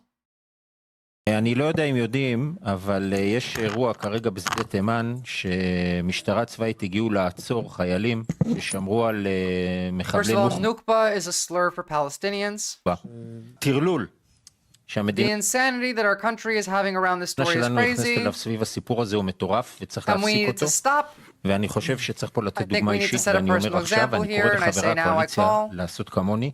אני קם, I will ואני stand up, יוצא I will מפה, leave this place, ואני לא הולך and I will להצביע not יותר vote for anything until this story and this על שום insanity, דבר, עד שהסיפור הזה והטרלול הזה, שיש מי that there שבפרקליטות is someone in the prosecutor's office חושב שאפשר who לבוא thinks that it is ולעצור חיילים על possible דברים to שעושים come and arrest soldiers for מחבלי things נוח'בה, לא that they have done to Palestinians. נגמר. להמשיך כרגיל. We can't continue. To insert a stick into a person's rectum, is this legitimate? Shut up. Yes, if he is a Palestinian, everything is legitimate. הכל לגיטימי לעשות לו. הכל. הכל. הכל האנשים האלה, אתה יודע מה עשו? This is in the Knesset, Israel's government. That is a demon, yeah. And so this argument is incredibly weak because that's the Israeli Knesset. Israeli government, Joe. They're the people killing the Palestinians right now, creating the post-war plan to wipe out the Palestinians with Trump to get rid of them from the place. All genocidal. Is it Israel's intent to target and kill Palestinian civilians? Yes. 100%, yes. You believe it has? That's been their intent from day one. Yes. After October 7th. They've said it, Joe. They have. The guy I just quoted to you, the deputy speaker of parliament said, let's kill all the adult men in Gaza. And I'm so telling you're just putting your hands in your ears? No. I'm telling you that's a minority view. That's not the majority. Okay. It's not a minority view when it is being expressed a year into a genocide in which the majority of the country is polarized. Israel is polarized. There are protests in Israel for people who are against this, but a lot of those people were only against it because they wanted war to end and get the hostages back. So like that's kind of it. We have a system here in which it is not a minority position. It is actually a majority position by far. And the argument that you can make in America just comes from expecting that others are not educated on the subject. I don't know, it makes me mad. Benjamin Netanyahu I'm trying so hard to not Fed post. I hope you know. Said they are Amalek. What is Amalek, Joe? In the Bible, Amalek is kill everybody. Men, women, children, even the donkeys. That's what Netanyahu said. This guy refused to pay for his own kids' child support, despite being obviously wealthy. Unsurprising. I can find extreme things that members of Israel's government has said. Yeah, if Israel, that counts as intent, and that's why they're at the ICJ, and that's why ICJ is investigating him. That's yes, like literally, if your government official is saying something, that does count as intent, does it not? Y'all? Like, if the deputy prime minister of Sweden was like, I want to kill all of the Norwegians, would that not be seen by Norway and other countries around this as a statement of intent if they then proceeded to go and do that? I feel like, yeah, right? Like if they didn't do it, they just said it, that's not intent. But if they did it after they said it, then yeah, that's fucking intent. Is it like literally, like definitionally? I get how people interview these ghouls. I would lose my shit 2 minutes into it. It's not easy, Captain Buggy. It's not easy. And I am proud of you all for not Fed posting as well. Israel's leading Holocaust scholars have said it's a genocide. If Israel wanted to exterminate the Palestinian people, they could have done it in 3 months. That's the worst argument you've ever made in all the time I've made. I'll tell you why. Vladimir Putin could have erased everyone in Ukraine with a nuke. No. Yes, he could. Oh, God, no. Yes, he could. Well, it would be bad PR if they did. Yeah, it would be bad PR, but he could do it. By the way, that's the reason why no one will ever use nukes because it's Yeah. you have nukes to have them, not to use them. But the threat of like Russian nukes makes me laugh quite a bit because just a little while ago, before the election, I was very much in favor of increasing defense spending on Ukraine. And people would be like, oh, well, you're going to start World War III. And this meme is just 10 out of 10. We invaded Iraq because they had nukes. Why not Russia? Are you crazy? They have nukes. It really is, like, always the same game. Well, I mean, the fact is that, like, because there was no nukes, it was actually invadable in the first place. Whereas invading Russia would be risking nuclear war, right? Yeah, but they were telling the American people that they had nukes in Iraq. But, like, the fact is that they went in and invaded because they knew that they didn't.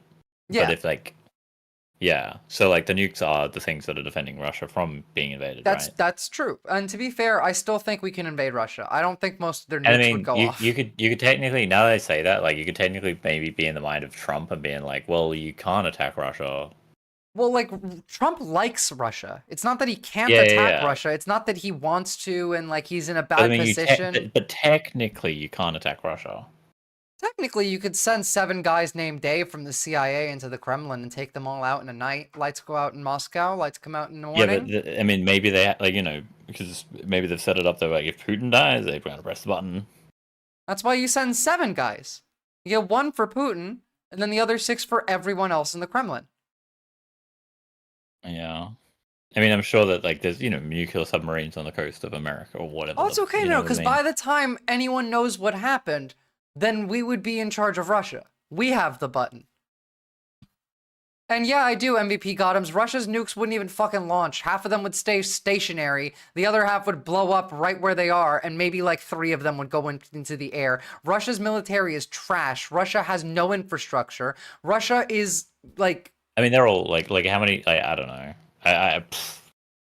I'm just assuming that they have a lot of nukes and a lot of submarines. They do. I could be wrong. They do. They have a lot of nukes and a lot of submarines. And I would doubt that they would be, like, dotted, but, I mean, you never know. Some of them likely are. I would think that at least a quarter of their nukes are dudded. But on top of that, I still think that you don't need to, like... I think you could just do this overnight. We used to do this shit all the time. What happened to the old CIA? Yeah, but... I mean, now it just sounds like, you know, like, I don't know what the Mr. Bean, like, Putin was almost taken out by Prigozhin. Yeah. I was so excited when Prigozhin turned around. I was so sad when he stopped zooming. You have no idea. But, like, again, like, you could do that.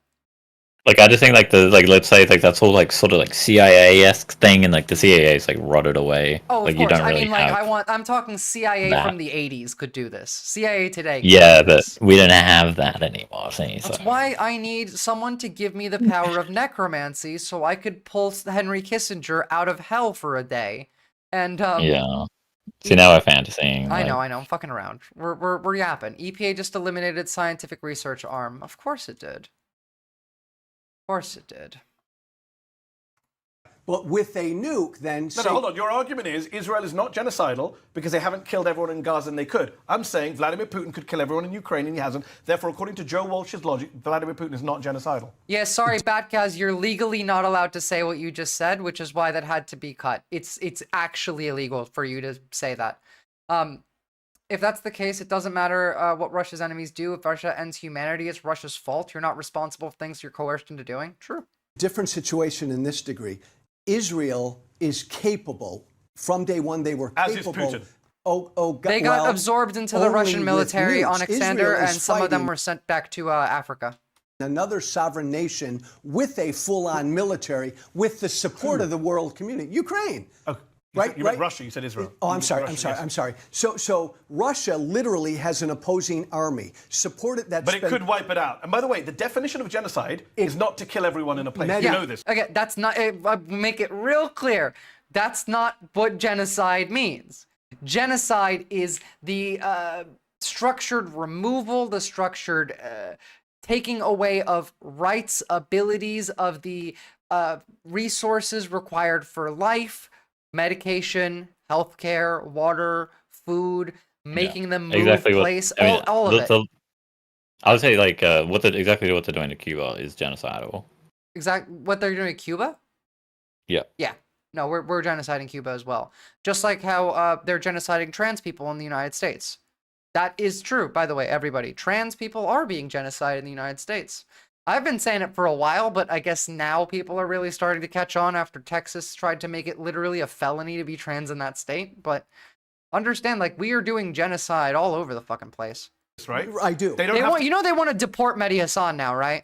They want to denaturalize and deport him. They're calling him a terrorist. To kill everyone to be genocidal. Oh, I know that. Well, he's not white enough like a Canadian, right? Yeah, he's not white enough. He's British, but he's not white enough. We're going to deport him to England. That's the issue with so much of these days. You're not allowed to call things out for what they are. It's such a problem, and it pisses me off because the right never had this problem. They pretended they did. They've done meets many of the criteria of genocide, which is why they're in front of the ICJ, which is why some of the leading genocide scholars in the world. Yeah, because they're all, it's the woke Reich, man. It's the woke Reich. ICE conducting tests for deportation, holds up paper bag. Genocide. No. Omar Bartov, Israeli Holocaust historian. Amos Goldberg, Israeli Holocaust historian. Daniel Blatvik, Israeli Holocaust. They all say it's genocide. Are they crazy? These people study this for a living, Joe. But do you? Not you and me. No, I know that. I just want you all to remember that in 1948, Albert Einstein, along with 20 other academic scholars, wrote a paper, and in this paper was a sentence that I'm allowed to say, and it is that Israel's governance is very similar and painfully relatable to that of a fascist government, including that of the Nazis. By the way, that statement is genuinely illegal for you to say. It's not for me to say. It's not against TOS either. I checked. But that's insane. Newspeak is painful to live through. Opinions, but I don't think that's the majority view. But secondly, going back to Russia, Amnesty International, Human Rights Watch, all say genocide.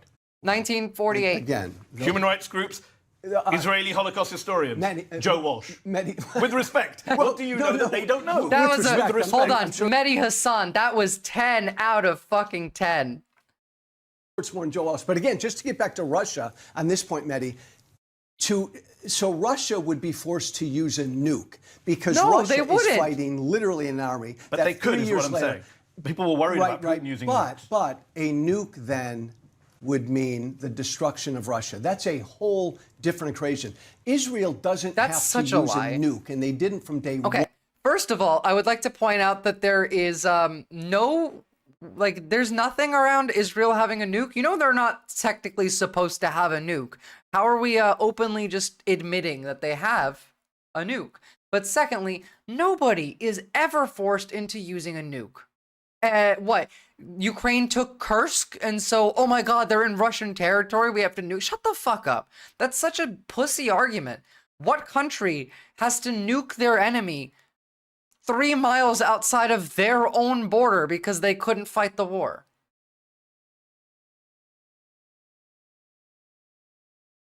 One, to get rid of the Palestinian people. But they have made life uninhabitable. It's not a hypothetical. Right now, as of right now, Gaza is uninhabitable. Donald Trump says so, the President of the United States. Yeah. In fact, let me show you. I think we've got some footage. I'd love to get your response to this footage, because Gaza, over the last 16 months, have a look at the screen, has suffered an apocalyptic level of destruction. This is a recent drone video from January. 70% of the buildings destroyed. Look at that imagery. That is not an anti-terror operation. That is not just targeting Hamas. That is, look at the imagery. That is something out of, I don't even know is that a Mad Max movie? Yeah, it's like in the Mad Max movie. This is a fucking post-apocalyptic. It looks like they did nuke it.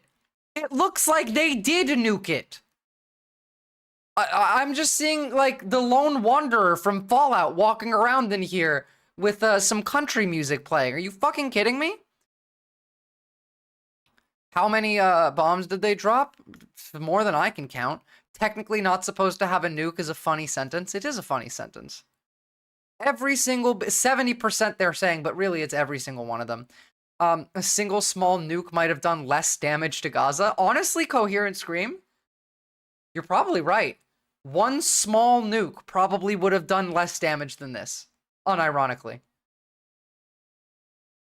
Entirety destruction. If that's not genocidal, I don't know what is. I haven't seen scenes like that in Ukraine. Maybe in one town, Mariupol, but I haven't seen the entire Gaza Strip. Mehdi, by every measurement of urban warfare, Not even, it's too much debris for a walkable map. No, I'm not. I'm looking at that. Respond to the footage. I'm responding to the footage. You don't give a damn about that. No, I do. Don't say that. I do give a damn. I do give a damn. I'm talking about Chessboard, thank you. No, it is. I know the stats. I can give you stats. I'm asking you to respond to that footage. Agreed. And entire cities and towns wiped Gaza out. needs to be rebuilt. That's no not doubt. engaging with the footage. No, it is. What is your human reaction to seeing entire towns, cities, refugee camps? He doesn't give a damn. My reaction is that really sucks. That's horrible. That needs to be rebuilt. But I'm not going to lay the line. Except, okay, so that sucks. That's really horrible, and that needs to be rebuilt.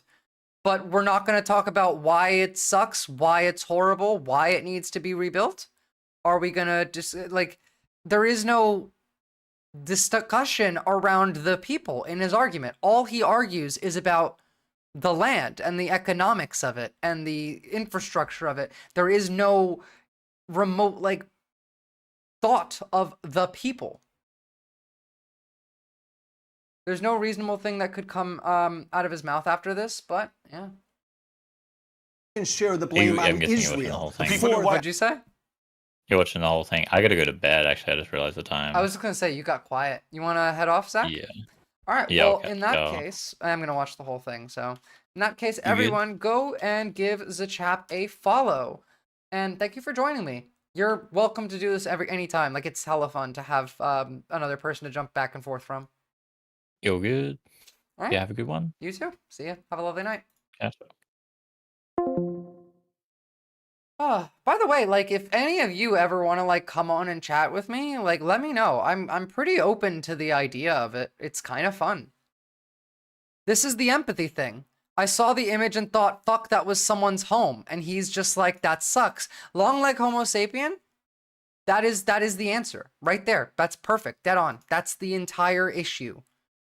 There's no empathy. Props to Mehdi for having the ability to put all this on display mid-convo. Yeah. I really need to start streaming. All of you do. We need more people on the left. We need more people like me. And Zach and Cosmopolitics. You're using Discord for these calls, right? Yeah. Rebuilt, but I'm not going to lay the lion's share of the blame on Israel. The people who wiped that out. The people who chose to drop 2,000-pound bombs on civilian homes, apartments, buildings. I'm going to lay the lion's share of the blame on Hamas for starting the war on October. The war started 70 years ago. And remember that Israel paid Hamas a lot of money.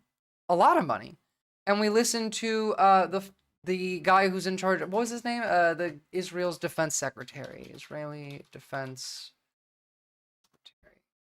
Yoav Gallant. We listened to Yoav Gallant himself actually say that not only did they fund Gaza, but they fund Hamas in Gaza. They wanted to use Hamas to drive a wedge between the Palestinian people in Gaza and the Palestinian people in the West Bank. They wanted separate governance. They knew that Hamas was extreme and that they would cause problems, which would then lead to Israel having to respond to these problems. This is what Yoav Gallant, the Israeli defense secretary, said openly. We watched him on video say these things. And so we know that the entire plan here has been to have this was the point. It was bankrolling extremists so that those extremists then do blowback to you so that you can take the land. That was the tactic on paper in Israel. You can go look at Israeli media as well. Honestly, Shardspark, for now, I think that's fine. But, like, we gotta be careful with this stuff. It's sad. I'm sorry. I hate doing this to you guys. I've used Twitch Stream Together once so far, and it was fun. It's the Reichstag fire tactic. You're right. It is. It's exactly that. October 7th, knowing exactly that's what also would illegal for you to hiding say. for years behind So sorry, their depraved civilians, ambiance. putting their wiped out. Whoa. My I didn't do that. Reaction to seeing entire towns, cities, refugee camps wiped out. Yeah, it's illegal for you to say that. It compares the actions of a certain country to contemporary actions of a certain country to that of the Nazis. That's illegal. That was listed. My reaction is that really sucks. That's horrible. That needs to be rebuilt. Again, nothing about the people. I'm not going to lay you don't care about yeah, that's illegal. I'm not kidding. Depraved ambiance. That's actually on the list. Hold on.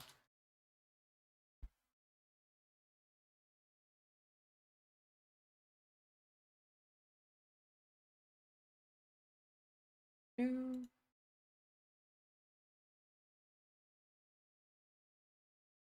on the list. Drawing comparisons of contemporary Israeli policy to that of the Nazis. But we're talking about, you know, Israel, and so you can, like, that is technically a Fed post. They would get mad about it. I constantly talk about of Hamas and Islamic attacks. I can justify bombing Iraq and Iran. Basically, I was only talking about the general tactics. I know. You're right.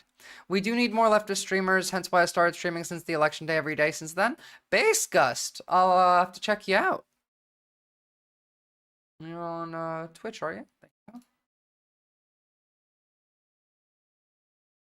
I'll have a look at you later. But yeah, like it's just the definitions. It's too bad Viz isn't as big as Hassan. To be fair, if I was big as Hassan, I would have a giant target on my head. They're trying to denaturalize this man and deport him. And share the blame on Israel. The people who wiped that out. The people who chose to drop 2,000-pound bombs on civilian homes, apartments, buildings. I'm going to lay the lion's share of the blame on Hamas for starting the war on October 7th. Again, you knowing can't. exactly what would happen. Oh, by the way, Gust is based just looking at video titles, so I dropped you a follow. I can't. I fucking can't. Sorry. Hiding for years behind you their have civilians, to hear it. putting This is their life now. civilians in harm's way. I'm not going to blame the It's a very strange army. argument that says Wet they Camera started Inc. the They're war knowing zombies. that would happen. They're zombies. Hold on. So if I He's a start zombie. fight Actually, with no. known He's a ghoul. Gangster or murderer, and he kills a bunch of my family in response, it's my fault? Oh. No, seriously, the law would... It's a very strange argument. You're basically conceding that Israel was going to respond in a genocidal way. That's what you're saying. You're saying Hamas started knowing Israel would do that. That doesn't make it morally right what Israel did. I'm not conceding that's a genocidal way. What is that? What is that imagery in your eyes? I'm trying to understand. What is that imagery? That's backtracking on your argument, because that is exactly what you said, Joe. Gus, honestly, I just looked at your video titles names, and that was correct. We can talk about it in the Discord. Honestly, at this point, I'm thinking, like, we might need to make signal chats, even though those aren't entirely secure, but, like, holy shit, to say anything these days, because Discord is just also, it's FedCord. A horrible result. That is something we've not seen in modern wars. I mean, you're right, Oxpecker. This guy's a demon. I've upgraded him from ghoul to demon. I said we would never do this. But Mehdi, the UK, the US. The Gaza is a very unusual setting for a war like this. Yes, I'll give you this. But we're talking about children. We're talking about Hamas that has. We're talking about children. I've read to you in Israeli media the soldiers that were in Gaza coming out and saying, I felt like I was a Nazi. I felt like I was evil. I stopped counting after shooting 100 children, 200 children. These are words that have been posted in Haaretz, who have been read out on Twitter by Israelis who were in the IDF. I'm just quoting what they said here, or paraphrasing rather. In Discord groups, we can change words and terms to avoid potential liability. That's true, especially because some people literally are from, say, Israel, but oppose the IOF. I know what you mean. That's not a bad idea. I'm seeing more of this from everybody else, and that's making me a bit happier in that there is a concerted effort to try and find new speak that we can get away with. Mehdi Hassan said he wanted to discuss Israel only. Yeah, I know, but they can't do that, can they? They have to bring in another, like, argument because they know they can't win on this argument against Mehdi fucking Hassan. Joe Walsh can't stick to avoiding discussing Hamas despite Joe agreeing to it. History of purposely provoking Israel, then hiding behind... They would say they're provoked by Israel by an unending occupation. And I would agree with Hamas there. I think they're more provoked than Israel is provoked by them. But I want to ask you this question about civilians. I do want to ask you because I love being with you. No, but I want to ask you because I want to deal with actual substantive stuff. But that is substantive stuff. That's opinion. I want to deal with fact. Oh my God. It is opinion about who provoked who. We can get into that. I will come to that, I promise. But just dealing with this, I just want to deal with human. Because the reason I want to talk to you about the subject is because at home in the US, I see you caring about human rights, civil liberties, democracy, fascism. And then I see Israel, you're on the wrong side completely. So when I look at, for example, that destruction, I don't think you would defend that if it wasn't Israel that was doing it. Similarly, 6-year-old Hind Rajab, you always say Hamas, Hamas, Hamas. This is the great excuse for Israel committing war crimes. The issue you have a 6-year-old girl, for me Hind here Rajab. in the UK is we have free speech, but Twitter X in the UK governed by US law, so I can't say what I really want to say. I agree, Batkaz. Europe needs to create a streaming alternative, a Twitch or a YouTube. Please, Europe, anyone from Europe, please make a fucking streaming service, a Twitch website, a YouTube website. I'm gonna get banned for saying that? No, I'm not. I'm not gonna get banned for saying that because, like, I'm paraphrasing, I'm quoting people. I can provide documentation of tweets that I'm reading. And to be fair, I can say more than you guys can. You have to remember that. They can't, it's too expensive. Europe can afford to do it. Or Canada, or Mexico, South America, like somebody, please create a streaming website. You'll make money off it. It's not like Bezos loses money on Twitch. Someone in Europe make a variant. I don't know what you would name it. I tried to come up with a funny name and I failed. Oops. Infamously killed in a car with her 4 cousins, her uncle and aunt, all killed by an Israeli tank that was firing at them. She makes a 911 call. Very, very tragic, horrific call. They send 2 paramedics, the Palestinians, to rescue her. The Israelis killed the paramedics as well in the ambulance. Sky News, the Washington Post have all debunked the Israeli denials that their tank wasn't in the area at the time. The UK independent investigators... Yeah, I'm just indicating my market desire for a new product. That's totally okay. They looked at it and said that the Israelis fired 335 bullets into this car. Oh my God, make it Twitter. To have seen that there were children sitting in this car. How do you defend that, Joe? I don't. You do. I've got a quote from you that says, Israel deserves immense praise for winning this war as carefully as they can. Would you say that to the remaining family members? No, let me finish. Would you say that to their faces of Hind Rajab's family? Oh God, no. Man, Shardspark, thank you. I don't know what I would do without you. This is fucking terrifying. Can we just, like, stop with this for a second and talk about the fact that we now have Newspeak and we have to walk on eggshells for fucking words to find? Meanwhile, Republicans can call their elected officials and talk about wanting to bash an axe into their skull? Are you fucking kidding me? I thought about this, but running the servers is not cheap. I'm aware. But they're going to take me and all the other leftists down on here soon, actually. Very, very likely. They're just gonna ban the left. They're gonna call us terrorists. You know what? NASA and space agencies should create independent universal platform for, like, social... Well, NASA's dead. So it would have to be the European Space Agency. We're at Winnie the Pooh levels of censorship. It's insane. It's insane. Oh, it takes literally everything in me to not just Fed post constantly. What's up, Coco Kitty? The only left that will be allowed is whatever the fuck CNN is doing. Yeah, Fox News Light. It's like, we need to get this sorted before they kick all of us out. They'll get Hassan, too. It's not just me. They'll get all of us off to the camps. They can call it fake news all they fucking want. Let me finish. In abstract, which is why I give specific. No, I know how people do this. Abstract. No. Specific. So let me address both. Yeah. I agree. Broadly speaking, I defend the way Israel has fought this war, acknowledging they will if the administration tells them that to. Mistakes are made in every war, and that there are purposeful. If we're talking about mistakes made in wars, I feel like it might be useful to bring up the fact that there is an AI system that's used for targeting in Gaza, and so there is really no chain of command structure that you can realistically put any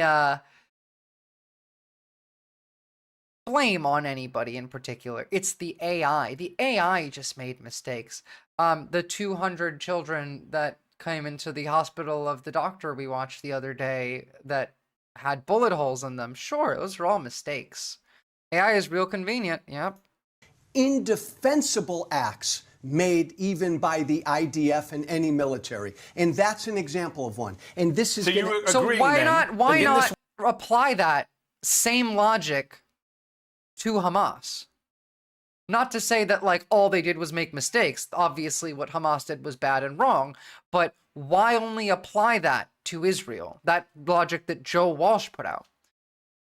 War that you support. And you know what, Batgaz? Do it, please. Start a petition. Start a petition. Do it. Like, you can do it. Go write one up, then go ask people to sign it. Israel has committed war crimes.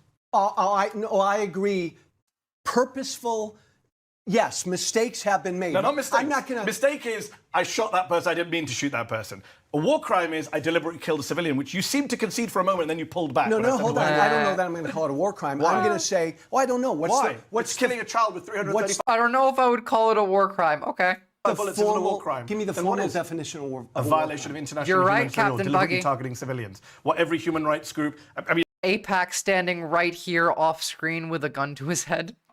I can start reading to you from, I could read to you from the International Criminal Court Chief Prosecutor's indictment. Yes, we know because he's literally charged. The Prime Minister you support. Technically erratic cookie, but like that doesn't matter, you know, and like at all. Because the point is to be available to everybody. Like the left needs to be able to exist. And if Trump bans it in the US, then people will just get it with a VPN. With war crimes. Well, and crimes against humanity. I don't support that, Prime Minister. But like the rest of the world still needs leftists, you know? Called for him to resign. I know, but you've also praised him. You've also praised him. Right. But let me get that on the record. I'm factually accurate 2 when I weeks say you after praised October 7th, I said he needs to go. The ICC has a legal definition of war crime, and Mehdi's example meets it. Joe is just wrong. But again, the ICC doesn't matter anymore. There is no international law. We killed it. 18 months since you've praised a man who was indicted. I've also been critical of him as well. Indicted for war crimes. Well, I could care less about what the IJC said about war crimes. You sound like a Republican of old now. No, you not do. a You do. Republican.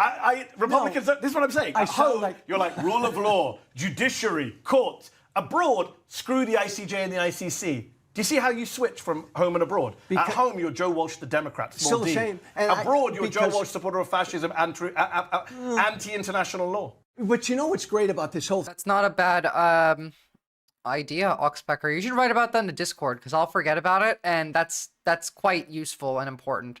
Again, I also thought about, like, signal chats, maybe, like, small signal groups that you can talk openly. But, like, again, those aren't secure either. Like, don't do anything illegal, any of you, at all. Don't do anything. Now is not the time you want to get locked up in America. Because you're not getting locked up in America. They're going to send you to Guantanamo. But if you need access to the internet, you know, VPNs, if you need access to an emergency meeting space, what Oxpecker said is a good idea. If you need access to, like, an emergency conversation, Signal could be useful for that, at least temporarily. And in smaller groups. Big groups, not really. Thing is, it's all focused on Israel. You haven't for a second talked about what is. Why would I? You're not supporting no being gay and doing crime, because being gay is doing crime, and especially if you're trans or queer. Yeah. People who support that, I asked them about that. You are a supporter of the Israeli government, so I'm going to ask you about Israel. And you can do whataboutism all you want. Again, that's what MAGA people do here. When you ask them about MAGA, what do? They blame the Democrats. So let's not play that. Always whataboutism. Let's ask you about Israel. Mehdi, it's not the MAGA game. I'm going to say yes. Israel's made mistakes. I'm going to say yes. War crimes. Israel. No, I'm asking war crimes. Israel. Call it what you want. Israel. No, I'm asking you to call it. And I'm going to tell you. I don't know. I'm going to tell you. No, Joe. No. I'm not going to let you run away with it. You can shout all you want. 335 bullets fired into a car with children. Is that a war crime? I love that Mehdi Hassan will always have the numbers to back shit up. He will always have, like, he's on fucking point. Again, like, I don't want to hear your bullshit. Let's stick to the numbers. Run away with it. You can shout all you want. 335 bullets fired into a car with children. Is that a war crime? You know what? Could be. Investigate it. But goddamn it. Could be. Are you fucking kidding me?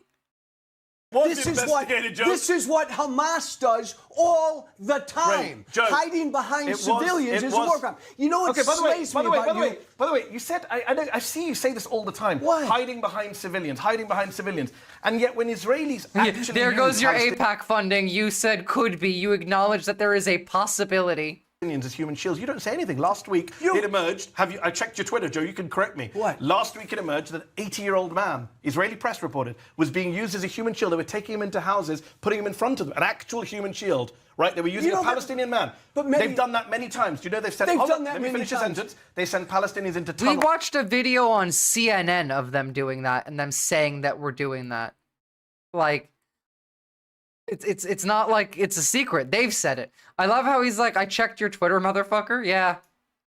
Oh, by the way, to my lesbians, do I still count as an honorary lesbian if I'm like 1% bisexual? In Gaza. Have you condemned that as Mehdi, have you condemned that as a use of human shield? Was not aware of it, and if I was aware of it, I'd condemn it. It's all over the Israeli press. Why are you not acknowledging that this is Hamas's policy, and this has been their policy from day one? Sorry, Gusta hit the wrong button. I don't support Hamas. Let me hear you say it. I don't support Hamas. Do you support Hamas? No. Do you support Hamas? No. Do you support Hamas? No. I don't support Hamas. So that's done. Do I support Israel? Stop for a minute. Can It's I finish not a sentence? done. No. Can I finish a sentence? Not when you don't let me finish sentences. Joe, let me finish mine, but I promise I'll let you give a long answer. I'll give you a long answer. I don't believe in pansexual. I just think that's the Zoomer way of saying bye. Honestly, I know that's a hot take, by the way. Some people might get mad at me for that. I think that's just, like, bisexual is fine. We don't need that one. I know that it has, like, the greater meaning, but I really think that you could just apply it to bisexual. I'm pansexual. That is a hot take, but I don't care. Like, again, like, I don't mind people using the word. I have no issue with it at all. It's just, to me, those are the same thing. That's it. Like, you can say and do whatever the hell you want. I just, to me, those mean the same thing. They've often meant the same thing when I've met people as well. Yeah, they're more or less identical, Depraved Ambiance. I prefer pansexual for myself because the flag is pretty. I like the bisexual flag better. But yeah, exactly. It's not a real massive distinction to make. Let me finish with one sentence. Paste. I don't support Hamas. Do you support Hamas? No. I don't support Israel. Do you support Israel? Yes. So, well, that's what we're going to talk about. Now, Stop! No. It's very simple. You're here to support Israel. No, but stop. But Hamas. Why am I talking about something we both disagree Hamas with? has been the governing entity in Gaza for how many years? And again, why? And how many of the people living in Gaza were given the ability to vote in that time frame? How many of them? From seeing on a local level, it's doing crime on paper, but in practice, it only seems to be getting enforced on monogamous gays and lesbians and asexuals. And hoes who tell creepy authority figures no, but other than that, it is not enforced. Well, for now, yeah, of course.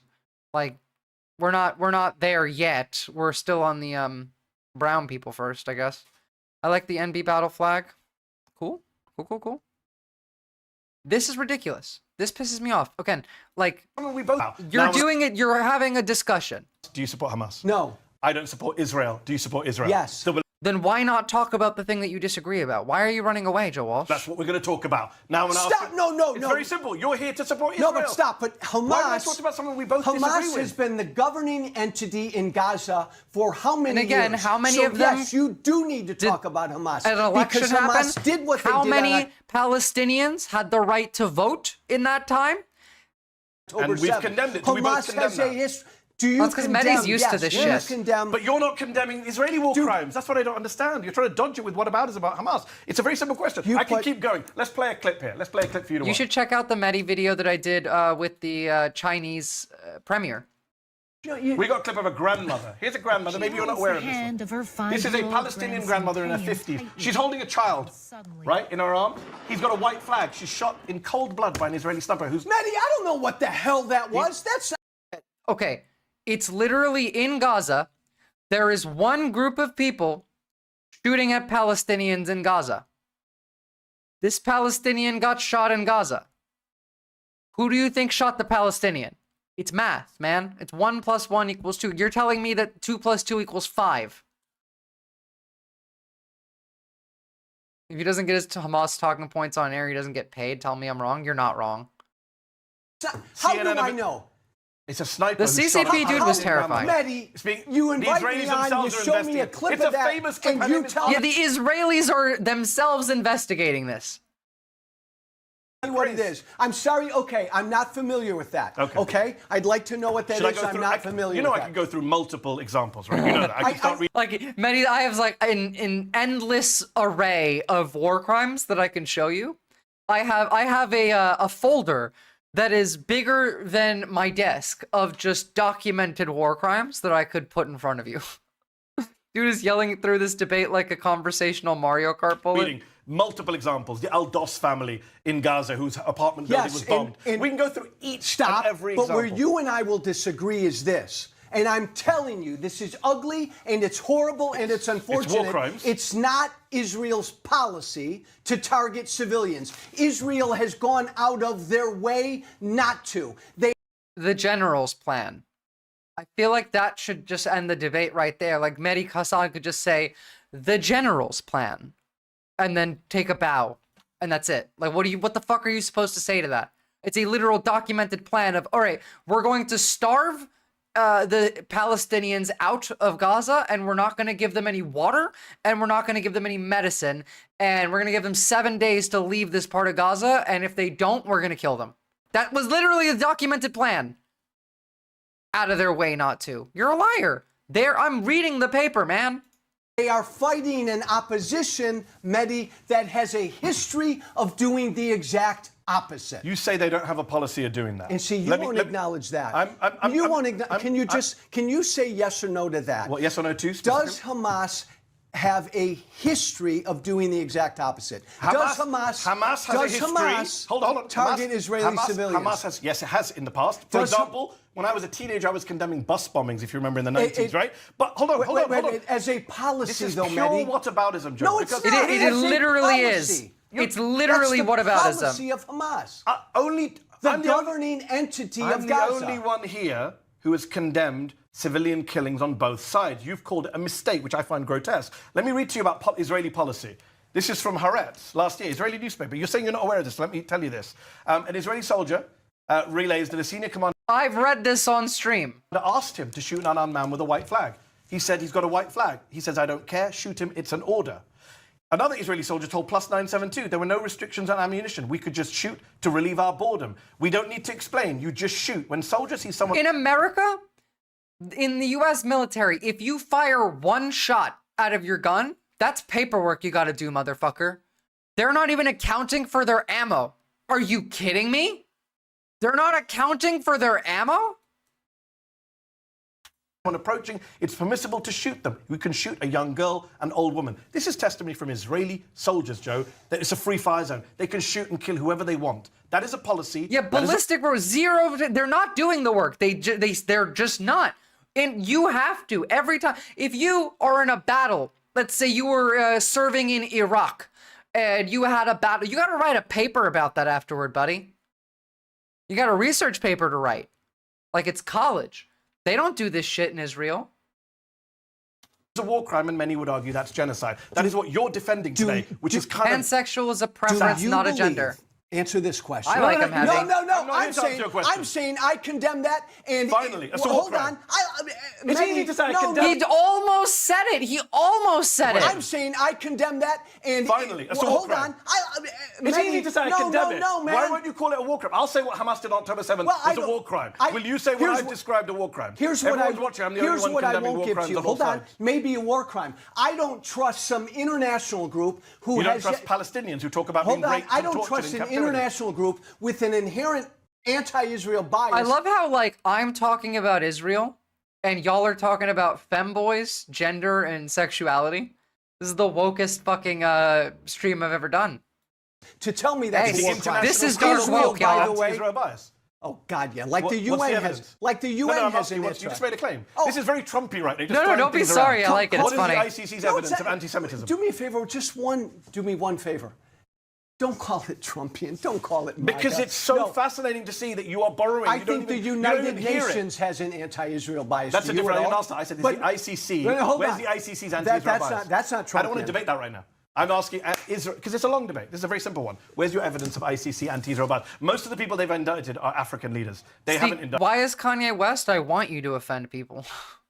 I just want you to offend, like, people on the other end.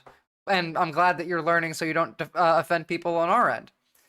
Okay, but who has more femboys, Hamas or the IDF?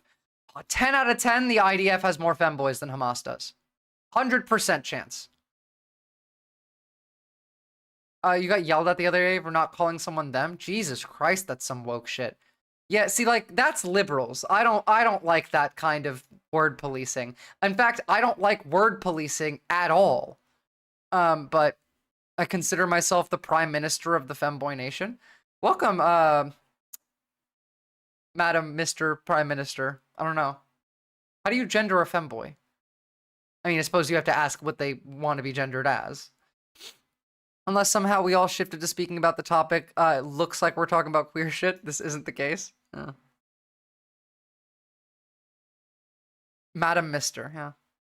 I did what I could. That's woke scolding. Liberals woke scold, wokies don't. True. And also the right-wingers woke scold as well. Significantly more. Most of the woke scolding you'll get is from the right these days. Indicted anyone from Israel ever. They also indicted Hamas commanders. Because I do not believe Israel's committing a genocide, and I think they were out of line saying that Israel's committing a genocide. ICC never said they're committing a genocide. What ICC said. You're right, Oxpecker. This is a perfect case study of how centrism is coded in right-wing rhetoric and anti-centrism is left-wing coded, because solely on the basis of informing people of what words mean and how multipolarity works. That's it. That you're 100% correct. International Criminal Court said he's and also I'm a guilty. gender They charged abolitionist him with war crimes, with willful killing of civilians and starvation. Charge 2. Right, and guess who backed them up? Charge Guess who was 2. their advisor? Charge 2. Theodore Myron. Charge 2. Holocaust survivor. Charge 2. Israeli Netanyahu. judge. Is he anti-Israel as well? Charge 2. Netanyahu. They charged Netanyahu and Gallant. You think Benjamin Netanyahu and Gallant have purposely tried to destroy, kill, and starve? That is what the evidence. That is what the International Court of Justice says, and I believe the International Court of Justice. Mr. Minister, the sinister femboy. Okay, that you should make that your name.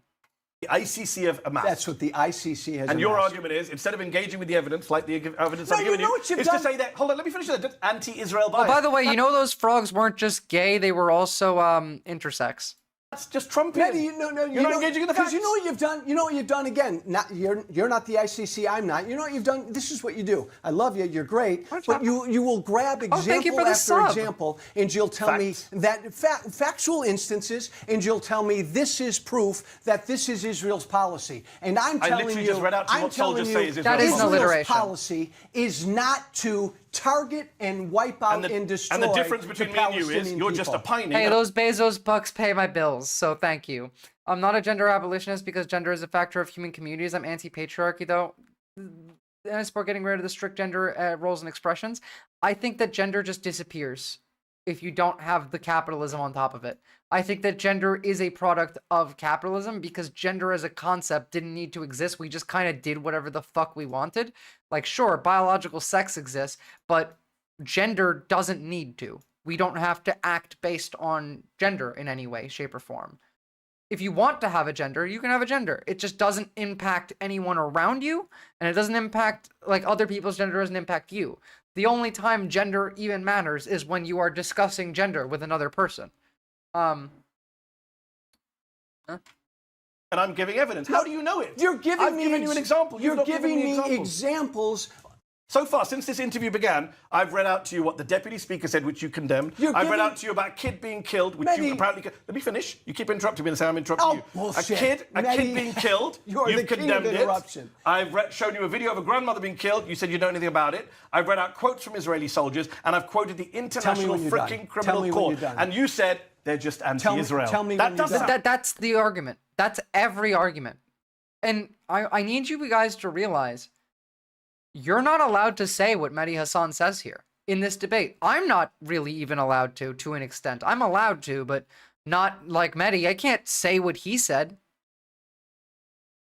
Well, they are anti-Israel. I've condemned every. Hold on. Where's your evidence that the ICC is anti-Israel? Gender can exist. It's just gender being a social construct that everyone has to abide by doesn't have to exist. You're allowed to have gender, but society shouldn't have gender as a requirement. You should be able to have any gender or no gender.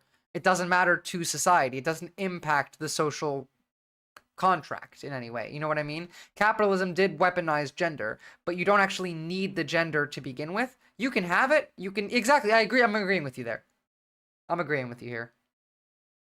I change genders based on who I'm talking to. Usually I'm a cis male, but if I'm wearing a Trump hat, I turn into a lesbian trans woman. If someone is wearing a Trump hat.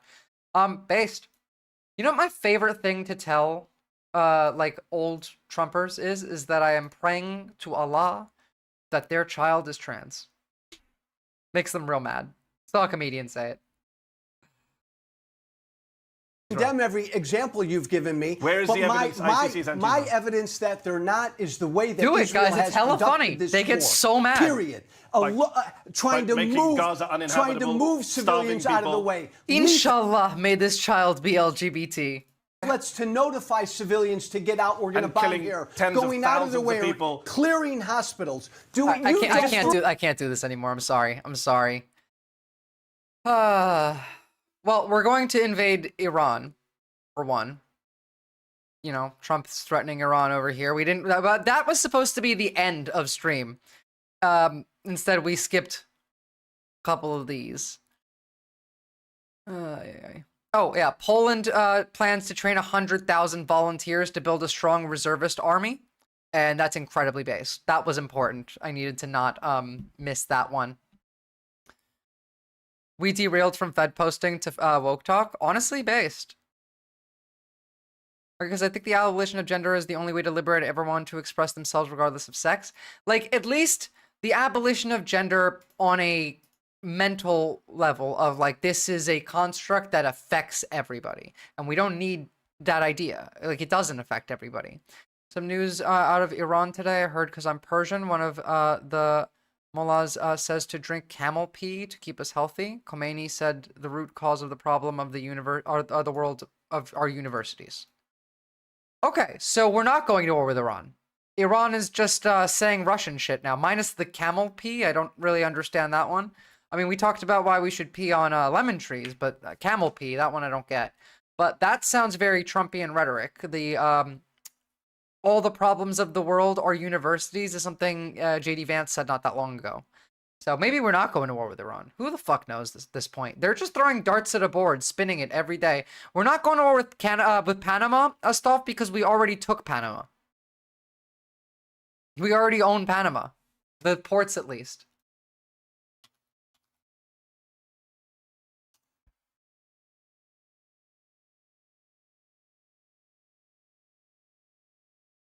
We had BlackRock buy it for $19 billion. Every stream I learned something new about P. I'm sorry, this is only your, like, second stream here, isn't it? Usually there's not too much, you know, P talk. Yeah, Texas midwife charged in alleged illegal abortion in violation of 2021 law. I saw, like, a headline for this somewhere, but fuck, I hate these people. 48 faces one charge of illegally performing an abortion as well as charge of practicing medicine without a license. What happened? Operates 3 clinics in the Houston area. She's taken to custody. Why is this illegal? Falsely presented themselves as a licensed medical professional to provide medical treatment. Alleged violated. What did she actually do? Like, did she actually do an abortion? Because I thought this was, like, an accident. The Hurricane Katrina relief people took the canal. That's true. Never mind. I misunderstood this when I first saw the headline. I thought, like, someone had a miscarriage and then the, like, midwife got charged with an illegal abortion. I agree with you, by the way, depraved ambiance, that gender abolition has the potential to go in the wrong direction, a bit colonialist, and you have to be careful. But that's why we talk about nuance in this chat, isn't it? We gotta critically analyze everything and have the nuance there so that we can get to where we're going without fucking it up. Why is the Social Security News article featuring McDonald's French fries? Because that's all you're going to be able to afford from now on. I'm kidding. That's actually going to be too expensive for you to afford from now on.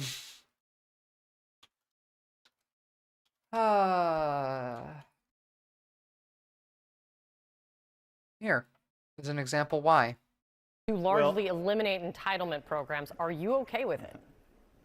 Same here, Look, Coco Kitty. Elon Musk is a brainiac with an IQ that I cannot even fathom. He is not a master. IQ is not real, by the way, and Elon Musk is genuinely a moron. Like actually the dumbest person that I can think of. Artful language. And you're right, person eating local like is cheaper than fast politicians and food. news anchors.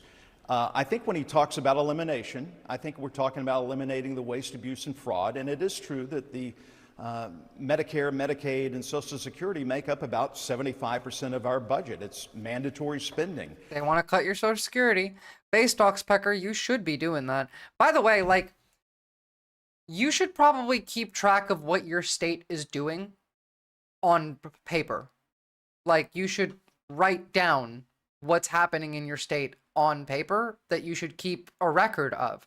When they change a law, because, first of all, like, you might not have access to the internet forever. You also might have information that you thought was yours that is edited, changed, because it's online. Hard copies are harder for them to fuck with.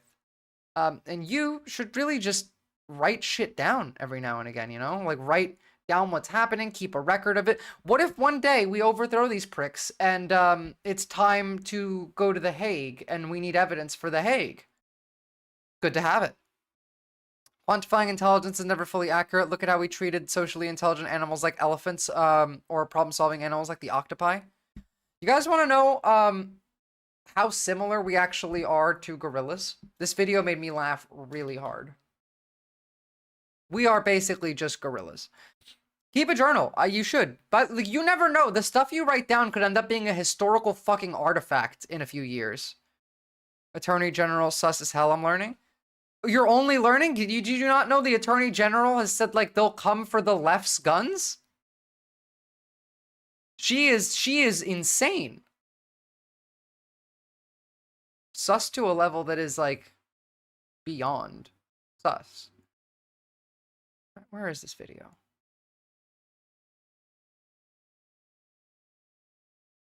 Sorry, hold on. Looking for something.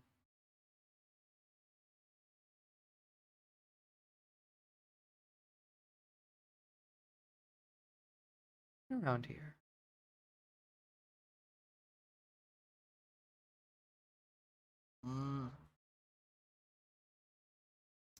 Damn it, I'm unhappy. I can't find it.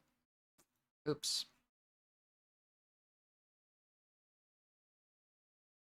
Right now, there's a bill that made its way through to my Senate that would make it illegal to ban books based on topic, ethnicity, and author. I hope it passes. I love animal gay facts to dispute religious people. That's true. Can we do a Word doc? No, that ruins the point. The whole point is that you want hard copy that can't be edited by other people that won't disappear if you lose access to the internet. You want to write it down hard copy because you can't trust that it will still be there otherwise. So this implies that we're not sure about her, but I think it's pretty clear. She's a demon.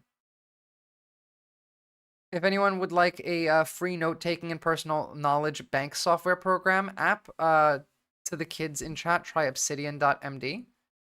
Sounds cool. Thumb drive? No, because what if the power goes out? What if the grid's down?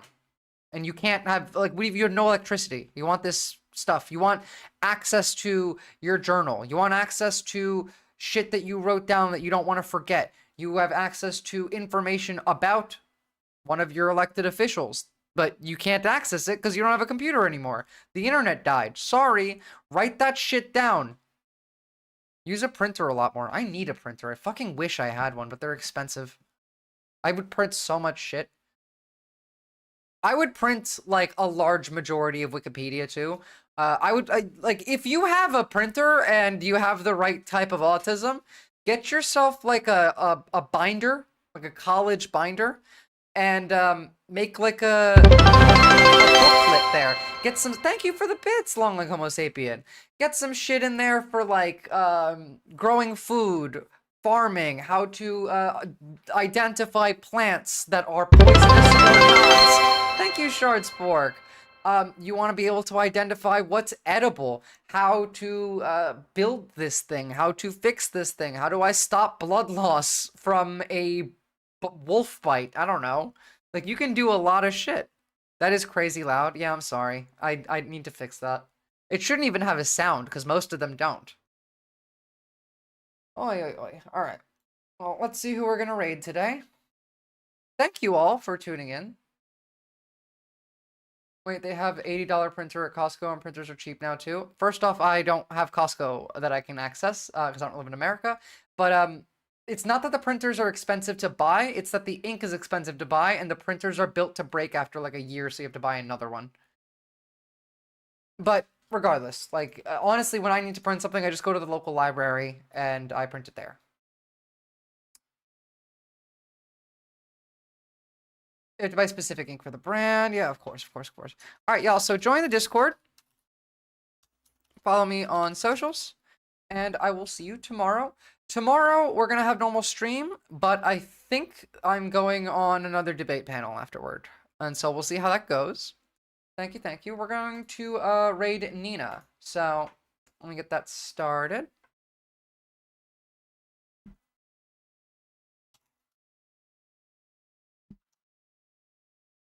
All right, 1 second. Thank you all again. I will see you tomorrow.